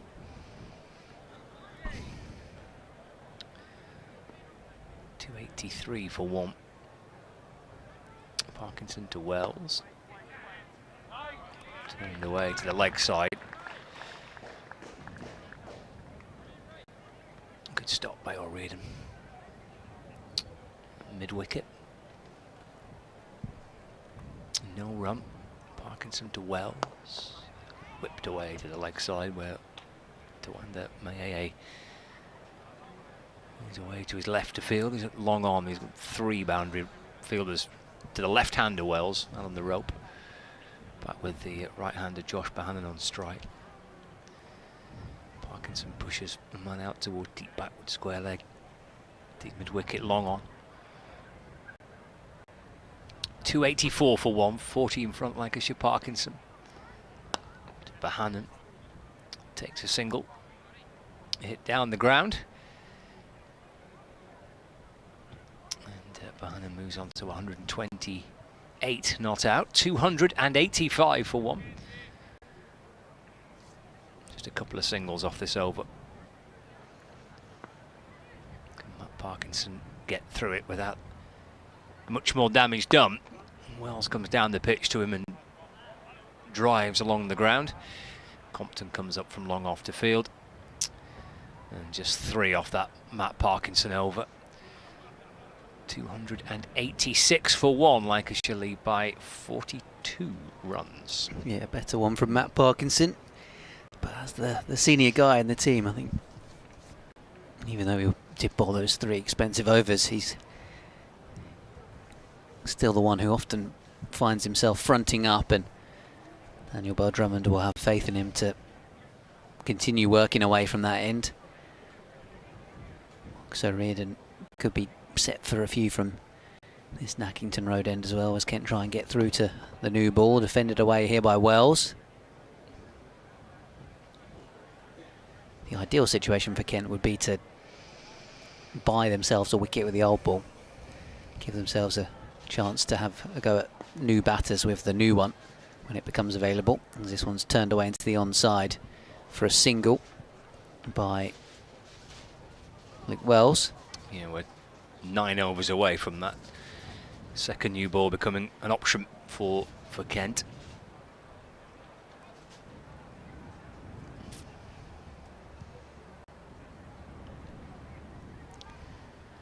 Once again comes Mark O'Riordan, this time to the right-handed Josh Bohannon. He's fiddling this again behind square on the offside. That deep point fielder comes around.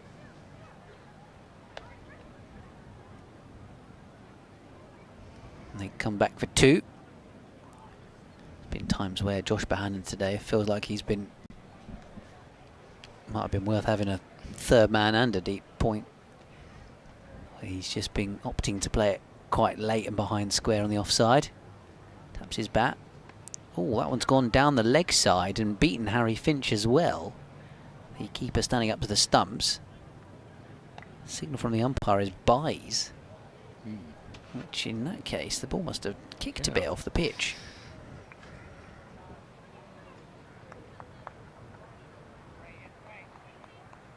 Which is something that Nathan Lyon wouldn't mind too much of. So Reardon again, slipping play for Wells as he turns it into the onside. Seeing if I can have a look at a replay of that previous one that Harry Finch missed. Yeah, it did. Yeah. As Reardon bowls again to Wells around the corner. Short fine leg does the fielding. I mean, it was a slightly shorter delivery. It was a little bit of a drag down, wasn't it? So part of it was, I think, just the original line anyway. We saw a little bit of bounce from Luke Wells when he was bowling, didn't we, yesterday? Might be a factor as the game goes on, maybe. Lions the worry, isn't it, from a Kent point of view? It's like a shit. Build a pretty sizable lead on first innings. Yeah, absolutely. Give Lyon, well, it probably doesn't need it, but you give him 4 or 5 sessions, and with a nice big lead. Parkinson into Bohannon, nudged away down the ground. Parkinson, to his credit, as ever, trying to work hard, and he's gone leaping away to his right to try and stop it, but we've got underneath his body and able to get through for 1. To 91 for 1, Bohannon to 131. Into Wells, the back foot, hammered away through the offside. 4 more for Wells. He's played that shot well, and he's played it a few times off Parkinson, just going back into the crease. Opening up cover, timing the pants off it. 143 not out, 295 for 1. Lead now at 50, well 51 to be precise. Change the field, Compton's at long off and he's coming up to mid off. Sweeper on the cover boundary. 3 on the leg side boundary. Parkinson to Wells. He's trying to flip the ball away behind square, Luke Wells. It hit him on the pad on the full, but was probably missing leg stump anyway. 295 for one in again. It's in the air, cries a catch, it bounces just in front of Ben Compton, I reckon. He's just come up from that boundary. It wasn't long off, he's now at mid-off. Bouncing in front of Compton, who put a dive in, diving forward, trying to get his fingertips under it.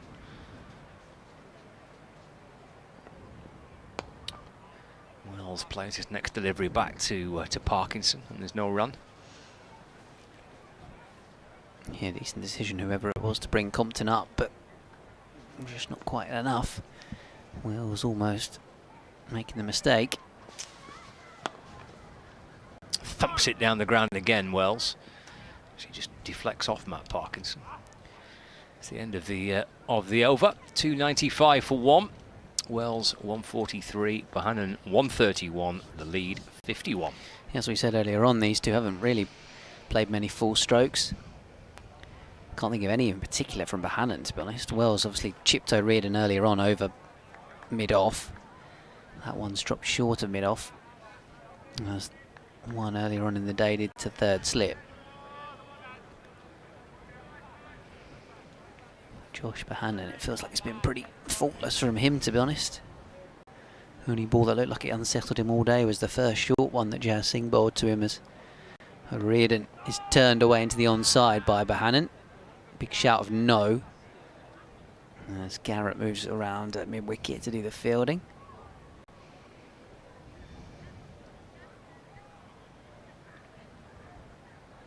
O'Riordan a bit wider on the crease. Bohannon using his, though, to good effect, and stepping across his stumps and turning this ball away into the leg side.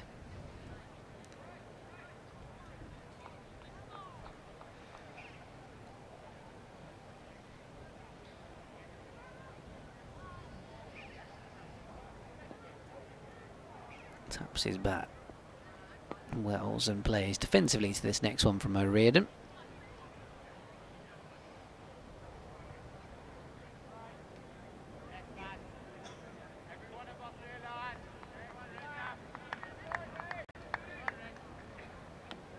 There's not been too much chat going around the field for Kent. That was a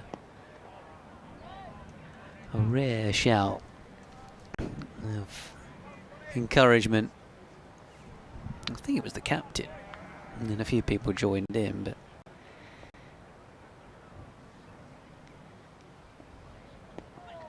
full delivery here, which has been defended away by Wells. I think there's a little bit of scarring from previous games, really, where Kent have spent a long time in the field and struggled to take wickets here at Canterbury. Unfortunately, without joy so far today. Lancashire's pair of Wells and Bohannon continue on, and the lead 52, with in fact just now 5 overs until the tea break, so we won't actually see the new ball till the evening session here on day 2 on BBC Sport Online and via the app, BBC Radio Lancashire, BBC Radio Kent. I mean, they've rattled through a few overs there, haven't they? Spin at both ends, I guess, helps. O'Riordan and Parkinson, but they have bowled pretty quickly. They're just, having seen Parkinson go for a few in a little spell half an hour ago, they've just managed to pull it back a little bit here, haven't they? They've just slowed things down a fraction. Difficult position for Kent to be in, clearly, and toiling away and trying to do their best to check Lancashire's progress.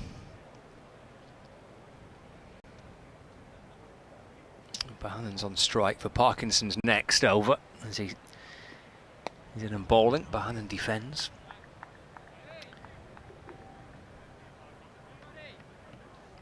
Gathered by Parkinson to field. Wells takes one. He's to 144, 298 for one, so a couple of runs away from a batting bonus point. Another one for Lancashire. It's played safely away through the offside by Bohannon. They ponder a single and then decide not to bother. It's the end of the over, so 36 remaining in the day. That's 4 until the tea break. Scheduled tea break at 3:40, so we're not going to be too far away. But Thanks to a kind of double spin, really. Yeah, Reardon and indeed. Parkinson have been pretty sharp. Yeah, and a good point about the bonus points. Lancashire on 4 already in the game, and on the verge of 5. Kent are in danger of, unless they can pick up a couple of wickets, with either the old ball or the new one that they're going to get hold of, going pointless in the game, as this one's turned away into the onside off the bowling of Ode Reardon, having failed to get a batting bonus point. 244 all out.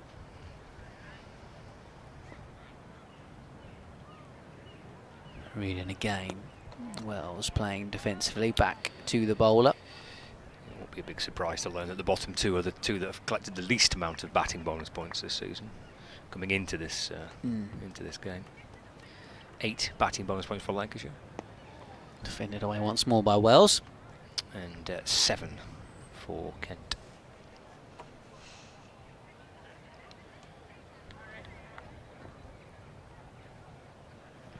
Reardon here again. Oh, has that got through? There's an appeal for LBW, I think. Some enthusiasm briefly. It's a good job from Wells, probably, that it didn't get through, because he's going down the pitch there, wasn't he? And stumping would have been a possibility. Reardon once more. Wells using his bat this time to play it up towards mid-on. Yeah, I've just looked back to that Surrey game back in April here at Canterbury, and first innings Kent were 244 all out like they were in this game. So twice they've fallen just shy of a batting bonus point.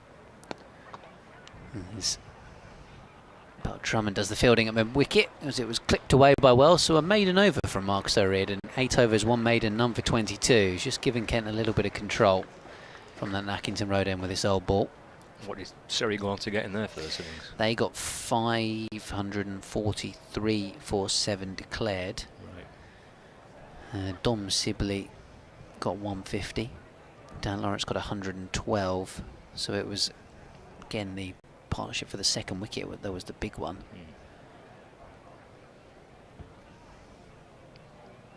Parkinson got 5 for in that game, actually. But 5 for 177. Currently none for 61 for him. Yeah, I think you struggled. It would take you a while going back games here at Canterbury over the last few seasons where opposition teams have been bowled out for less than 400. Generally, the opponents have come here in County Championship cricket in the last 2 seasons and done pretty well first innings. Kent have really struggled to take wickets generally, but particularly in first innings or games on this ground. Worcestershire earlier on in the season, for example, got 618 for 7 declared. Roderick Holder, Wake got hundreds. Adam Hose made 90 in that one as well. See, it's been a real tough place to bowl. A few draws as well as wins for the likes of Essex and Surrey on this ground. Parkinson sets off balls from around the wicket to Bohannon. He doesn't offer the shot, just leans forward with that front pad. Yeah, Kent were appealing for some sort of new rule to be invented, whereby if you get caught off the boot playing no shot. It looped up and down to slip. There'll be a single here for Bohannon. And he moves to 134. Lancashire 299 for 1. Lead by 55 runs.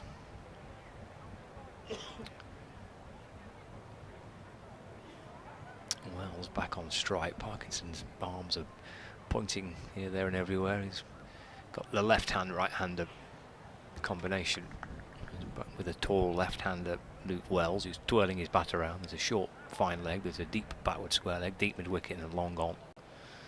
Parkinson to Wells. Driven. And stopped by Joey Everson at cover.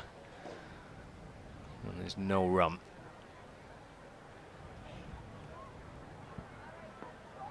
over number 16 on the spin this, I think, isn't it, for Parkinson's lunch? Reverse sweep attempted by Luke Wells. He bowled one over, didn't he, just before the lunch break. He's bowled unchanged since lunch. Actually, it's been 17. And again to Wells. Through it goes to the keeper. No, I remember speaking to him here when he was playing for Lancashire, and I think he bowled through 2 sessions unchanged. It was something along those lines in a match 2 or 3 years ago. Centuries for Luke Wood and somebody else in that match for Lancashire. Reverse sweep by Wells, gets it away this time. Now towards the boundary, and that does bring up 300 for Lancashire as Parkinson collects his cap. And the 300 brings them the addition of another bonus point in this match. So they move up to 5 bonus points. 300 for one. Wells 145 and Bannon 134. Yeah, I remember speaking to Parkinson after a game here. I was going to say Danny Lamb.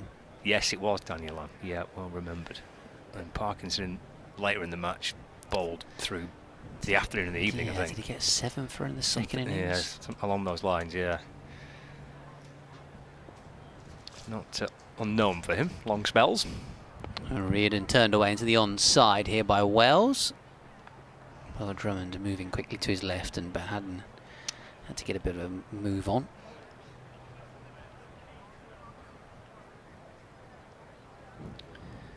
It was a game, I think, quite early in the season, though. It might have been like an April fixture, something like that. It was lovely weather. Yeah, I think it was. Yeah, I think Parkinson got Was it when 6 or 7 wickets. When we started the season behind closed doors? Could have been. Yeah, yeah, it was. I interviewed them over by Floodlight too. Ah, there you go. Fended away by Bahanan. I vaguely remember you and I with David Fulton maybe wearing coats watching on from the Underwood Knot stand, because I think we were in a slightly different commentary position. That's right, yeah. So I think it was bright and sunny, but maybe it was a little chilly at times. Yeah. This one's pushed away up towards, long on for a single. Yeah, we had to do my interviews on by the other floodlight, because Lancashire must have been using the stand across there. Yeah. to change it. Yeah, there's aim stand. Yeah, they would have been. Right. Here comes O'Riordan again. Turned away into the onside for a single by Luke Wells. Yeah, I've just found the scorecard actually. Okay. All of the above things we already said. Right. Oh, well. Were true. Excellent. But yeah, Parkinson bowled 52 overs in the second innings. Okay. 7 for 126. As O'Riordan is defended away here by Bahanan. Just looking at some of the names in the Kent team who are not involved in this game but were playing in that match. As it's defended away by Bahanan. Fred Clarkson was actually playing in that one. Miguel Cummins was the overseas. Matt Milnes, who's since moved on to Yorkshire. Darren Stevens was playing. Ollie Robinson, who almost got a double 100 for Durham against Essex at Chelmsford. Heino Kun was here as well. Pretty familiar sort of top 4, 5 in Bell, Drummond, Cox, Crawley, Denley, Leaning. And Bell Drummond made 100 in the second innings. And actually got out to Josh Bahanan. Not quite happened there. Quite sure what happened there, but Right, this is the final over of the afternoon. Reverse sweep attempted again by Wells. He's got the ball away. Down towards the Les Ames stand, and it's just a single this time for Wells. 148 not out, 304 for one. The lead is 60. 5 balls remaining of the afternoon.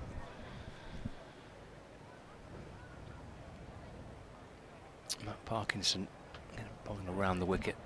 It's padded away by Barnum.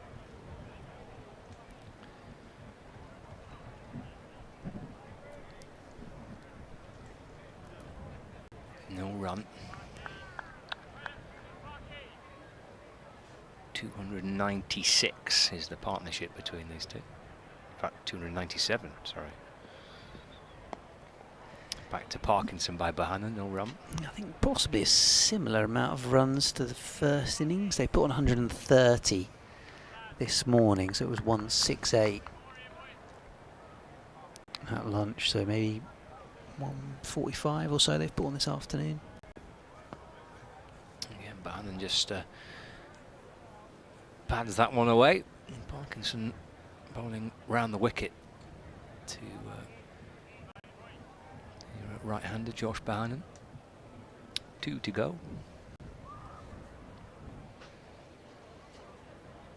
Sets off again, loops one up. Bohannon drives, calls Wells through for 1. Tawanda Mahey loses his cap as he scoops up the ball.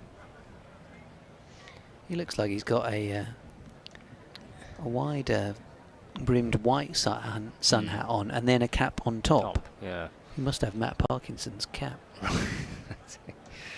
He's wearing 2 hats at the minute. With sunglasses perched on the front as well. It's a look. 305 for 1. Wells off the front foot and defends. And that is tea.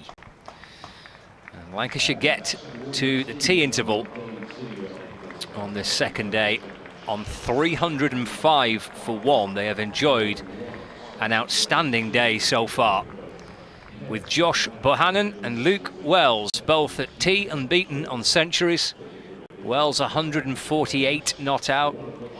Bohannon is 136 not out. Lancashire lead by 61 runs.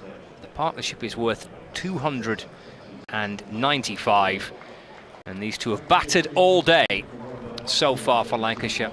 As they're heading towards the final session, they will be greeted with a warm round of applause from their teammates. Away to our left-hand side, it's a fabulous effort by Wells and Bohannon. 305 for 1, Lancashire lead by 61. Yeah, massive effort from those two.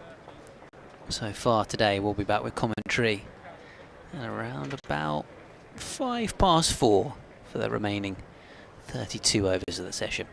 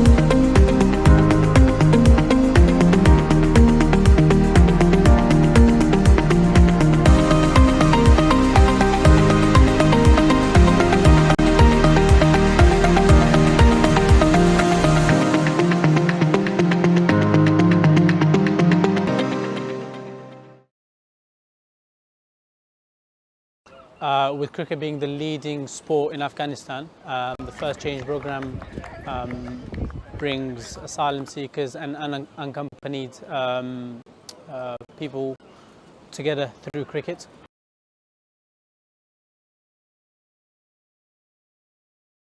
Cricket jadi ډېر مهم دی د کمیونټیز یو ځای سره ولي او هیله کوو چې کینټ کرکټ ټرست دا چا مدد وکړي چې بېکوره سوي او د سپورټس د وجې سره یو ځای خلک سره راولي. Playing cricket has a positive impact on mental well-being. It heals and brings people together.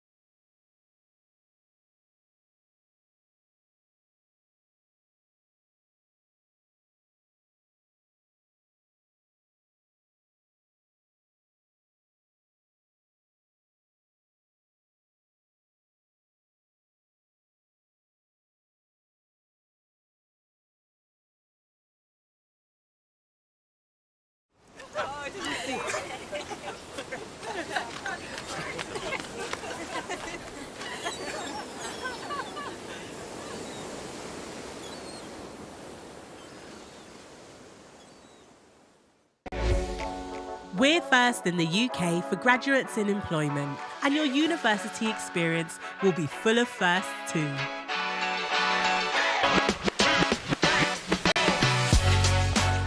Whatever they are, at Canterbury Christchurch University, you'll be perfectly placed for success. Join us at the beating heart of opportunity.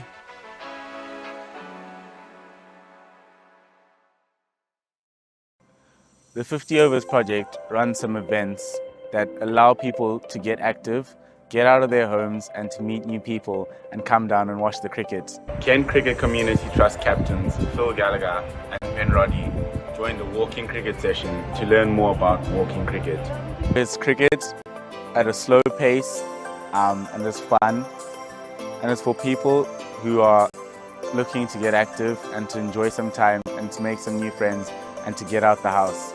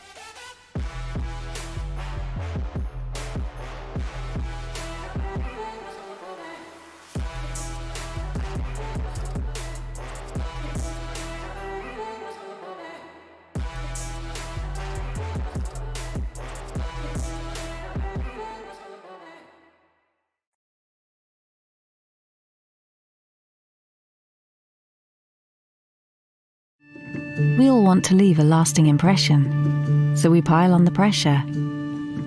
Our primary mission is for you to fulfill your ambition, work towards your true purpose. See, a lasting impression can be easy to achieve.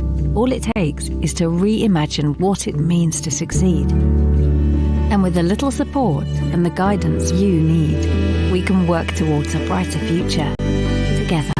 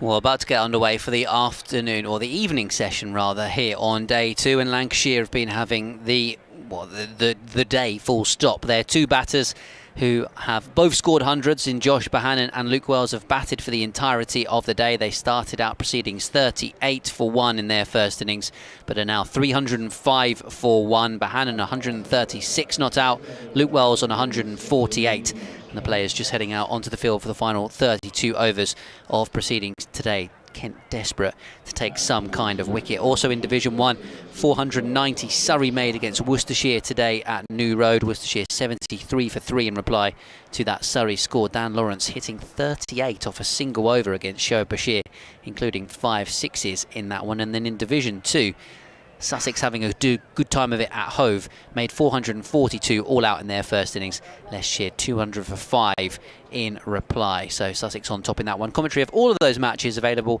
via the BBC Sports app and website. And with that update, we're back up and running. Rather peculiarly for the afternoon session. Wow, the evening session. I just said afternoon on the update as well. Evening session. It's been a long day already, particularly if you're a Kent fielder. Yeah, I should imagine so. With Josh Bohannon and Luke Wells grinding down their morale. There's still some school kids here, amazingly. There's about a dozen of them just chanting, saying, "Come on, Kent," on the boundary. In the yellow school tops. Yeah, in the yellow tops. The yellow team are still here. The blue team were first to leave. The yellows have outlasted anyone. Yeah. So well done to whichever school teacher has decided to keep the kids, or whichever parent has stuck around to keep that particular group here beyond the end of school time. Maybe the beer tents encourage them to stay a little bit longer. Yeah, maybe. Maybe parents are in the beer tent and the kids are on the front row. You stay there and watch a bit of cricket. Here comes O'Riordan. After a tea break from the Nackington Road end balls to Bohannon, and there's no run, so we've got 31 overs remaining of the day's play. As O'Riordan's in and bowls, and that's driven away by Bohannon to cover, no run. Of course, there's a second new ball available for Kent if they want it.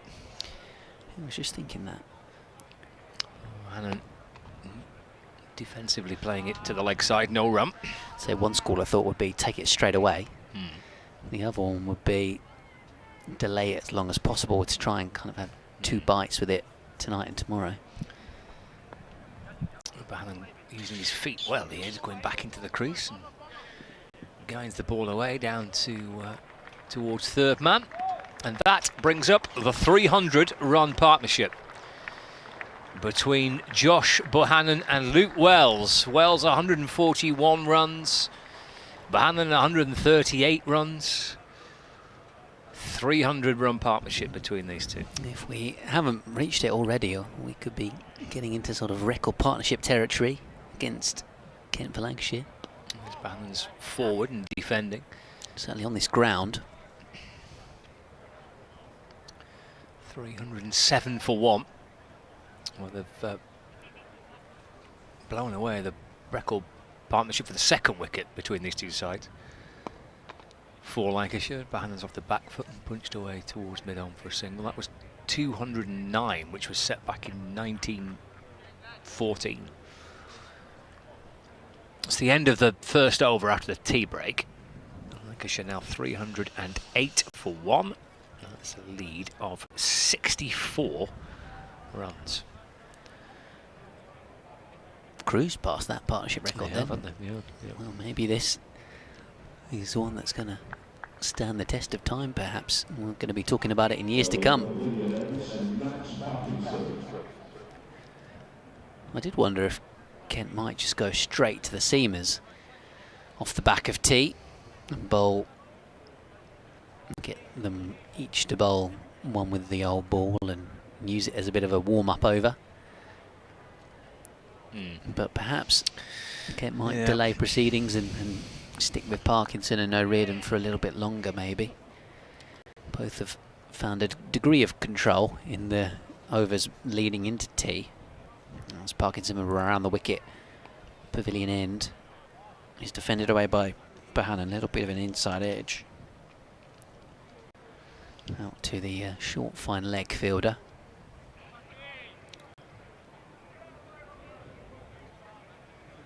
Parkinson once more bowls. Back goes Bohannon, punches out towards O'Riordan at cover. Don't see any noticeable sign of anyone warming up into the fast bowlers. No. Parkinson comes in again. Pushed back towards the bowler. Presumably it will have been, the plan will have been discussed during the tea break, and everyone will be aware of when Kent are planning to take roughly the new ball. Here's Bohannon on strike, gets a full toss into out to Mieye, who shies at the stumps of the bowler's end, but always going to be awkward technique for him to throw it in right-handed while moving to his left towards the stumps. Maybe your theory, Ben, about the idea of just see if they can buy a wicket with the old ball, and as soon as one of these two, they can get one of these two out, then go to the new ball. Yeah. Feels like a bit of a risk, though, to do that. Yeah. Having failed to make a breakthrough all day. Attempted reverse sweep from Luke Wells. Picks out the fielder at deep point, a treat, actually.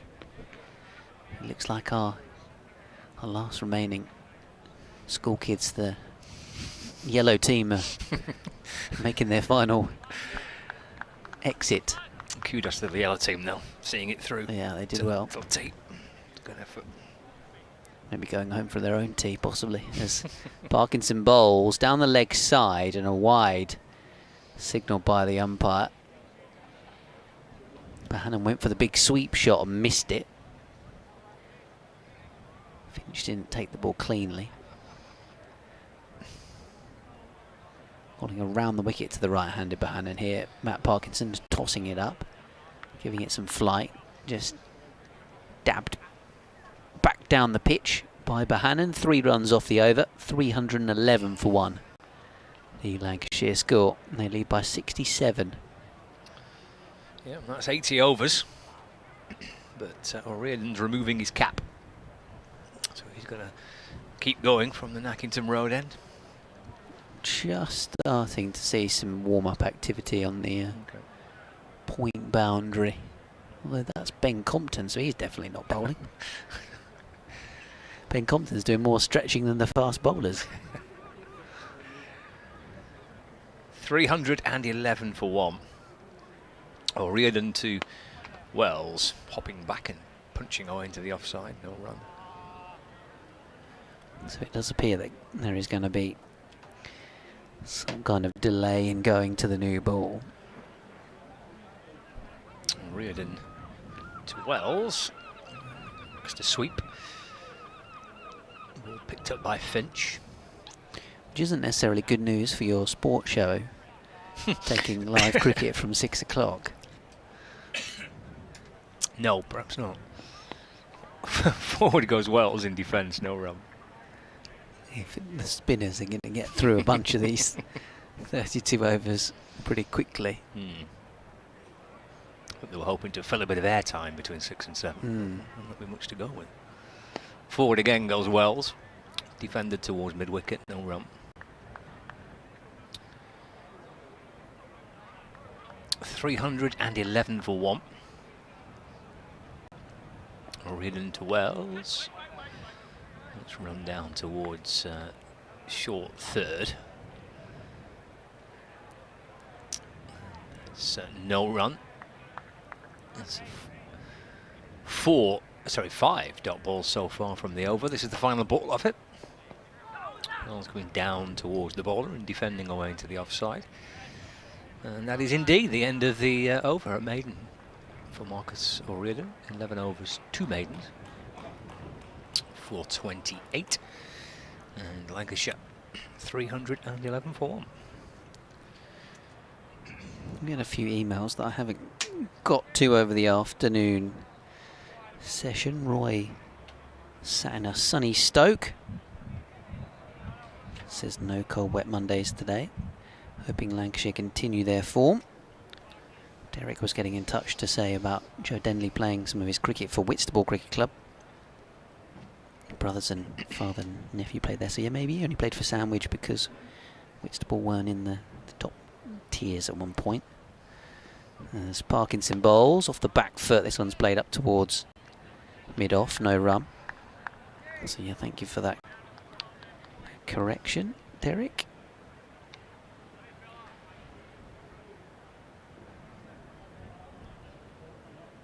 Parkinson bowls, cut away by Bahanan, no run. Ross Duggan getting in touch, says enjoying the commentary and stream from back in Lancashire, saying about asking Scott what's the reason for the absence of the overseas player, Tom Bruce. And there's Parkinson bowls, little bit of turn, this is flicked around the corner by Bahanan for a run. Is there an official reason? Or? No, not that I know of. They didn't play in the Roses game on Thursday neither. First T20 match he'd missed of that, and it's the first championship match he's missed. So I don't know. Maybe get a little bit of clarity on it at the end of the game, perhaps. Here comes Parkinson around the wicket. Turned away into the onside by Wells, who's on the brink of scoring 150 here. In fact, he's just one run away. Want to take over, Scott? No, it's all right. You sure? Yeah. Parkinson bowls. There's an appeal for LBW. As Wells came forward, but didn't really get any bat on the ball. Didn't get much support neither, did he, that Parkinson? It was a long cry. No, it was somewhat. You were talking about the 100 wildcard picks earlier on. John Trainer getting in touch. This one swept away by Wells into the onside, out towards deep square leg, and his 150 comes up from 243 balls with 24s and a 6.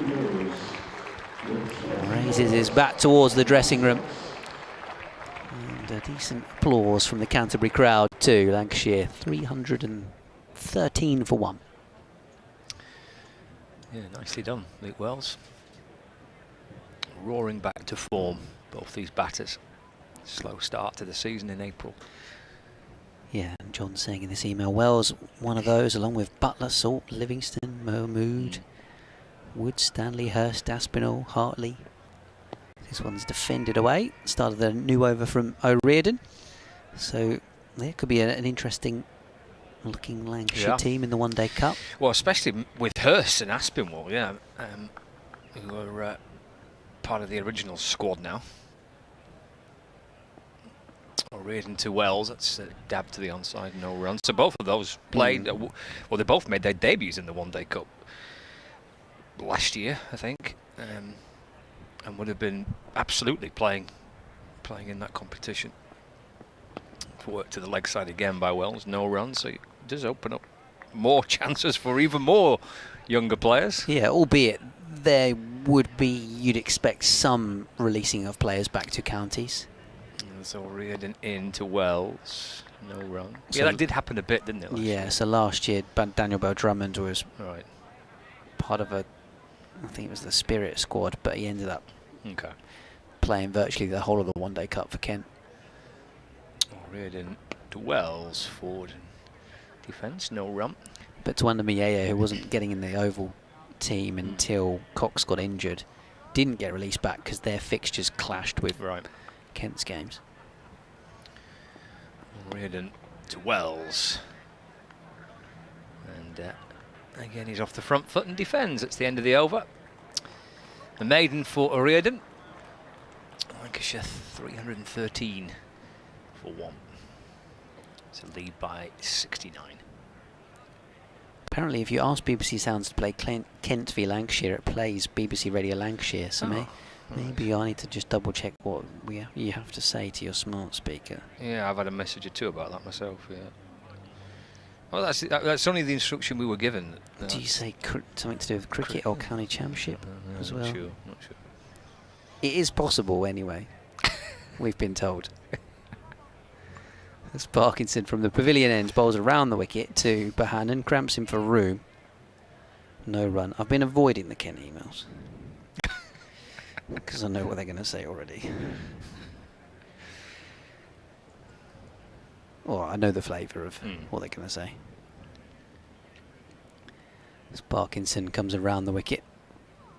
Oh, Bohannon charges down and hauls this away into the leg side, but some good work in the deep by, I think it's Bears Swanepoel, possibly. No, it's Ben Compton down there, who's managed to save 4, and they come back for 2, in fact.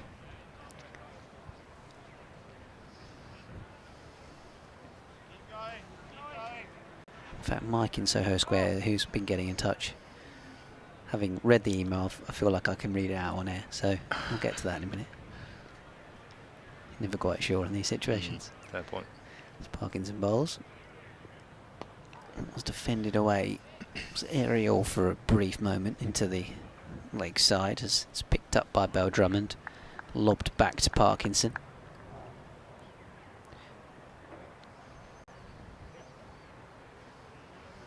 What's more, the leg spinner bowls. Bohannon just gives himself a little bit of room and crashes it over the head of the bowler down the ground for a boundary. Really clever batting from Josh Bohannon, that. One just to give himself the little bit of room, but also to hit it hard and pretty low over the bowler's head. The long on fielder had no chance, and then mid-off is up in the...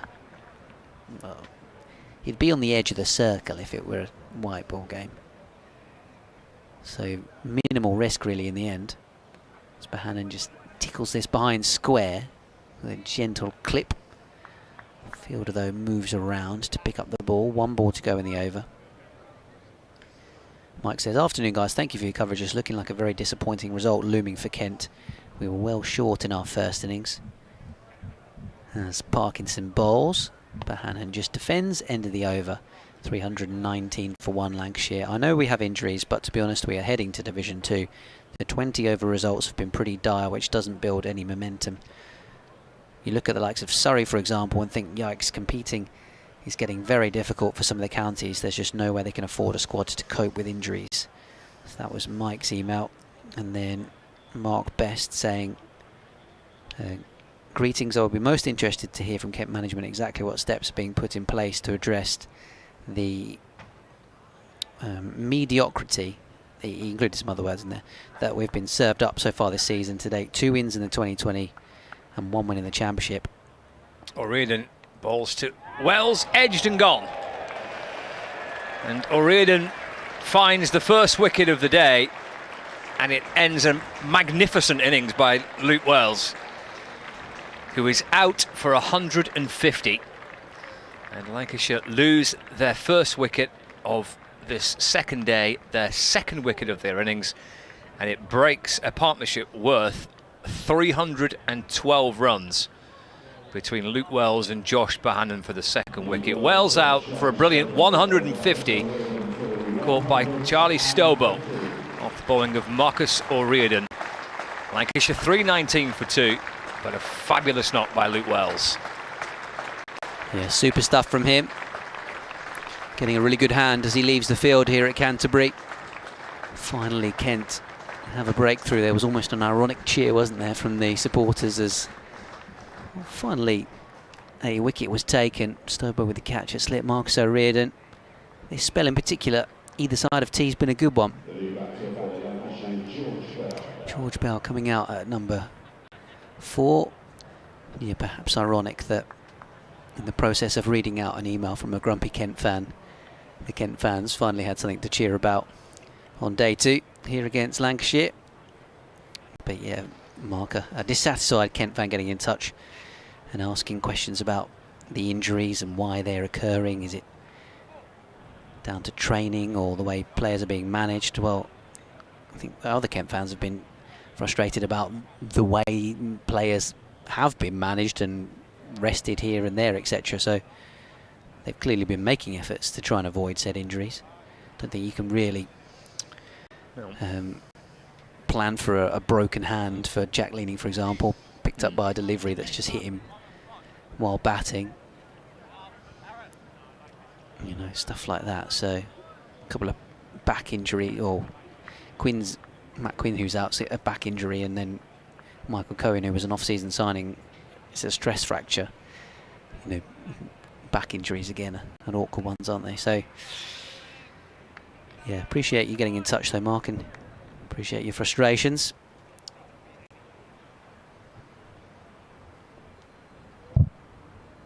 Kent do have a new batter to bowl at for the first time today. He's been waiting some time, George Bell, for his turn. Indeed. Having taken the wicket with spin, do you then stick with the spin? I don't know. Or do you now go to the new ball? I think you go to your quicks, don't you, with a new ball? And they've got an end open potentially. Got a new batter out there, but we'll see. Yeah, it looks like Swanepoel. Well, there's 3 Kent players on their backs, kicking into the air. One of them is Swanepoel. And one of them, I think, is Parkinson here at short fine leg. He maybe just needed to lie down. Well, I don't blame him. And then mid-on, I think it's possibly Everson. Although Jazz Singh down at deep square legs also on his back. I don't think I've ever seen so many cricketers on their back at one point in time. Oh, Ben Compton's running out with some protective gear. I think he probably is about to go put it on himself, to be honest.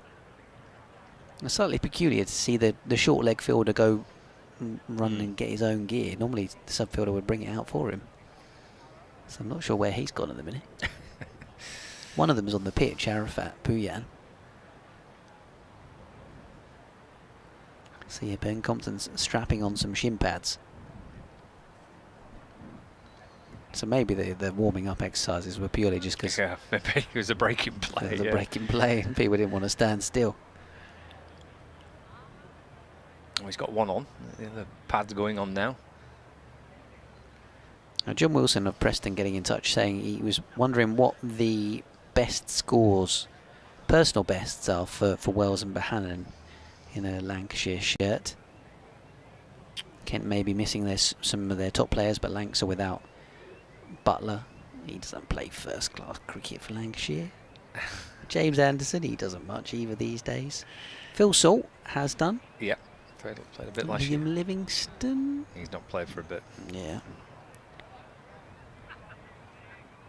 All right, Bell eventually ready to face his first delivery. And he leaves this one from O'Riordan through to Finch. So they've gone with Compton at forward short leg under the helmet. John says, personally, I'd like to see Lancashire bat all day tomorrow and then give Kent, say, the final hour to start their second innings. O'Riordan to Bell. The back foot just dabs it back down the pitch, no run. Although he makes a point, imagine if Salt and Livingston were still to come in this. They'd have a bit of fun out there. I think Matty Hurst will look to bat positively, that's for sure, amongst others. O'Riordan to Bell. He drives it off the back foot down the ground and calls Bohannon through for one. And gets his first run, albeit there's a little bit of questioning back and forth between the two batters. Bohannon was entirely aware that Bell wanted a single. 320 for 2, lead of 76.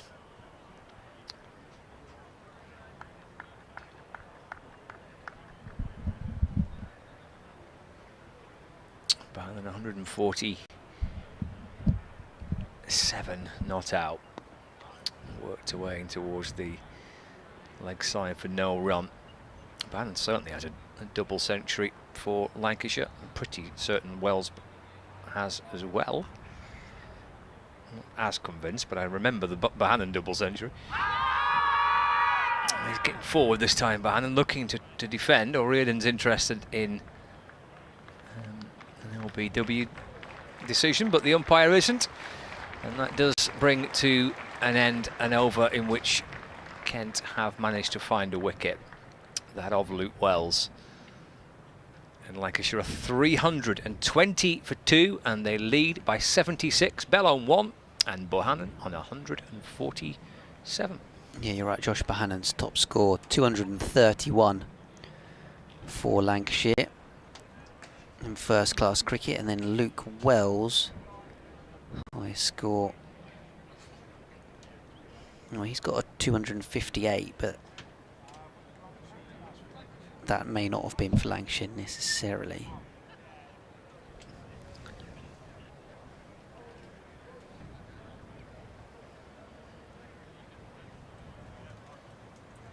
So we'll double check that. So Parkinson to continue. Compton is now at silly point for George Bell, the new batter. As Parkinson bowls outside of the off stump. He's left alone by the new man to the crease.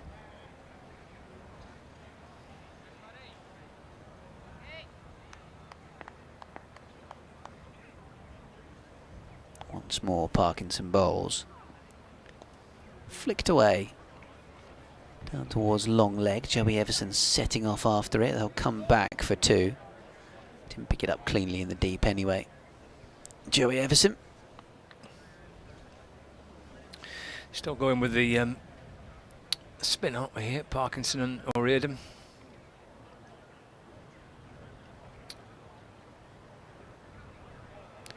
Yeah, it looks like the 258 was for Sussex from Luke Wells back in 2017. Yeah, I don't remember a double century for Wells for Lancashire. Tossed up, inside edge into the front pad from Bell. Drops away on the onside.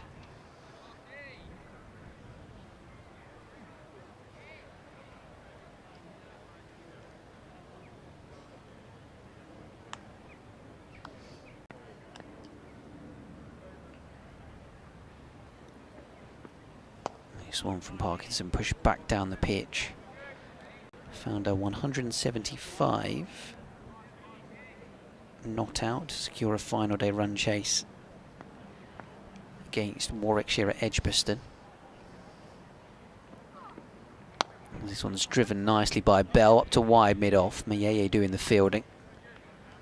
Good stop. Just got underneath the body, didn't it? Short cover. Mayeye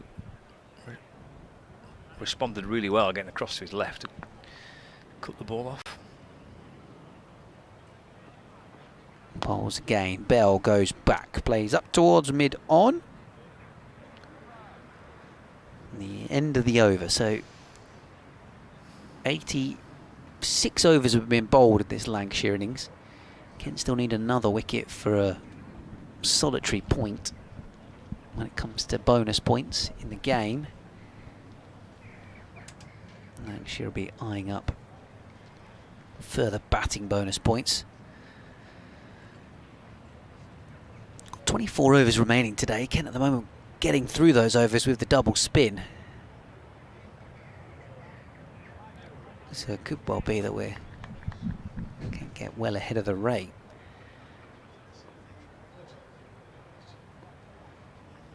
There's this moment in time. A reading continues from the Nackington Road end. Bahana goes back and plays it back up the pitch. Yeah, so it would be, if you're expecting it to be, say, seamers, they normally say 16 overs in an hour. You'd get through to 6 o'clock, so it may well be that the way Kent are bowling at the minute, they could bowl more than the allotted overs in the day. Well, I love that. Rather bizarre. Oh, I think there might be another drinks break, wouldn't They there? might have to slow it down a bit in some capacity. This one to Bahanan is pushed away into the offside for a single. Kevin Howells has replaced BBC Lancashire's Scott Reed in the commentary box.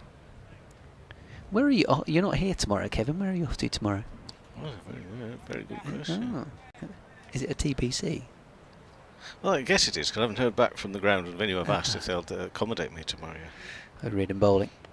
A little cut shot from Bell, and that's nicely played behind square on the offside. It should be a boundary to get him up and running. Won't be cut off, so delicate stuff from George Bell. His first 4 moves on to 7. But I figure that Nottingham is about halfway. Well, it's just over halfway between here and Durham, where I need to get to Chestler Street in time for Wednesday. So I'm going to see if I can edge my way in at Nottingham. Played off the back foot Up towards O'Riordan, who fields well off his own bowling. What are you doing in Chester Street? The Women's International. Is that the first one? The usual culprits are still over in the West Indies, you see, so I've got some filling in needs to be done. Defended away, up towards mid-wicket. It also means I'm going to miss County Cricket Day, which is a bit of a blow. Outrageous behaviour. Because, although I will be at one of my favourite county cricket grounds, which was New Road, Worcester. But that'll be for another one day international. So that's the 1 day as against New Zealand. Yeah. So Tammy Bowman of Kent is in that squad. Okay. Any more notes? Any more notes you want to put down for me? She's just not in the T20 squad. Oh, I see. Yes.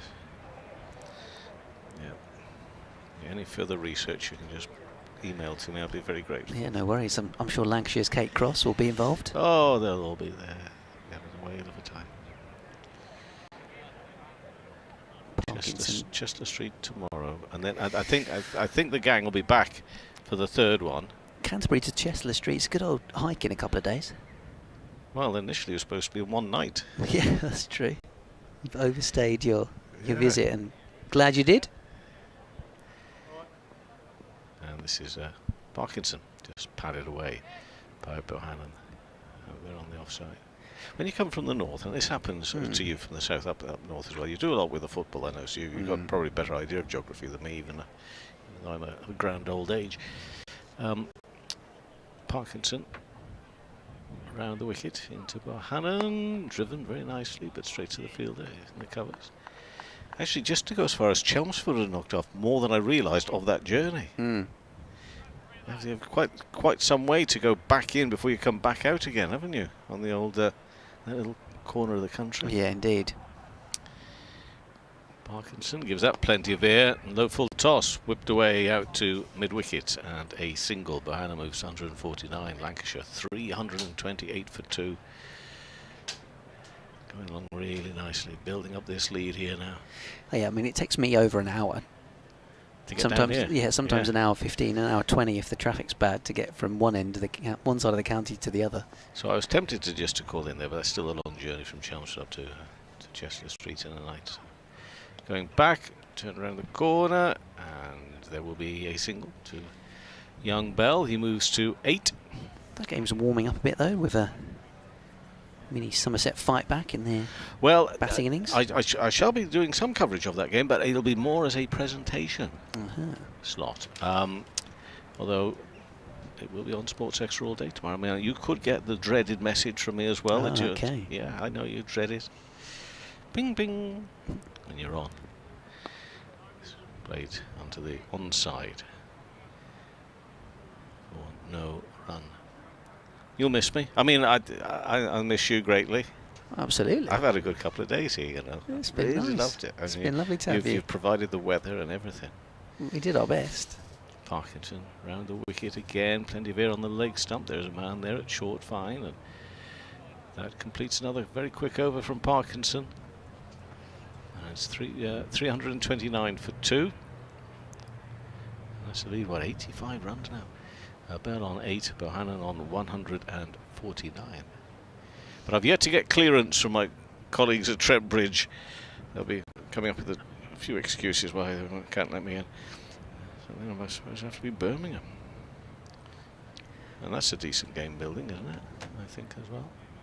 Anyway, you've still got another 2 days here to go, and this is such a fight that Kent have got on their hands now already. You can just see how it's all going to play out. Going to rely on that batting to be better second time around. Yeah, very much so. I'm up against Nathan Lyon. It's going to be a challenge. Yeah, for sure. It will be. Reardon continuing here. Off the back foot, really crisply driven by George Bell. And he's timed a couple of boundaries really nicely into that offside to move on to 12. 333 for 2. Lancashire here.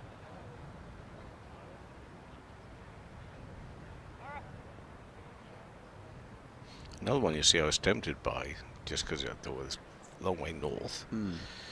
There's one you've been talking about a few times today, is Scarborough. Yeah. Driven away here by Bell. Square drive through point. Another boundary for him. Really fast hands there from George Bell, just to whip through the ball. Moves to 16, 3-3-7 for 2 Lancashire now, leading by 93. But that's just like Canterbury. You forget just how far you have to drive towards the coast to get to there. Yeah, here to there would be a long old slog. So I think actually it'd take me longer to drive to Scarborough from here than it would to Chestnut Street. Driven once more, this time straight to mid-off by Bell. Stobo just starting to loosen off at slip. So possibly Kent have got their sights set on the new ball soon. As Bell drives for 4 more, that looks like. Swanepoel won't cut it off, and it's perfectly placed in between cover and mid-off. And away to the boundary. So Bell with 3 fours in this over. Swanepoel looked like he was maybe thinking about having a bowl himself, and then was surprised to see the ball coming in his direction.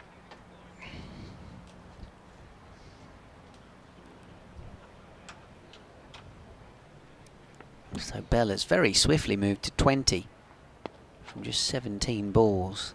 That's the number on the back of his shirt as well, actually, as he pats his 18th delivery back up the pitch to O'Riordan, the one man to take a wicket for Kent so far today. Balls played away defensively by Bell. Up towards mid-off, end of the over. 341 for 2. The old vehicle over there starting to glisten a bit for the first time, just a little bit worried it's going to catch the eye of the batter. We'll have to sprint across the ground to find some sort of blanket or cover. I think we'll be alright. We've been okay all day so far. But you always make sure, this is for those that don't do this, you always make sure when you go to a ground, cricket ground, this is any club grounds especially, because you're often having to park your car in some very dangerous positions there, with especially if you're batting, clearing the ropes over the top into the in towards where the cars are parked. Always make sure that you've got your back facing the cricket ground, because if the ball does crash, and I know windscreens don't smash in the same way that they used to back in the day, but it's much better to have the back one smashed and damaged than it is the front one. Most people know that, but maybe not all. So that's a very good point. Yeah, that's just the public announcement for the day. Yeah, indeed. Brought to you by non-political government announcement. Don't worry too much if it's me batting though. Unless your car's at third man.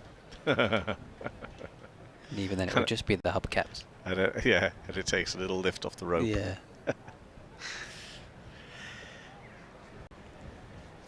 You watch now. I'm talking into so much trouble. It's going to end up, isn't it, going out there? There was one. It's happened to commentators in the past. There was one bit that did a bit of social viral when Ian Smith, the New Zealand former international and commentator, and I think actually Luke Fletcher was involved in this. He was in their version. I think they called it Super Smash, their T20 competition. Yeah, I think you're right. It is called that. And Luke Fletcher, I think, was the bowler, not the batter, who hit the ball in a certain part of the ground at Wellington, at the Basin. I feel like I can hear that commentary as well. Yeah, and and they realise it's a vehicle, and I forget which part of the vehicle. I'm not sure it was the glass, but the vehicle, and Smith realised it was his car. Yeah, that's my car. Very good, actually. Very good from you there. Thank you. So Stobo coming back in to action, and in a bowl. Is it the new ball? I don't think so. Still bowling with the old one. Square through the onside, and a couple of runs, and that is Josh Bohannon doing just what Luke Wells did before he was dismissed a short time ago, but bringing up the 150. 265 balls for Josh Bohannon. Wonderful work. We talked about the innings when he brought up the century a little earlier, one of patience but such skill, and some, it's a hot day, some decent running as well, and but also the strokes, some of the stroke play, and given the chance on the half volley in the drives. Nothing too expansive. It's just been good, skillful batting. Absolutely. Can I change my mind? I think this is the new ball now. Okay. Just seeing the glint of it in the sunshine. Well, on 151, and a little bit of that. It sort of makes sense, doesn't it? He was going to take that, and with that delivery, getting something out of it. Yeah, just the extra carry there. The problem he has at the moment, well, he has a bit of a problem. He needs to get some wickets here, of course, for the team. But Stowe, seeming the umpire having a word or two with him about a no ball issue. He hasn't called him for a no ball. He's bowling from this end. I think for the first time. Did he bowl from here last night? He did for a little bit, but then swapped ends. Okay. Yeah. So for the first time today, I think he's bowled from this Correct. end. He comes in now to bowl to Bohannon. 151 not out. Driven back. You could almost hear that's a new ball as well, can't you? Yeah, absolutely. Just the hardness of it. Yeah. And actually, I've just noticed as well. Have they put up this new ball on the they haven't. Well, there was no kind of formal announcement, but 0.3 it says on the on the electronic scoreboard. That's good. That's a good use. That's a good use of. It's a good little indicator there. Yeah.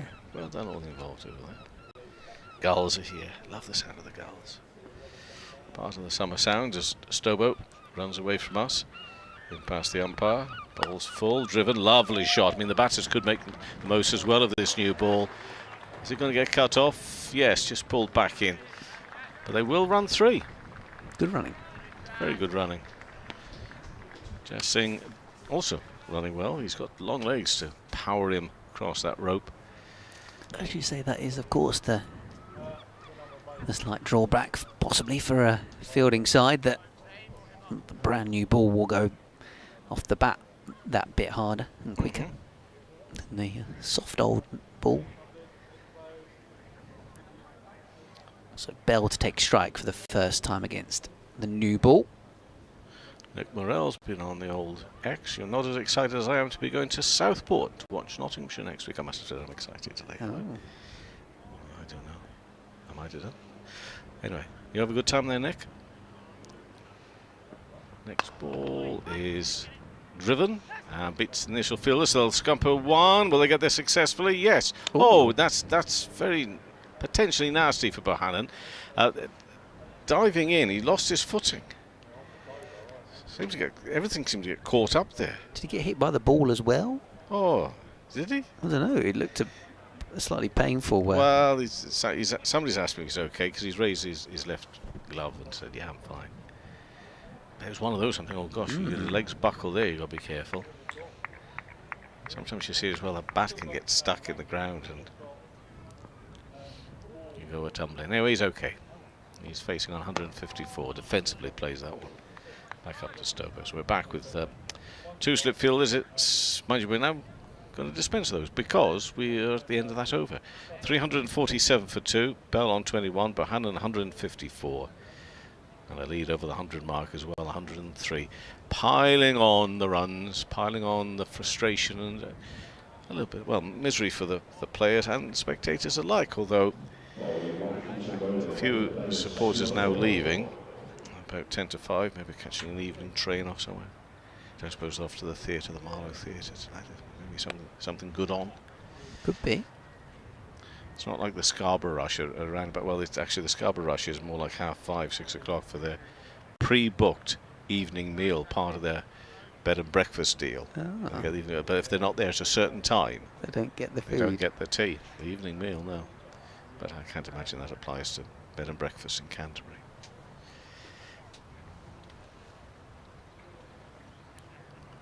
I'm not sure I'd be necessarily choosing to head off into the city centre at this time.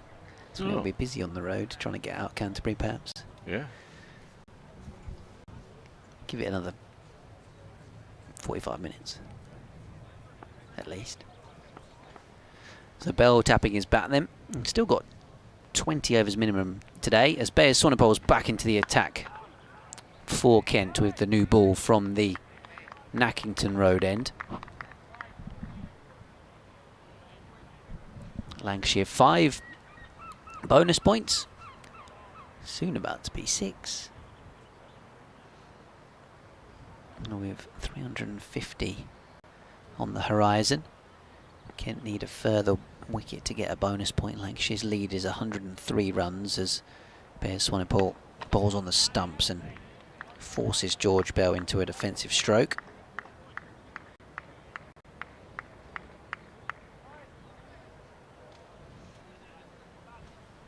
So there's 2 slips for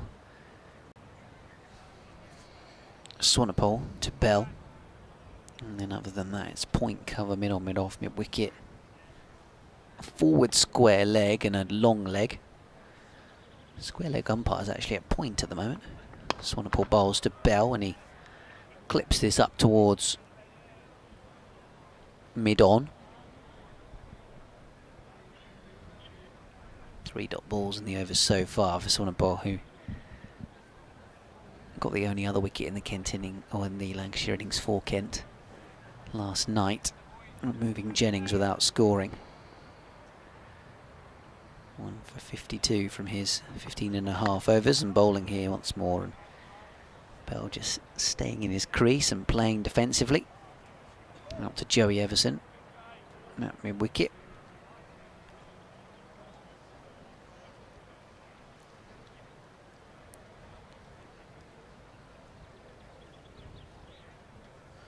Oh, Canberra tent still pretty full. Yeah, it does look like it. Effectively long off from our view at the moment, and the batting at this end. There's a quick single on the cards here. It was the sub fielder at square leg who was doing the fielding, Arafat Bhuyan. It was nudged away there by George Bell. Recycling bin lorry's gone. Oh, it has, hasn't it? It's all part of, I presume, a company. Yeah. Who are talking to people about recycling.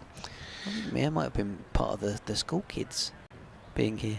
Yeah. Might have been part of the project they had to do. Every day is a day of learning, even for you and me. Yeah, indeed. Yeah. Every day is a school Yeah, day. just the ice cream van remaining now on that side of the ground. I've walked past twice now. And for my own health. You've done well to walk past twice and not buy one. I know. This one's defended away by Bahanan. End of the over from Swanepoel, just the 1 run from it. And the second over with the second new ball for Kent. Lancashire 348 for 2.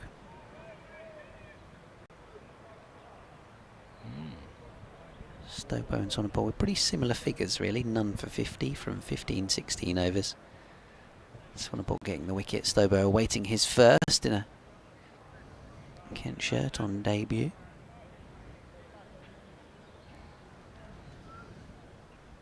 It's going to continue here from the pavilion end.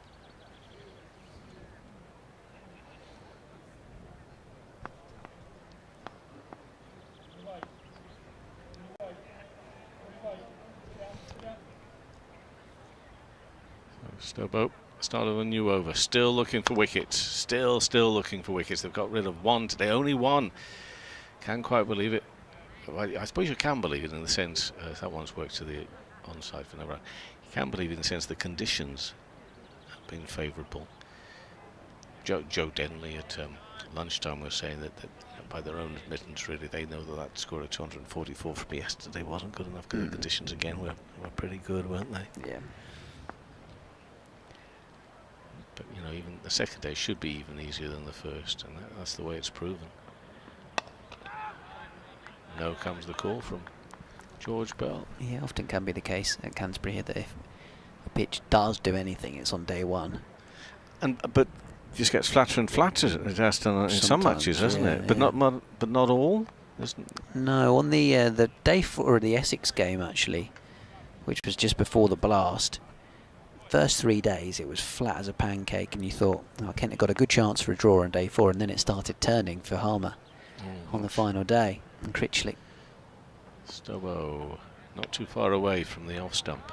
It's left though by Bell, and that's the sound of encouragement to Stobo to keep on going. Sound his figure. I mean, his run rate is 3.3 that he's conceded off his bowling today. No wicket for 51. 3 maidens in his 15 overs today, into his 16th. Tall, shaven-headed figure.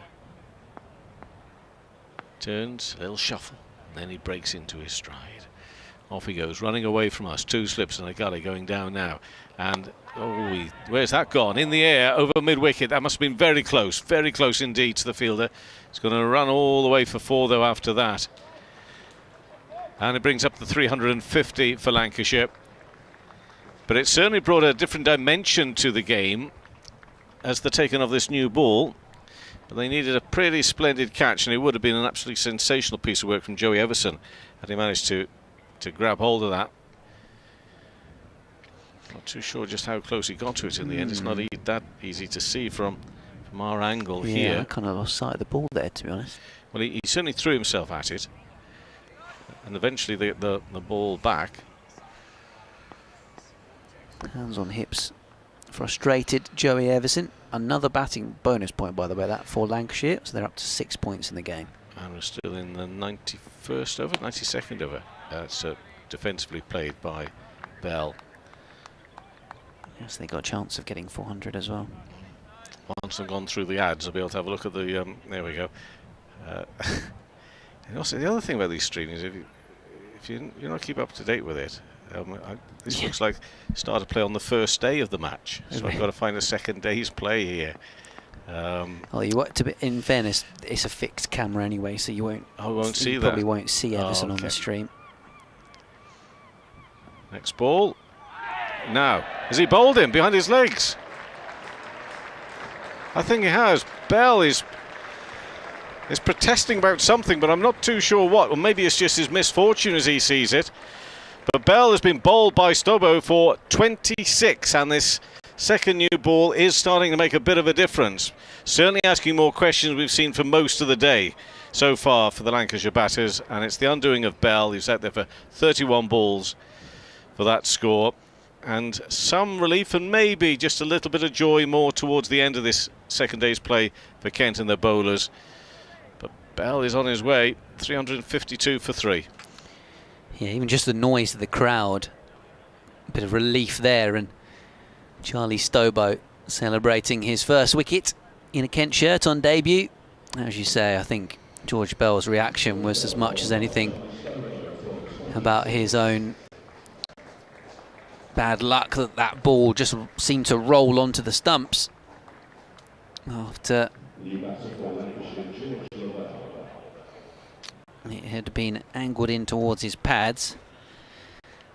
Oh, don't put pressure on me now with the trying old... to get the replay up. Yeah, could take me forever. That was the previous one that went in the air, yeah. Well, you'll get there in a moment. Do you reckon? Don't put me on the VT for any important cricket matches. Don't have you use the third umpire. Well, I think I'll be pretty good at that. Well, you do the umpiring bit, just not the director. That bit I would say, rock and roll it for me, please, lads. Rock and roll it.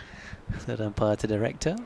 We had Richard Kettleborough on the programme, a few weeks ago now.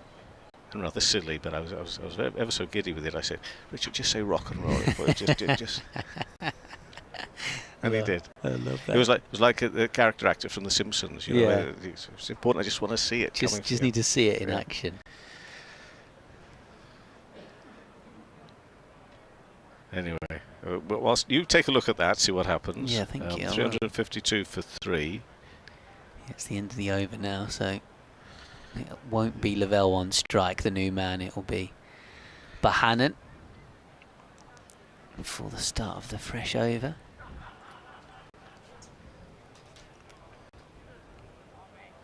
I think he's turned either with his pad or his bat back onto the stumps. Yeah, I don't quite know how that's managed to go there, to be honest. Here's Swanepoel to Bohannon, defended away. Yeah, if anything, it was the way it was kind of angled in towards the leg side. It was almost like he was trying to flick it away, and maybe it was the sort of delivery that if you were the only way you'd get out would be a strangle. So for him to somehow... for that ball to somehow end up on the stumps. See, the protest with... This one goes past the outside edge of Bohannon's bat through to the keeper from there's Swanepoel. So it wasn't... I knew it wasn't nothing to protest about, really. But his annoyance, it was a conversation he was having with Bohannon at the other end. So how on earth have I done that? Yeah. In fact, from that angle we're seeing on the replay here, which is behind, it'd be quite nice to have had an angle of that, because we would have seen exactly what he did. Did it come off his pad, or did he turn it around with his back, looking to work it away fine on the leg? So actually just turn it straight back around onto his stumps. Oh, inside edge from Bohannon this next one. Swanepoel, a couple of decent deliveries on the spot with this new ball to the set batter, who's on 154 not out. Lavelle yet to face. Yeah, like you say, actually that would have been the best view from the camera from the far end. The reverse angle might have given us a bit more of a clue of how that ball managed to deviate onto the stumps. Either way, he's unlucky from that perspective, but by gum, Kent need all the luck they can get here. Yeah, it means a point for Kent in the game, the first one, as this one is into the leg side from Bohannon for a single out to deep square leg. So Lavelle will take strike for the first time since arriving at the crease. Well, I've looked at it several times now. I can't be certain from which part of his body or the bat that it actually came back, but it came back. So far, it actually went on to his leg stump, didn't it? Yeah, it's not the off bail still standing, bizarrely. Well, he's out. He's on his way and gone to mull over. Now, sometimes fortune does not go your way.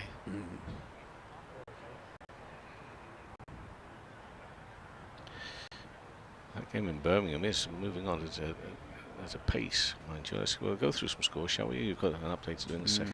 Here comes Swanepoel bowling to Lavelle, caught a second slip. First ball, he's out. And Bayes Swanepoel strikes with the second new ball. Can get 2 wickets in quick succession. And that's a bit of a snorter, to be honest, from the South African. Maybe a bit of extra bounce. Lavelle didn't appear to kind of go forward or back, and has fenced it to O'Riordan at second slip, who's taken a smart catch. And Lancashire are 353 for 4. The lead, all of a sudden, now I'm interested in the lead again. It's 108. And yeah, frustration if you're a batter. You've been sitting up there away to our left-hand side, watching all day long, virtually. Luke Wells and Josh Bohannon have a great day, great time out there. And then you get your chance, and then you have what happened to Bell. Then Lavelle comes out, and he's out straight away. Tails up, and Canterbury thinking, God, the work we've put in, now we've got this new ball opportunity. They got another 2 or 3 wickets here with this new ball. It's got a different perspective, hasn't it, the game? It's a cracking delivery, just having another look. Just slightly back of length. It was possibly going to clip the bails or top of off, so it forced Lavelle into playing a shot, and it's been caught high on the bat and flown at kind of chest shoulder height to O'Riordan at second slip. Actually, it was almost going to take him in the face. He had to kind of move his head out the way at the last minute to take the catch. It was a really smart take. Well, you'll have some more joyous news to pass to your listeners in a few minutes' time. Well, certainly more joyous than it had been. So, Hampshire, second innings, having bowled Warwickshire for 254. They're 23 for 1, in front by 67. Context there, remember, Hampshire beat Surrey in their previous championship match. Talking of Surrey, Worcestershire at 94 for 4, trail Surrey by 396 runs, first innings. Here comes Swanepoel, defended away by Matty Hurst, the new man. The final ball of that over from Swanepoel. We'll get a decent hand now, 2 for 54 in the game for Kent, and kind of follows on from what we were saying about George Balderson yesterday. Those bowlers, well, they're quite similar in a way that they're both skiddier, slightly quicker bowlers than some of the other seamers we've seen on show, and perhaps those guys have been the ones that have found a little bit more joy on this wicket. The story at New Road included that Dan Lawrence, 38 off 1 over, which I believe equals the highest such number of runs scored on over in the championship, which was held by Andrew Flintoff Freddie Flintoff. Ah. And it was Shoaib Bashir. Yeah, so and who's on loan. It was 5 sixes, wasn't it, in a row? Then there was a wide and a no ball, and then actually the final ball of the over was a dot ball. Stobo in, looking for more wickets, sniffing more wickets here now. Kent. 353 for 4 Lancashire. They have a lead over 100 runs, 109 runs, but have got the second new ball. We're just into the 5th over of it. And they've taken some wickets with it.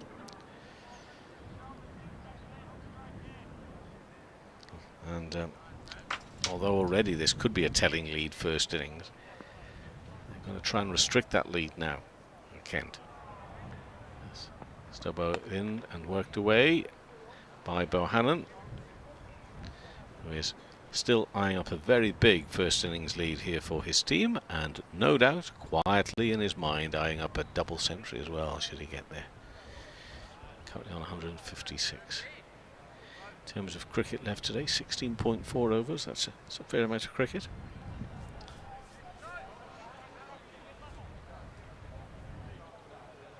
Update on the way for BBC Radio Kent, Sussex and Surrey for the shared programme.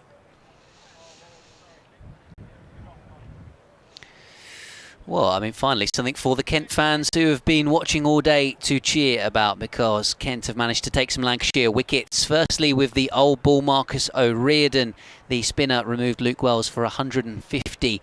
He was caught at first slip, having hit 24s and a 6 in a monster partnership with Josh Bohannon, who's 155 not out. Since then, George Bell came out and hit 5 boundaries, was looking good out there. Somehow the ball from Charlie Stobo managed to deflect onto his stumps, so the Australian picking up a wicket on debut. And then George Lavelle, when he faced his first ball of the match in the next over from South African all-rounder Bayers Swanepoel, it kicked up from back of a length and was brilliantly caught off the outside edge, top of the bat, by Marcus O'Riordan at second slip. So Kent have taken 4 wickets now in the Lancashire innings, 3 in this second day of action, and have themselves a bowling bonus point. But Lancashire, due to their efforts with the ball and now with the bat, have got 6 points, lead by 110 runs, and are still well on top in this game. As are Surrey, also in Division 1. They made 490 all out at Worcestershire, and then the home side 94 for 4 in reply. And then in Division 2, Sussex having the better of things at Hove against Leicestershire, 442 all out the home side. Leicestershire in reply 243 for 6. Commentary of all of those games is available via the BBC Sport app and website. Stobo in and into the offside off the bat of Hurst, who will be thinking about this match. Another big bucks for the 100. He's in the old draft. He's got the old wild card. Oh, yes, of course. Yeah. Let's hope his head's not been turned by the big bucks. The Manchester Originals. Scott Reed's going to come in and replace Ben. Ben's going to take a well-earned break. Well-earned indeed. Talking of drinks, I think they're going to take a bit of a drinks break in a moment here as well. As Stobo bowls. Well, my gosh, how did that end up where it did? On the onside of straight, and Hurst most definitely was looking to drive that through extra cover. And this is not a protest, everybody. It's a drinks break. The players haven't said, right, that's it. Everybody out. Down tools. Down tools. We're not bothered. No, we're not working under these conditions. No, it's too hot. Actually, do you remember that year where we had nice weather? Yes, where we had different sessions because of the hot weather. Did we? Yeah, Lancashire played at Northamptonshire, and they had like a 3-hour break in the afternoon. Yeah. That was on the day it was forecast to be like this stinking like 40 hot day. degrees. Yeah. We had 40? Was it that high? I think it was it touched 40 in some parts of the UK. I remember trying to get around the couple of cricket grounds, and for some reason I wasn't driving. And of course you couldn't go anywhere because the old train, the rail... Too hot. were all buckled. And Everything just fell apart, didn't it, really? Everything fell apart. Including the cricket, that fell What apart. I did discover that day, for anybody that does want to, if you're a cricket fan, you know particular allegiance to a county club, you just have a look at that route that goes across the cross country on the trains, because that particular from where? day. Where does it go from? I suppose I'm talking Leeds, aren't Okay, I? No, right. but Newcastle, Right. across the country, right? And that day, there was something like 4 different grounds you could have got to, all with first-class cricket being played. I think there would be Headingley, Derby. Cheltenham. They were playing at Cheltenham that week. Cheltenham and then Taunton. Oh, so you come down, across and then down. Yeah. Right, I see. 4 matches. Oh, no, you went...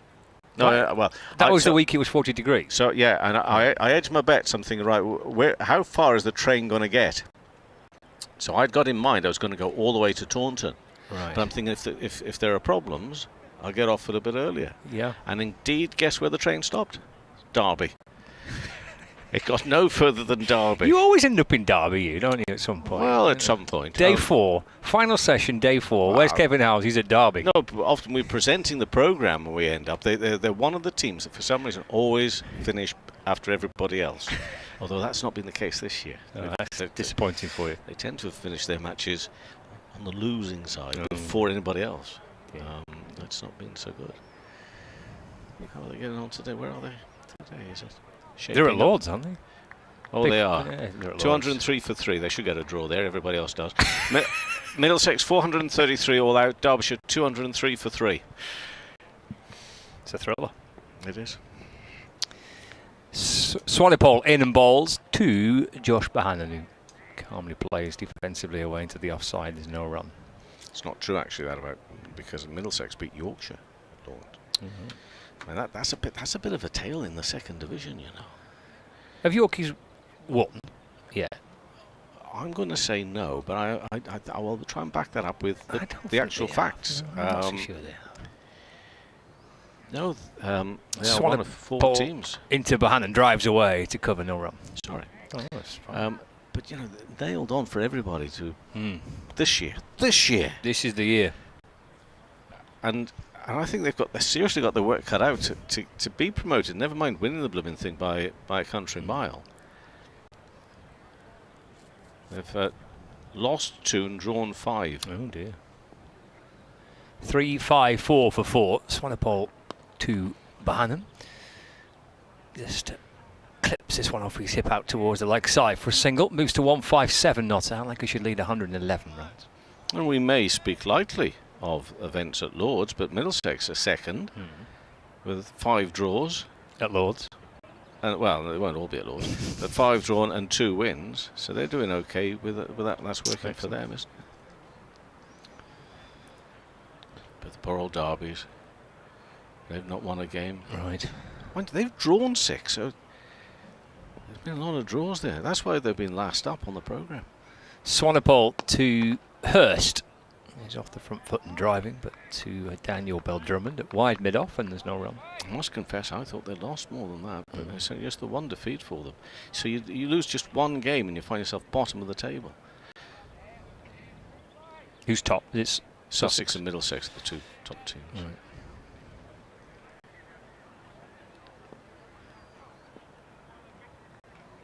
Swanepoel over the wicket from the Nackington Road end, left by Hurst through to Finch, no run. 3-5-5 for 4, Lancashire. A lead of 111.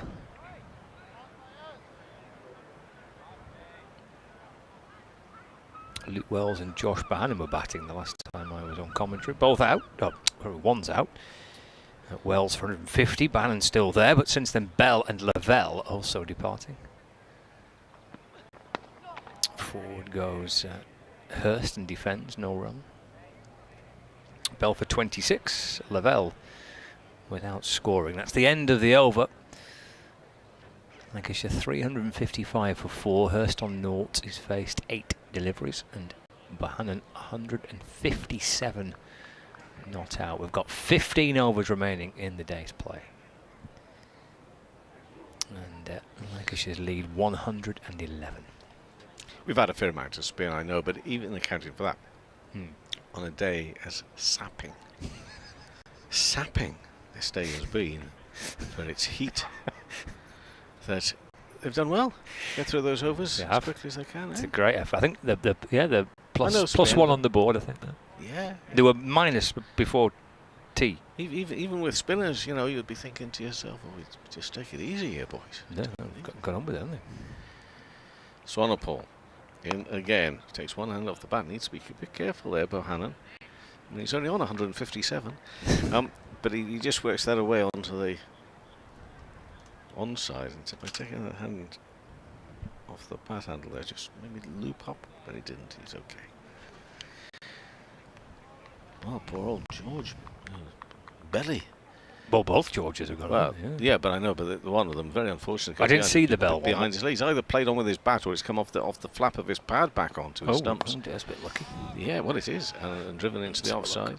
And well, I'm glad you've been paying attention. Well, I was on a bit of a lap around the ground. Oh, you did another? I did another, yeah. So you passed the ice cream van again without buying any? Yeah, well, we had one yesterday. You don't need another one, do Yeah, you? but you didn't buy it. No. Fair point.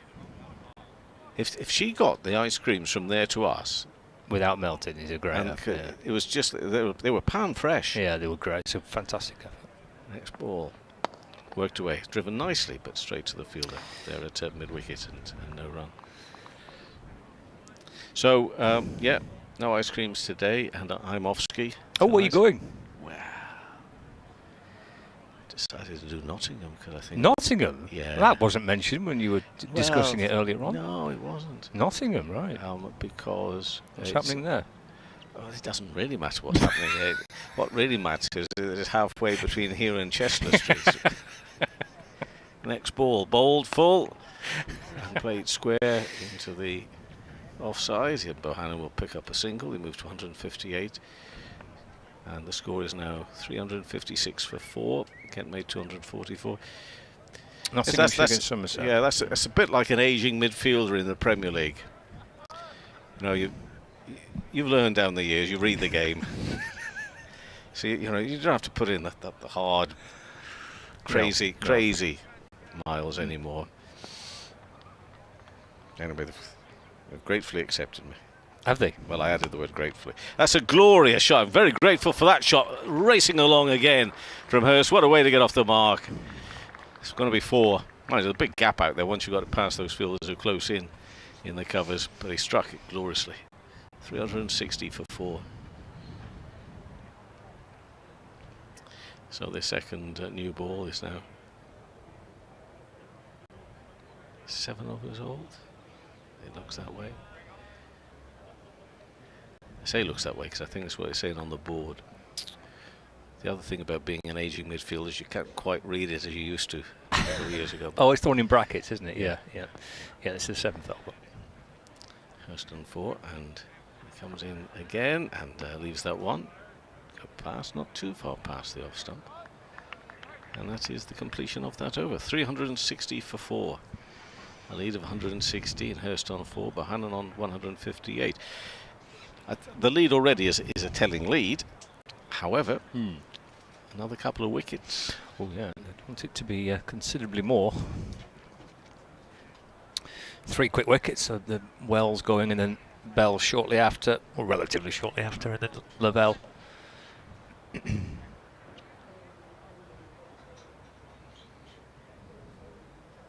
Shall I do some scores? Division 2, Glamorgan 338 for 6, lead Northamptonshire by 59 runs.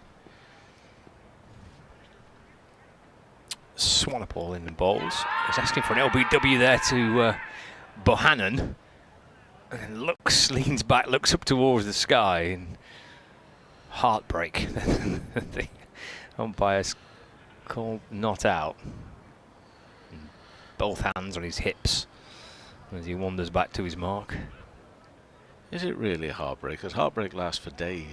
Well, maybe just disappointment. Looked a decent call, that.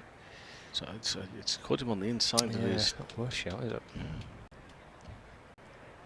It was very close to bullseye, but it's just hit a bit of a fleshy part there. 360 for 4. And that won't help his mood. It's chopped away in between first slip and gully down towards the third man boundary for 4 runs. Bohannon moves on to 162 not out, 364 for 4. And it's been a long day in the field for Kent. It's been commendable effort, especially by the fast bowlers on a hot day, to keep running in. And Swanepoel maybe feel as though he's been on the wrong end of a tight LBW shout in the previous delivery, and sees that very next ball that he sends down work down to third man. Just jacks back a little bit in towards him. He defends away to the offside. No run.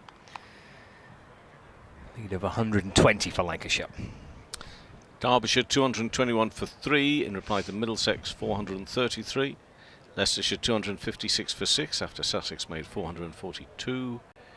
Gloucestershire 130 for 3. That's still 326 runs behind Yorkshire and Scarborough. Swanepoel to Bohannon. Good stop by Finch. He's got a glove on that as the ball just is slated away down the leg side. Come through for a bye.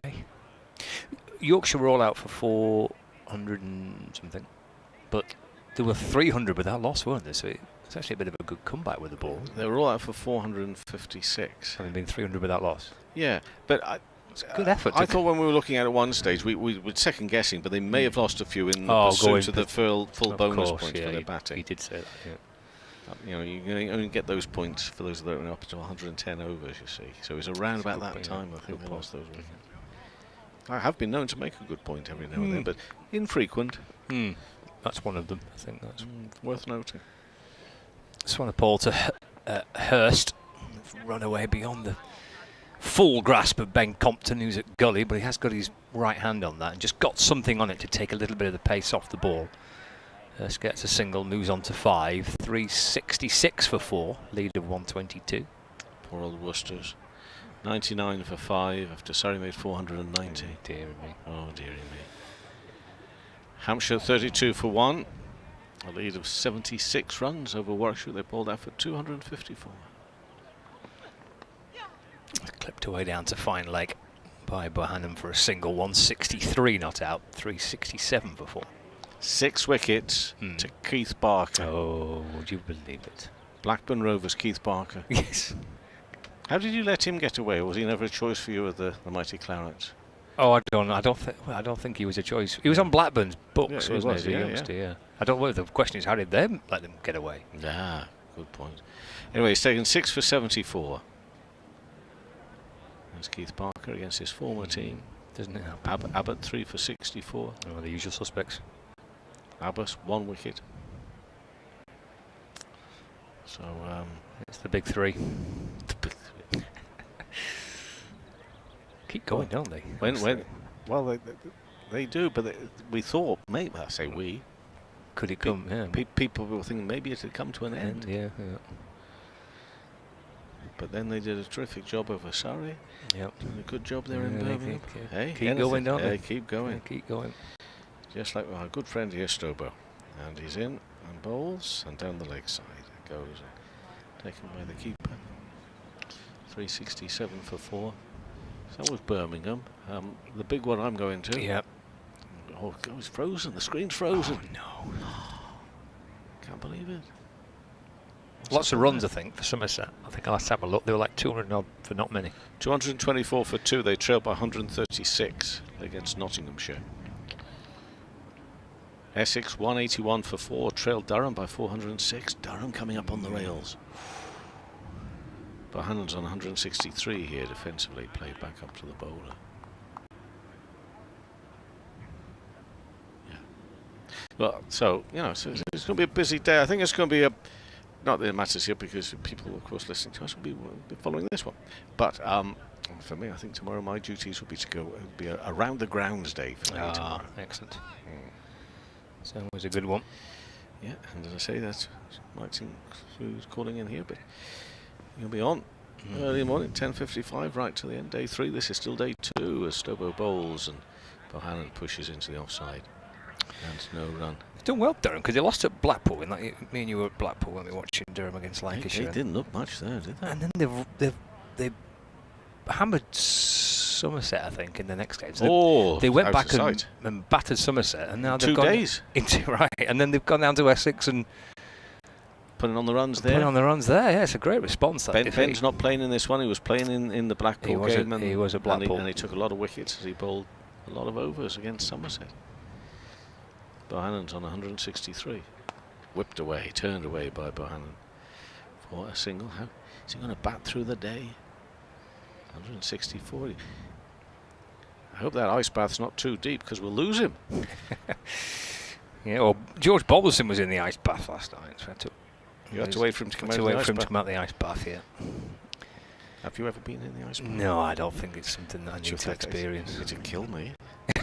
Dear, we don't want that. Are you sure? Don't be doing that then. I think it could be a peaceful way to go. But no, can you imagine? Oof. Oh, no. Even after a day like today. Yeah. Sapping day today. Get in the ice bath. Is it big enough to have more than one in? I don't know, like a jacuzzi type thing? Yeah. Well, possibly. Snowboat bowls. Oh, where's that gone? He didn't know much about it, did Hurst, but he does now. It's gone down to fine. He'll go through for 1. Yeah, Josh is going to be plunging. Yeah. He'll put his swimming trunks on. His Bolton Wanderers swimming trunks on. Well, that's a bit too much detail, I think, Scott. But yeah, you put his swimming trunks on, Bolton Wanderers or whoever, and he'll be thrown in the ice bath. Because you'll have to talk to him today, won't you? Well, I thought I might speak to both. The next, double header. Played out square through square leg for a single. And Matty Hurst, who won't have to go in the ice bath later. He's on 6. 3-7. Mind you, was very close to him having to go with that delivery. Almost caught him in the what's-it. 370 for 4. Yeah, lead 126. Have you done all the scores? Are we up to date? Oh, yeah. Okay. Well done. Thank you. 12 overs left. A dozen to go today. 370 for 4. On my latest lap around the outfield, I peered in towards the beer tent, and I'll be honest with you, there's quite a lot of glasses of like fizz being drunk, prosecco or whatever. Beer. Not beer. Yeah, I was quite disappointed. With don't tell your dad about that. No, I mean I'm sure they've shifted a few pints, but he might resign his membership. There was a lot of people carrying glasses of fizz in the beer tent. I'm quite sure about that. Anyway, they look like they're having a good day. I could see you could buy almost like day membership if you wanted to. Oh, that sounds quite good fun. Associate membership. Yes, yeah. Mind you, full membership is only 28 quid. Yeah, and you get a good discount on your beer. So my dad tells me. Of course, we're not promoting. No. Or are we? I don't know. Well, we probably were there.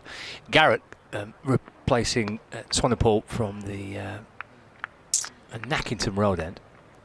Bohannon defends towards mid-off. And there's no run.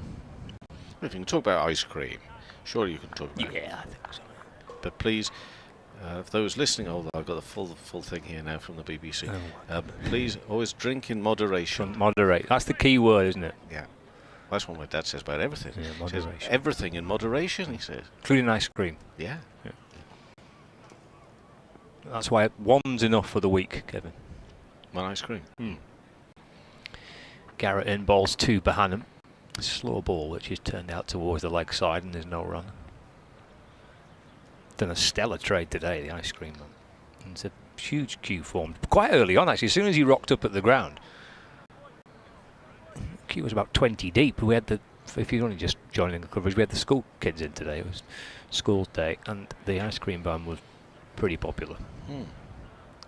He's picked a very, very good day to come. Oh, in fairness, he's had plenty of bad days as well. Yes, a fair point. Yeah, true. Fair play. Fill your boots on a day like today for the ice cream vendors. Yeah, absolutely. Yeah, he's cashed in today. Good for him. Garrett to Bohannon. Wants a single up towards mid-on. Scarpers through for Sharp one, moves on to 166, not out. 371 for 4, lead of 127 runs. Brings Hurst back on strike.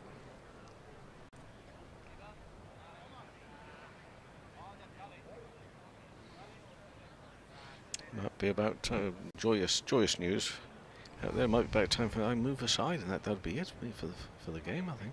Okay. And Ben will be coming in. He'll have a half-past update to do. He's probably forgotten. Garrett to Hurst, forward and defends, and there's no run. Mind you, have you got a half-past update? No.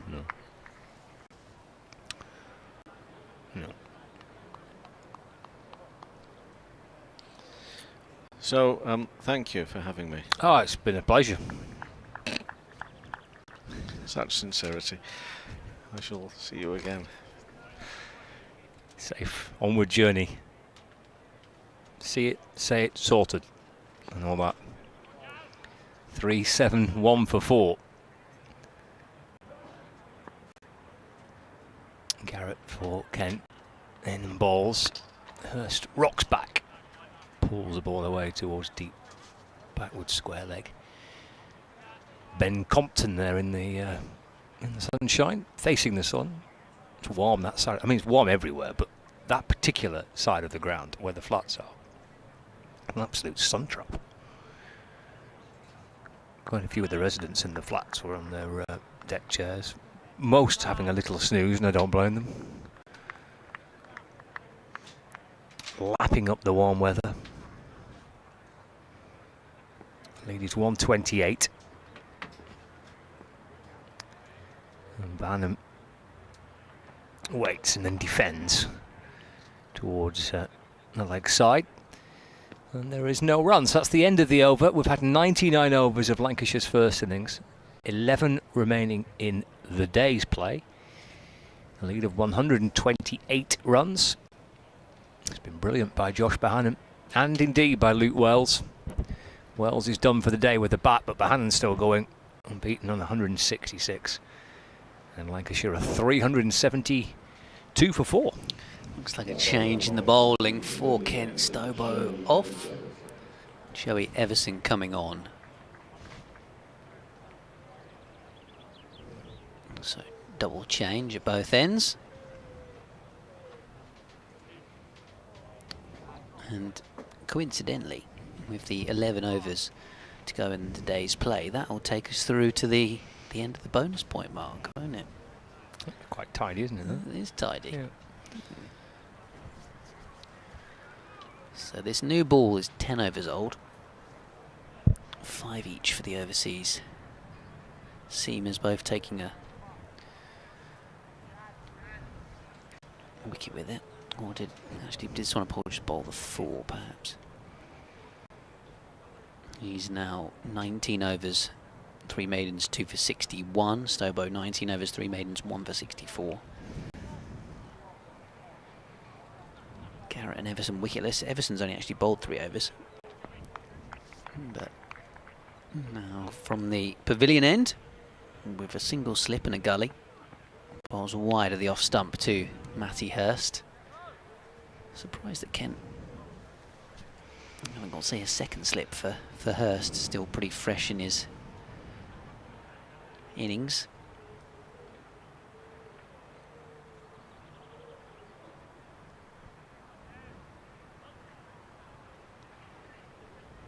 Given the circumstances, you think they want to continue to attack with the new ball.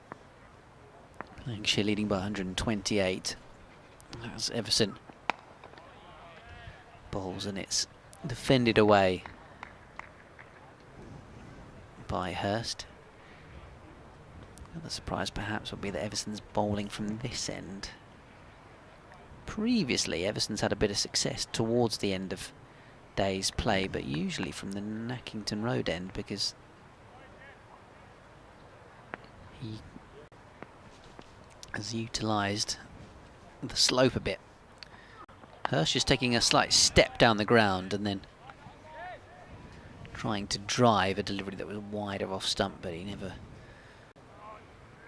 really got hold of it at all. As the ball went out to a deeper cover, and there's a short extra cover in Bell Drummond, the captain.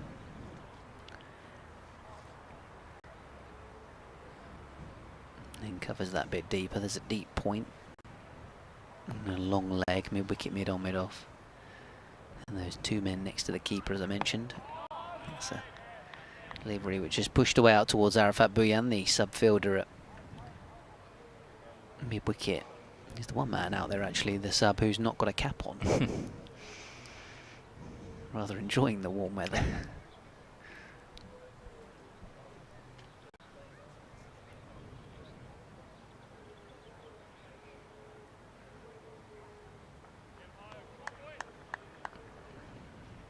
Comes Joey Everson again then.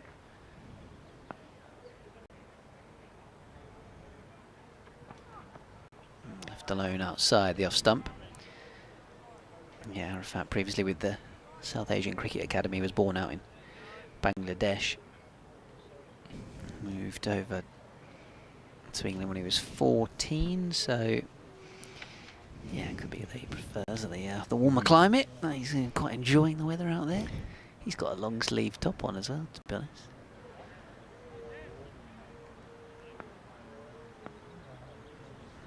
Shirt sleeves for Everson as he's running in. Ball into the right-handed Hurst. This one's just pushed away into the offside. Maiden over from Joey Everson. Lancashire 372 for 4. I was just thinking how it's difficult to tell the difference between those two batters when they're at the crease together. They're of a similar height. They're both right-handed. Matty Hurst has got a sweatband / arm guard on. They have those. There's a particular company that make these hybrid sweatband arm guard things, which it looks like Matty Hurst is wearing. They're not as big as your traditional monster arm guard, but they're a bit bigger than just a little tennis sweatband, if you like. So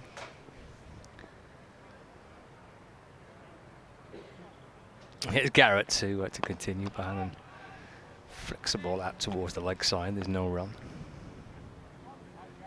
Yeah, 12 overs, 2 maidens, none for 49 from Garrett today, which arguably has been a little bit disappointing. Generally, when I've seen him so far this season, if I just double check his stats, played in 5 games, taking 8 wickets. Guess this is pretty much on his economy rate. Feels like he's usually a little bit tighter. Into Bahanan, who defends to mid-on, and there's no run.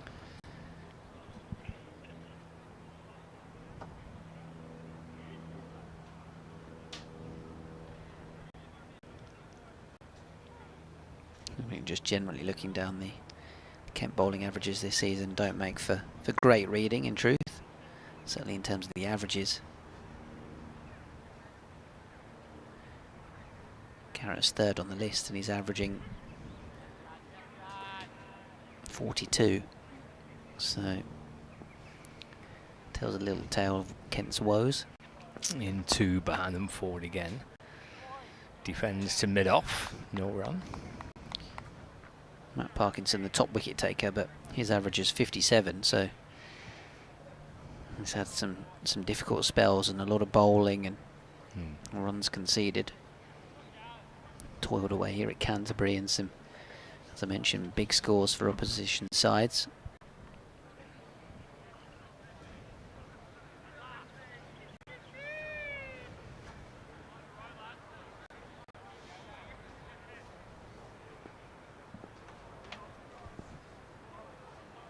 Halfway through Garrett's over. This is a slower ball to Bahanan. And that's turned out towards the leg side for no run. Yeah, so 9 overs remaining after this one. Kent at one point were absolutely motoring through the overs, weren't they, with double spin. Thought we were going to end on time, or maybe they'd get extra overs in, but as soon as they took the second new ball, things have slowed down a fair bit.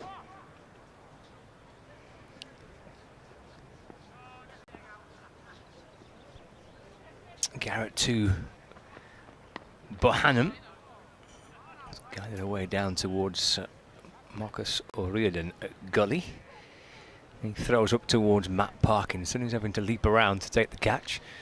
And then while on his knees, polishes the ball. Bohannon walks away towards square leg.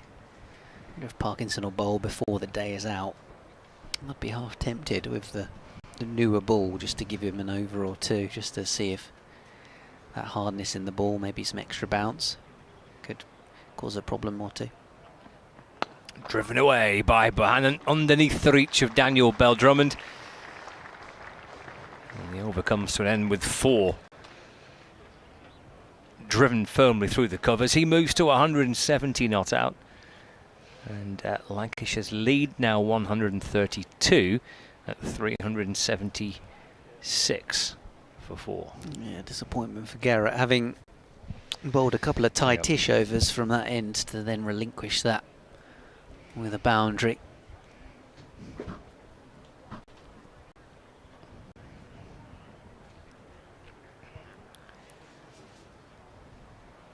So the lead up to, as you say, 132, 170 Bohannon. Just the 7 for Matty Hurst. In Lancashire's 376 for 4. So still looking good, I'd say, to get to 400. Before the close, Everson to Hurst. Gentle away swinger, which he allows through to the wicketkeeper.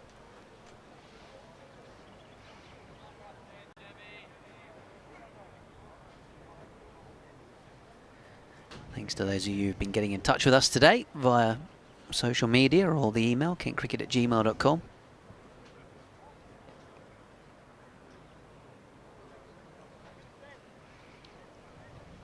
Slowing down in proceedings, I'm not quite sure what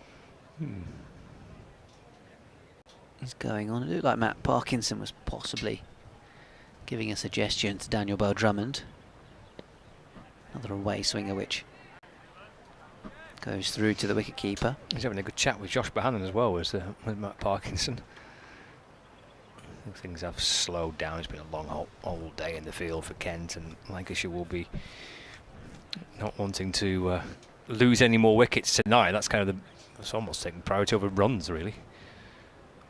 Yeah, like you say, they can go again in the morning. Yep.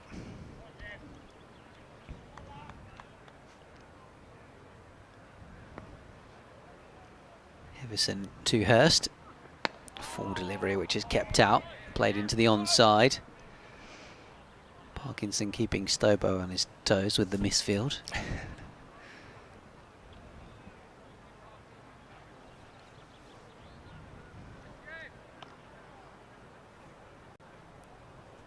Yeah, the Rio L10 still looks busy enough at the far end of the ground.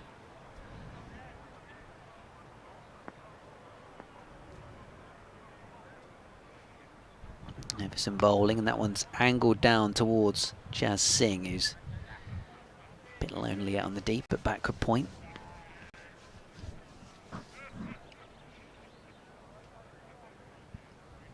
Just the 7 overs from Jazz Singh, but expensive, none for 46. Was tasked with chucking in some short stuff.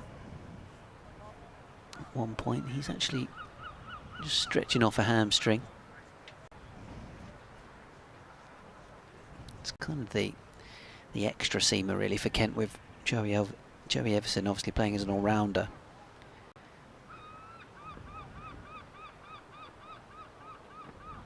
This one left alone by Matty Hurst. Kent perhaps just picking Jazz Singh as a different kind of seam bowling option, but it hasn't worked for them.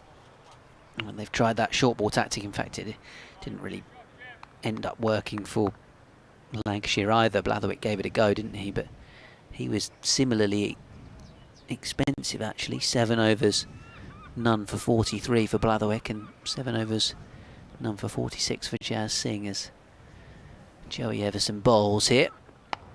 Hurst plays gently out towards cover, so 1 run comes from the over. 8 to go here on day 2 on BBC Sport Online and BBC Radio Kent, BBC Radio Lancashire. We've got more live music tomorrow by the looks of it. As part of this festival, this cricket festival. Ooh, what's on the cards tomorrow? I'll say this quite carefully. The Useless Pluckers. Oh. Tomorrow. It's a collection of musicians who play, apparently, an entertaining mix of musical numbers and styles, playing throughout the course of the day. And there's a members forum as well tomorrow. Cool. Always popular. Yeah, well, that will be popular. Good luck to whoever the spokesperson is. It is Simon Cook, Director of Cricket, and Simon Story, Chief Executive Officer, taking questions from the members tomorrow. Down the leg side by Garrett to Hurst, taken by Finch. They may wish to bring a hat of the tin variety. So that is in tomorrow's events as part of this festival week, the Canterbury Cricket Week. We had jazz music on the first day. Apparently there's face painting available on the first day. I didn't see that. Yeah, we all missed that opportunity. Yeah. Garrett to Hurst. And Hurst fiddles it away through the leg side for a single. Moves on to 9, 378 for 4.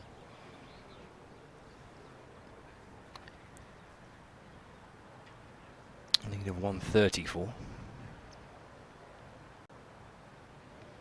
So if you come in tomorrow and you were a Kent member, then there is that members forum taking place. It's at lunch, during the lunch break, in the Indoor Sports Centre.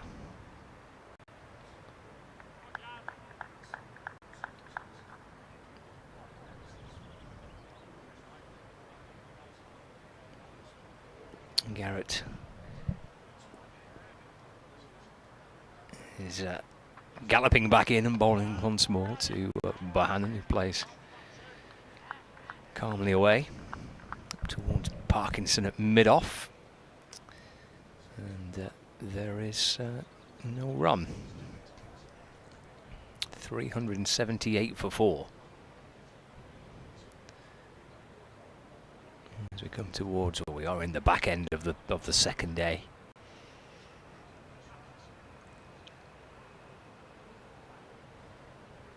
Slow drift towards the close of play, but Lancashire determined not to lose another one. Bohannon still hoping to get more runs tomorrow. He's flashed out towards the leg side. There's more runs from here now.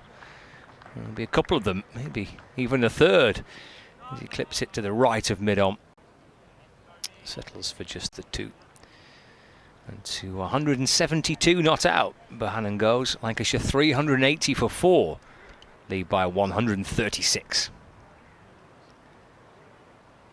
3 off the over so far with 2 balls remaining, and then 7 overs remaining today. Garrett throws the ball up from one hand to the other as he slowly drifts back to his mark and sets off again, searching for another wicket for Kent. Bowls to Bohannon. Bowls a no ball to Bohannon, who's down on one knee as he tries to cut the ball. Overstepping Garrett. Not the first to do it. There's been bowlers on both sides in this game. From both ends, but particularly from that Nackington Road end. Yeah, Blatherwick struggled, didn't he? And Stober bought a couple this morning. Yep. 382 for 4 now.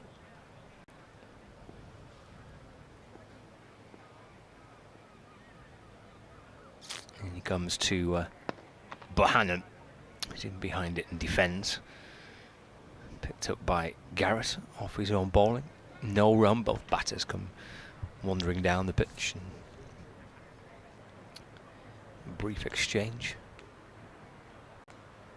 Parkinson's polishing the ball. He's pretty much at the top of the mark where Garrett will be setting off from. He's A good 10 paces behind him, slowly getting up there eventually to receive the ball from Parkinson. Final ball of the over.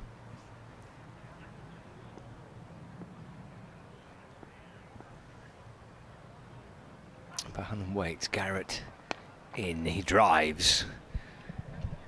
Not quite where he was intending. Looking to punch away through the offside, the ball squirts out to mid-on. And that is the end of Garrett's 14th over. It's the third in this spell at the back end of the day. 382 for 4. Lancashire 138 in front. Having been rushing through the overs prior to the second new ball with Reardon and Parkinson in tandem. Feels like Kent have bowled about 4 overs since I came on about half past in 20 minutes. Really slowed proceedings down towards the back end of the day. Everson from the pavilion end bowls to Matty Hurst. Decent shape on that from Joey Everson. So it's just defended away.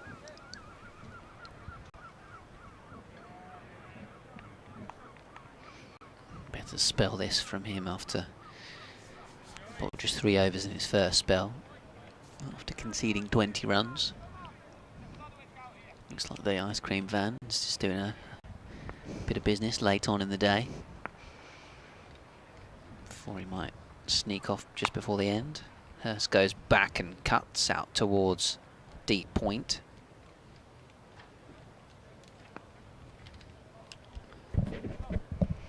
.383 for 4. And on to strike to face Everson.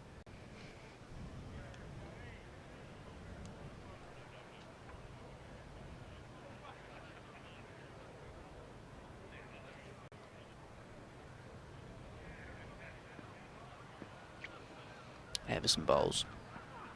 Left alone outside the off stump. Essex have got to 200 against Durham. They were in a bit of bother, weren't they? They lost 4 pretty quick wickets, or relatively quick wickets, but Paul Walter and Matt Critchley have put on 80 so far. Essex 200 for 4. Applying to Durham's 587 all out, so a long way behind. Drilled away into the covers. Good stop by Bell Drummond.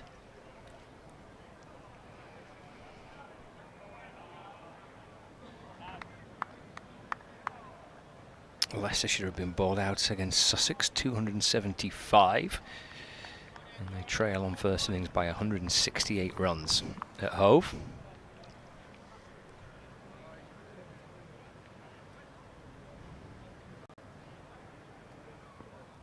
Here's Everson once more. Turned away into the onside this time. Nice moment for Lewis Rees. He's batting for Derbyshire. He's reached his 13th first-class ton, and he's celebrating a century at Lords against Middlesex. Derbyshire 239 for 4, replying to Middlesex 433 all out. Final ball the Everson over, very full, driven up towards mid-off, dot ball. Lancashire 383 for 4. Noticing that Australia chasing 206 to beat India. The T20 World Cup. Already lost David Warner to former Kent overseas Arshdeep Singh. Rohit Sharma smashed 92 at the top of the order. 7 4s and 8 6s. Goodness.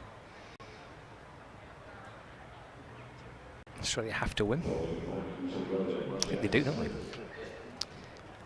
I lose track of this, this stage of it, but I think they do. It may come down to net run rate between them and Afghanistan, depending on the other result. Well, if they lost this, they would be struggling to make the last 4. I see a bowling change here. George Garrett 3 over spell being replaced. Jas Singh coming into the attack from the Nackington Road end. He's bowled 7 overs for 46. Yeah, interesting how this goes, because obviously previously Singh was kind of tasked with banging the ball in, whereas he's got a new ball in hand here, so I want to see a bit more consistency of length from him, perhaps. They do have 2 fielders out in the deep on the leg side. So here he comes in to Hurst on the leg side, taken by Finch. That was a big loosener. Yeah, he's got the 2 boundary riders leg side at deep square and fine leg. There's a mid wicket, mid on, mid off cover. A deep point. Curly slip as well. And Singh loosen it down the leg side to begin with, but he's back in and bowling to Hurst. That's better. He gets Hurst forward and drives up towards Daniel Bell-Drummond at mid-off, and there's no run. Yeah, just the one slip in Mayeye, and Reardon's not even a gully now. It's a backup point, isn't it? Yeah. Mayeye is more at a second, even third slip. He's quite wide.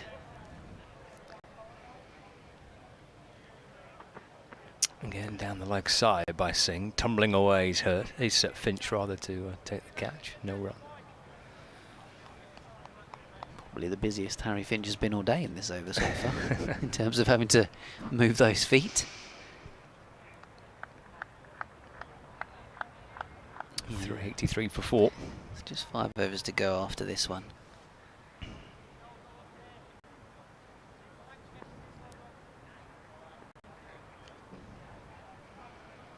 Singh for Kent is in and bowls, and Hurst drives. Check drive away into the offside, and Parkinson's right behind it.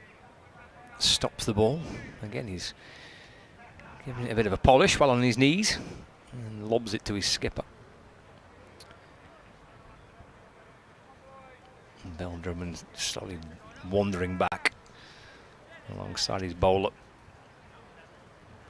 Bell-Drummond stops at mid-off as Singh gets to his mark and loops back round and comes in and bowls. Flicked off the hip by Hurst. To square leg for 1. He moves to 11. 384 for 4. Bringing Josh Bahanam back on strike. 172 not out. He has batted all day. He's faced in total 314 deliveries. Twirls the bat around, bends his knees, looks over his left shoulder towards the leg side. Waits for the bowler, Singh, who's in. Bahanan gets in behind it and defends right into the offside. And there is no run, so first over back into the attack for Jas Singh. And just a single coming off it.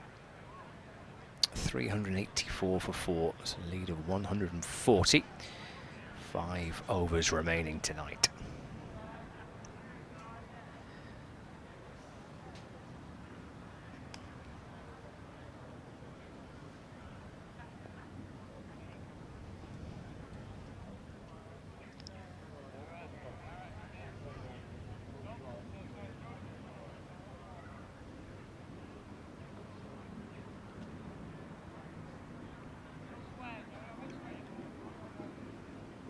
The wicket going at Scarborough. Gloucestershire 4 down now, 146 for 4. James Bracey on that out.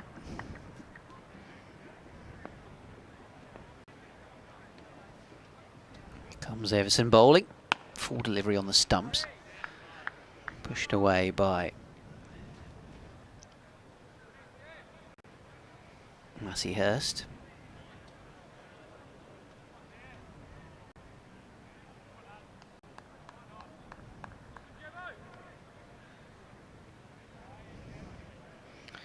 Lost another one too, Gloucestershire. Now 5 down, 150 for 5. Everson Oh, that one's up in the air. Fielder coming in from deep point. He's maybe 5 yards away from it as the ball bounces. The throw comes in, so skewed away out towards deep point by Matty Hurst. Tony's been in touch from Gravesend. He thinks he might have cracked the smart speaker command. Excellent. Says, if you ask BBC Sport to play Kent v Lancashire. Oh, okay. So BBC Sport. Right. So ask the BBC Sport app to play Kent v Lancashire. Quick single coming up here to mid-on. They throw at the stumps of the keeper's end in the end, Stobo. Bohannon was through very swiftly. Right. So through at Stobo's end. So there you go. Thank you very Yeah, much, I appreciate Tony. that. Yeah, I've had a few messages saying I'm struggling to find it on the On the smart speaker. Smart speaker, yeah. So ask BBC Sport to play Kent v Lancashire. Everson bowls, defended away. I don't have one. So I don't know anybody that does. So I can't even like send a message out to say, can you give it a go? But if you are listening to us via the smart speaker, and there's lots of ways to do it. You can follow the live pictures on the live stream, and we're on as ever on the BBC Sport website and that. But if you're listening to us via the smart speaker, then yeah, let's hear a few more saying they've done it. Everson full delivery on the stumps. Oh, he's deflected it off. It's clever, wasn't it? His hand towards the stumps. Yeah. I'm assuming that was a bump ball, or was it a chance of a catch? Was it pretty hard straight back at It was, yeah. I think he's tried to deflect it back onto the stumps at the non-strikers end, hasn't he? I think just in case Bannon would stray from his ground. Bowls again here, Everson. Hurst plays defensively. He's faced 38 deliveries for his 12. Into the over. Lancashire 386 for 4.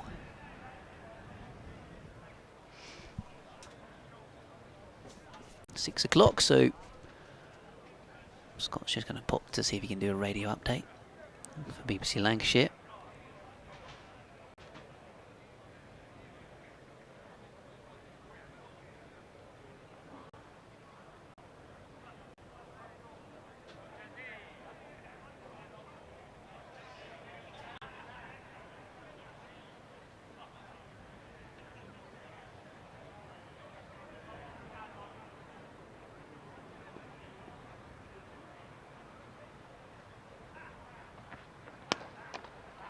Start of a fresh over from Jazz Singh then.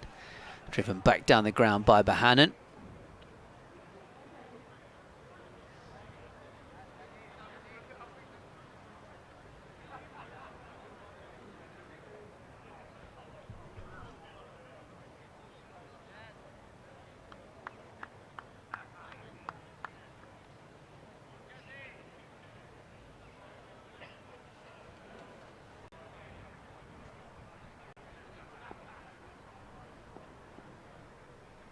Bohannon on strike on 173, who's on this delivery. A short one from Jazz Singh, which he ducks underneath. 3 overs remaining after this one. 4 deliveries to go here.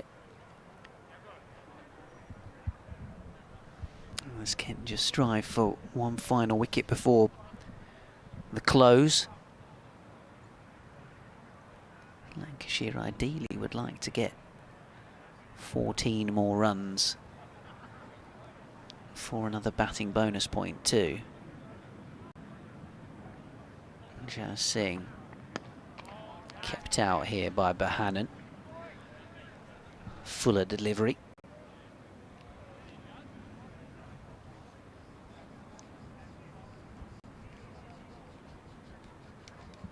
Kent would need 2 further wickets for a bowling bonus point, which feels unlikely, but Lancashire do have a potential opportunity to get another batting point.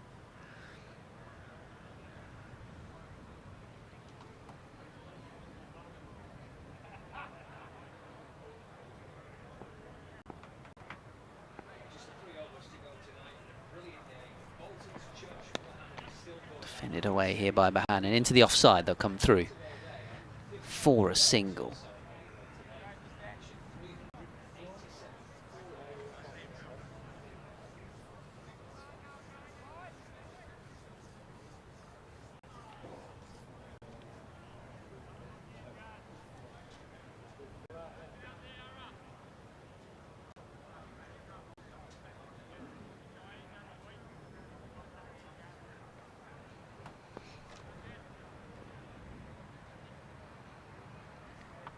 Singbowles-Hurst playing defensively back up the pitch.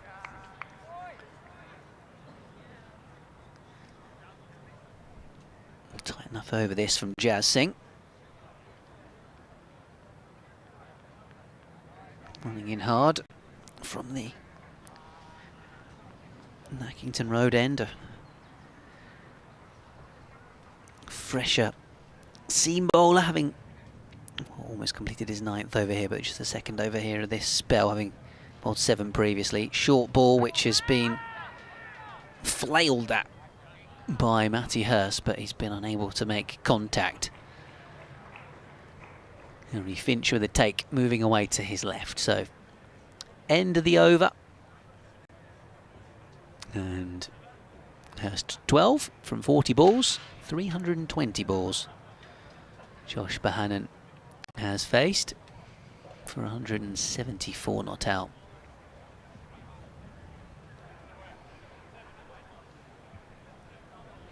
Joey Everson back at the top of his mark,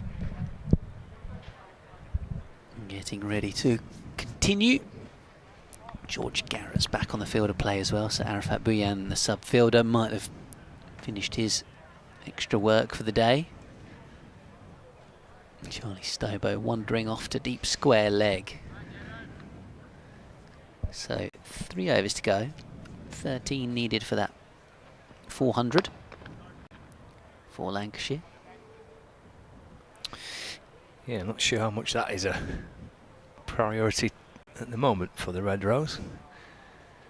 If it is, they don't seem to be necessarily showing it. No. Although all it takes is a couple of boundaries, really, to pretty much get you there. True. Yeah. That one was driven by Bohannon to mid-off. That's a full delivery, and really well stopped actually by Garrett. Extra cover, that was even fuller from Joey Everson, whether he was going for the Yorker and didn't quite land it. It's a crucial stop, actually. It was, yeah, and a couple of shots there from Bohannon would suggest that maybe an eye on that extra batting point. Starting to think about it as a possibility, yeah. 387 at the moment, Lancashire for 4, as it's tucked away off his hip out towards deep square leg for a run. Just welcome listeners across BBC Radio Lancashire who have joined us for the closing couple of overs of this second day.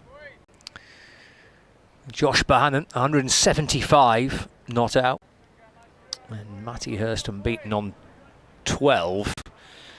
The story of the day has been Bohannon and Wells. Wells making 150, eventually out for 150.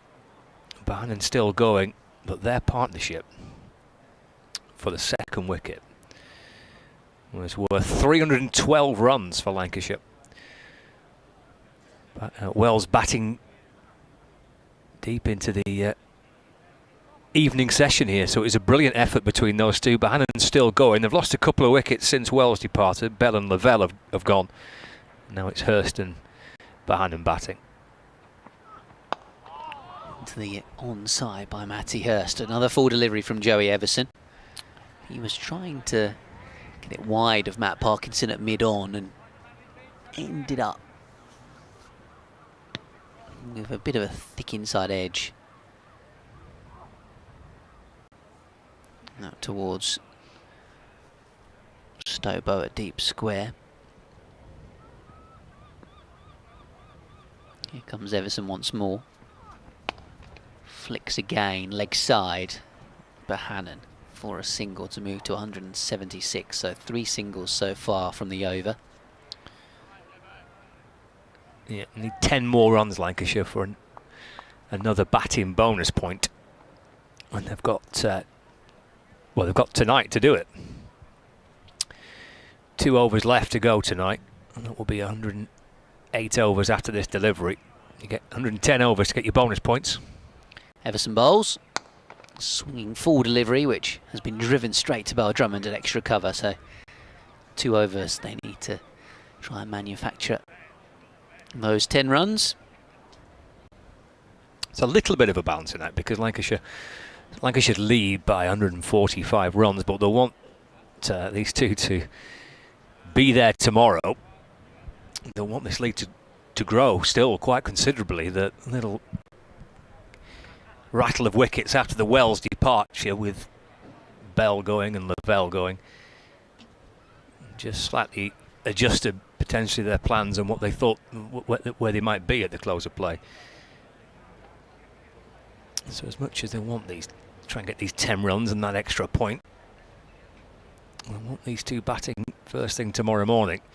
There's Jazz Singh for Kent, running in and balls to Bohannon. That's driven. Oh, he's put down at cover By Parkinson. Yeah, one-handed attempt away to his left. Bohannon gets through for a single. He moves to 177. It's now 391 for 4. Thumped firmly away by Josh Bohannon. Brings Hurst back on strike. Singh is in and balls. Oh, it's banged in short, but down the leg side. Finch has done well to get a glove on that. The umpire's already signalled that to be a wide. That'll help the Lancashire cause. Yeah. Push them on to 393 for 4.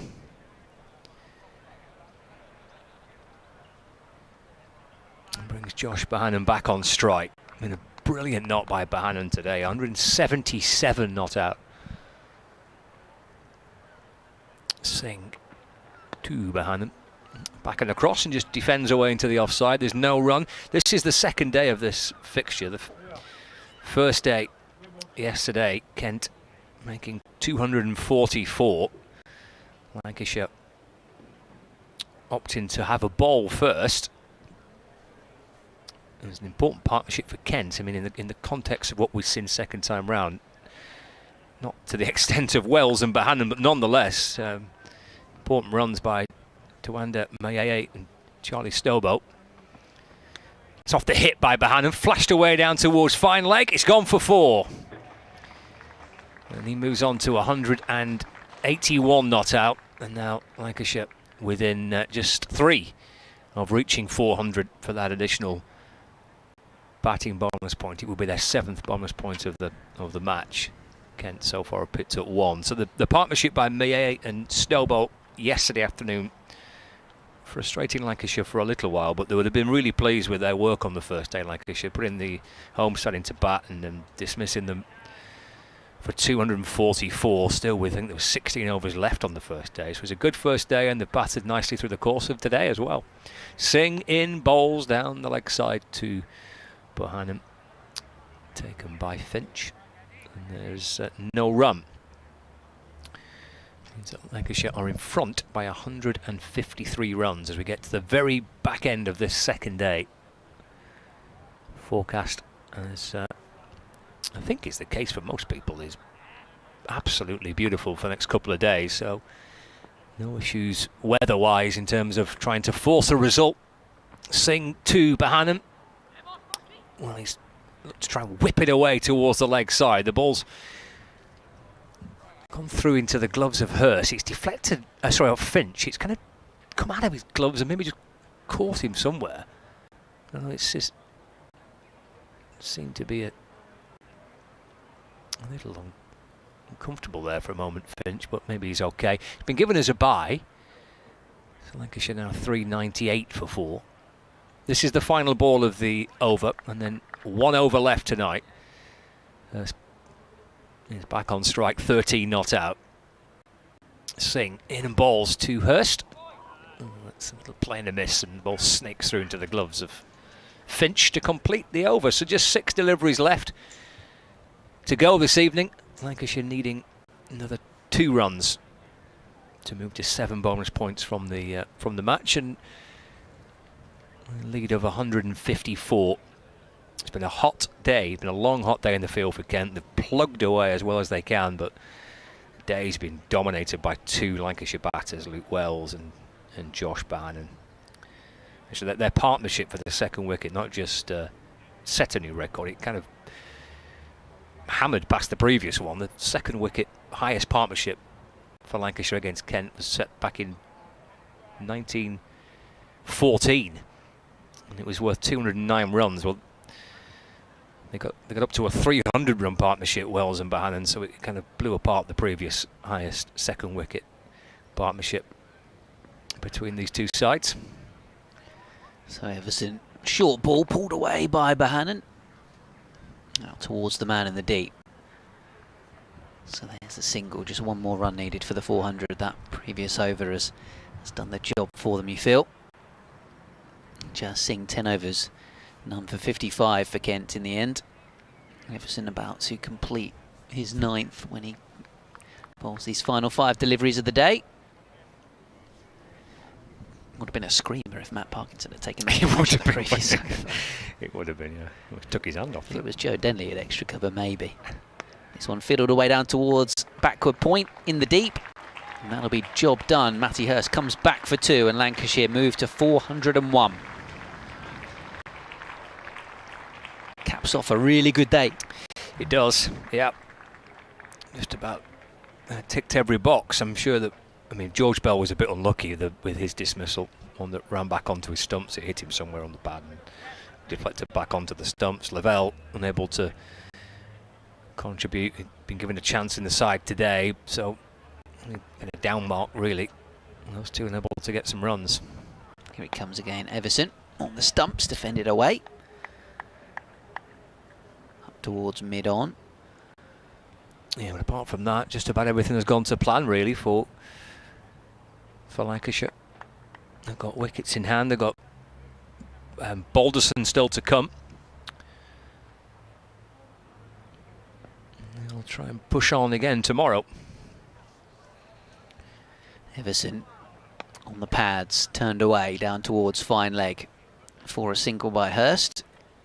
Could well be that his job is done. 16 not out from 46.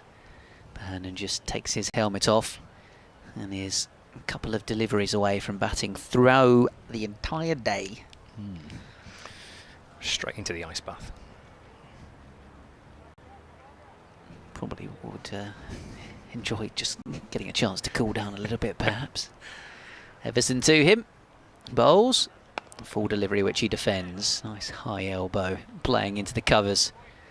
Of course, Josh Bohannon was having a pretty quiet season up until this match. Just the 1/2 century before this knock. And he's scored 182 runs. Maybe might be thinking about coming back tomorrow and adding to that double century haul and even a career best. As he defends this one from Joey Everson into the covers. And a fine job from Josh Bohannon for his team on day 2 at Canterbury. Has helped Lancashire take full command of the game. They lead by 158 runs at stumps on day 2 here at Canterbury. Hurst 16 unbeaten. Josh Bohannon 152 to his name and gets applauded off the field. A number of Kent players coming up to him and shaking his hand to say well done. So thanks to you for listening in via 5 Live Sports Extra or the BBC Sport app and website. Thank you to Kevin Howes, who's been with us for the first couple of days. Scott Reed will be back tomorrow for BBC Radio Lancashire, and Matt Cole will be here for BBC Radio Kent. So do tune in tomorrow morning from 11 o'clock. Here's the applause for Josh Bohannon as he makes his way from the field and raises his bat to the crowd. 182 not out. He'll resume in the morning. Lancashire will resume at the start of day 3 on 402 for 4 here against Kent and leading by 158 runs.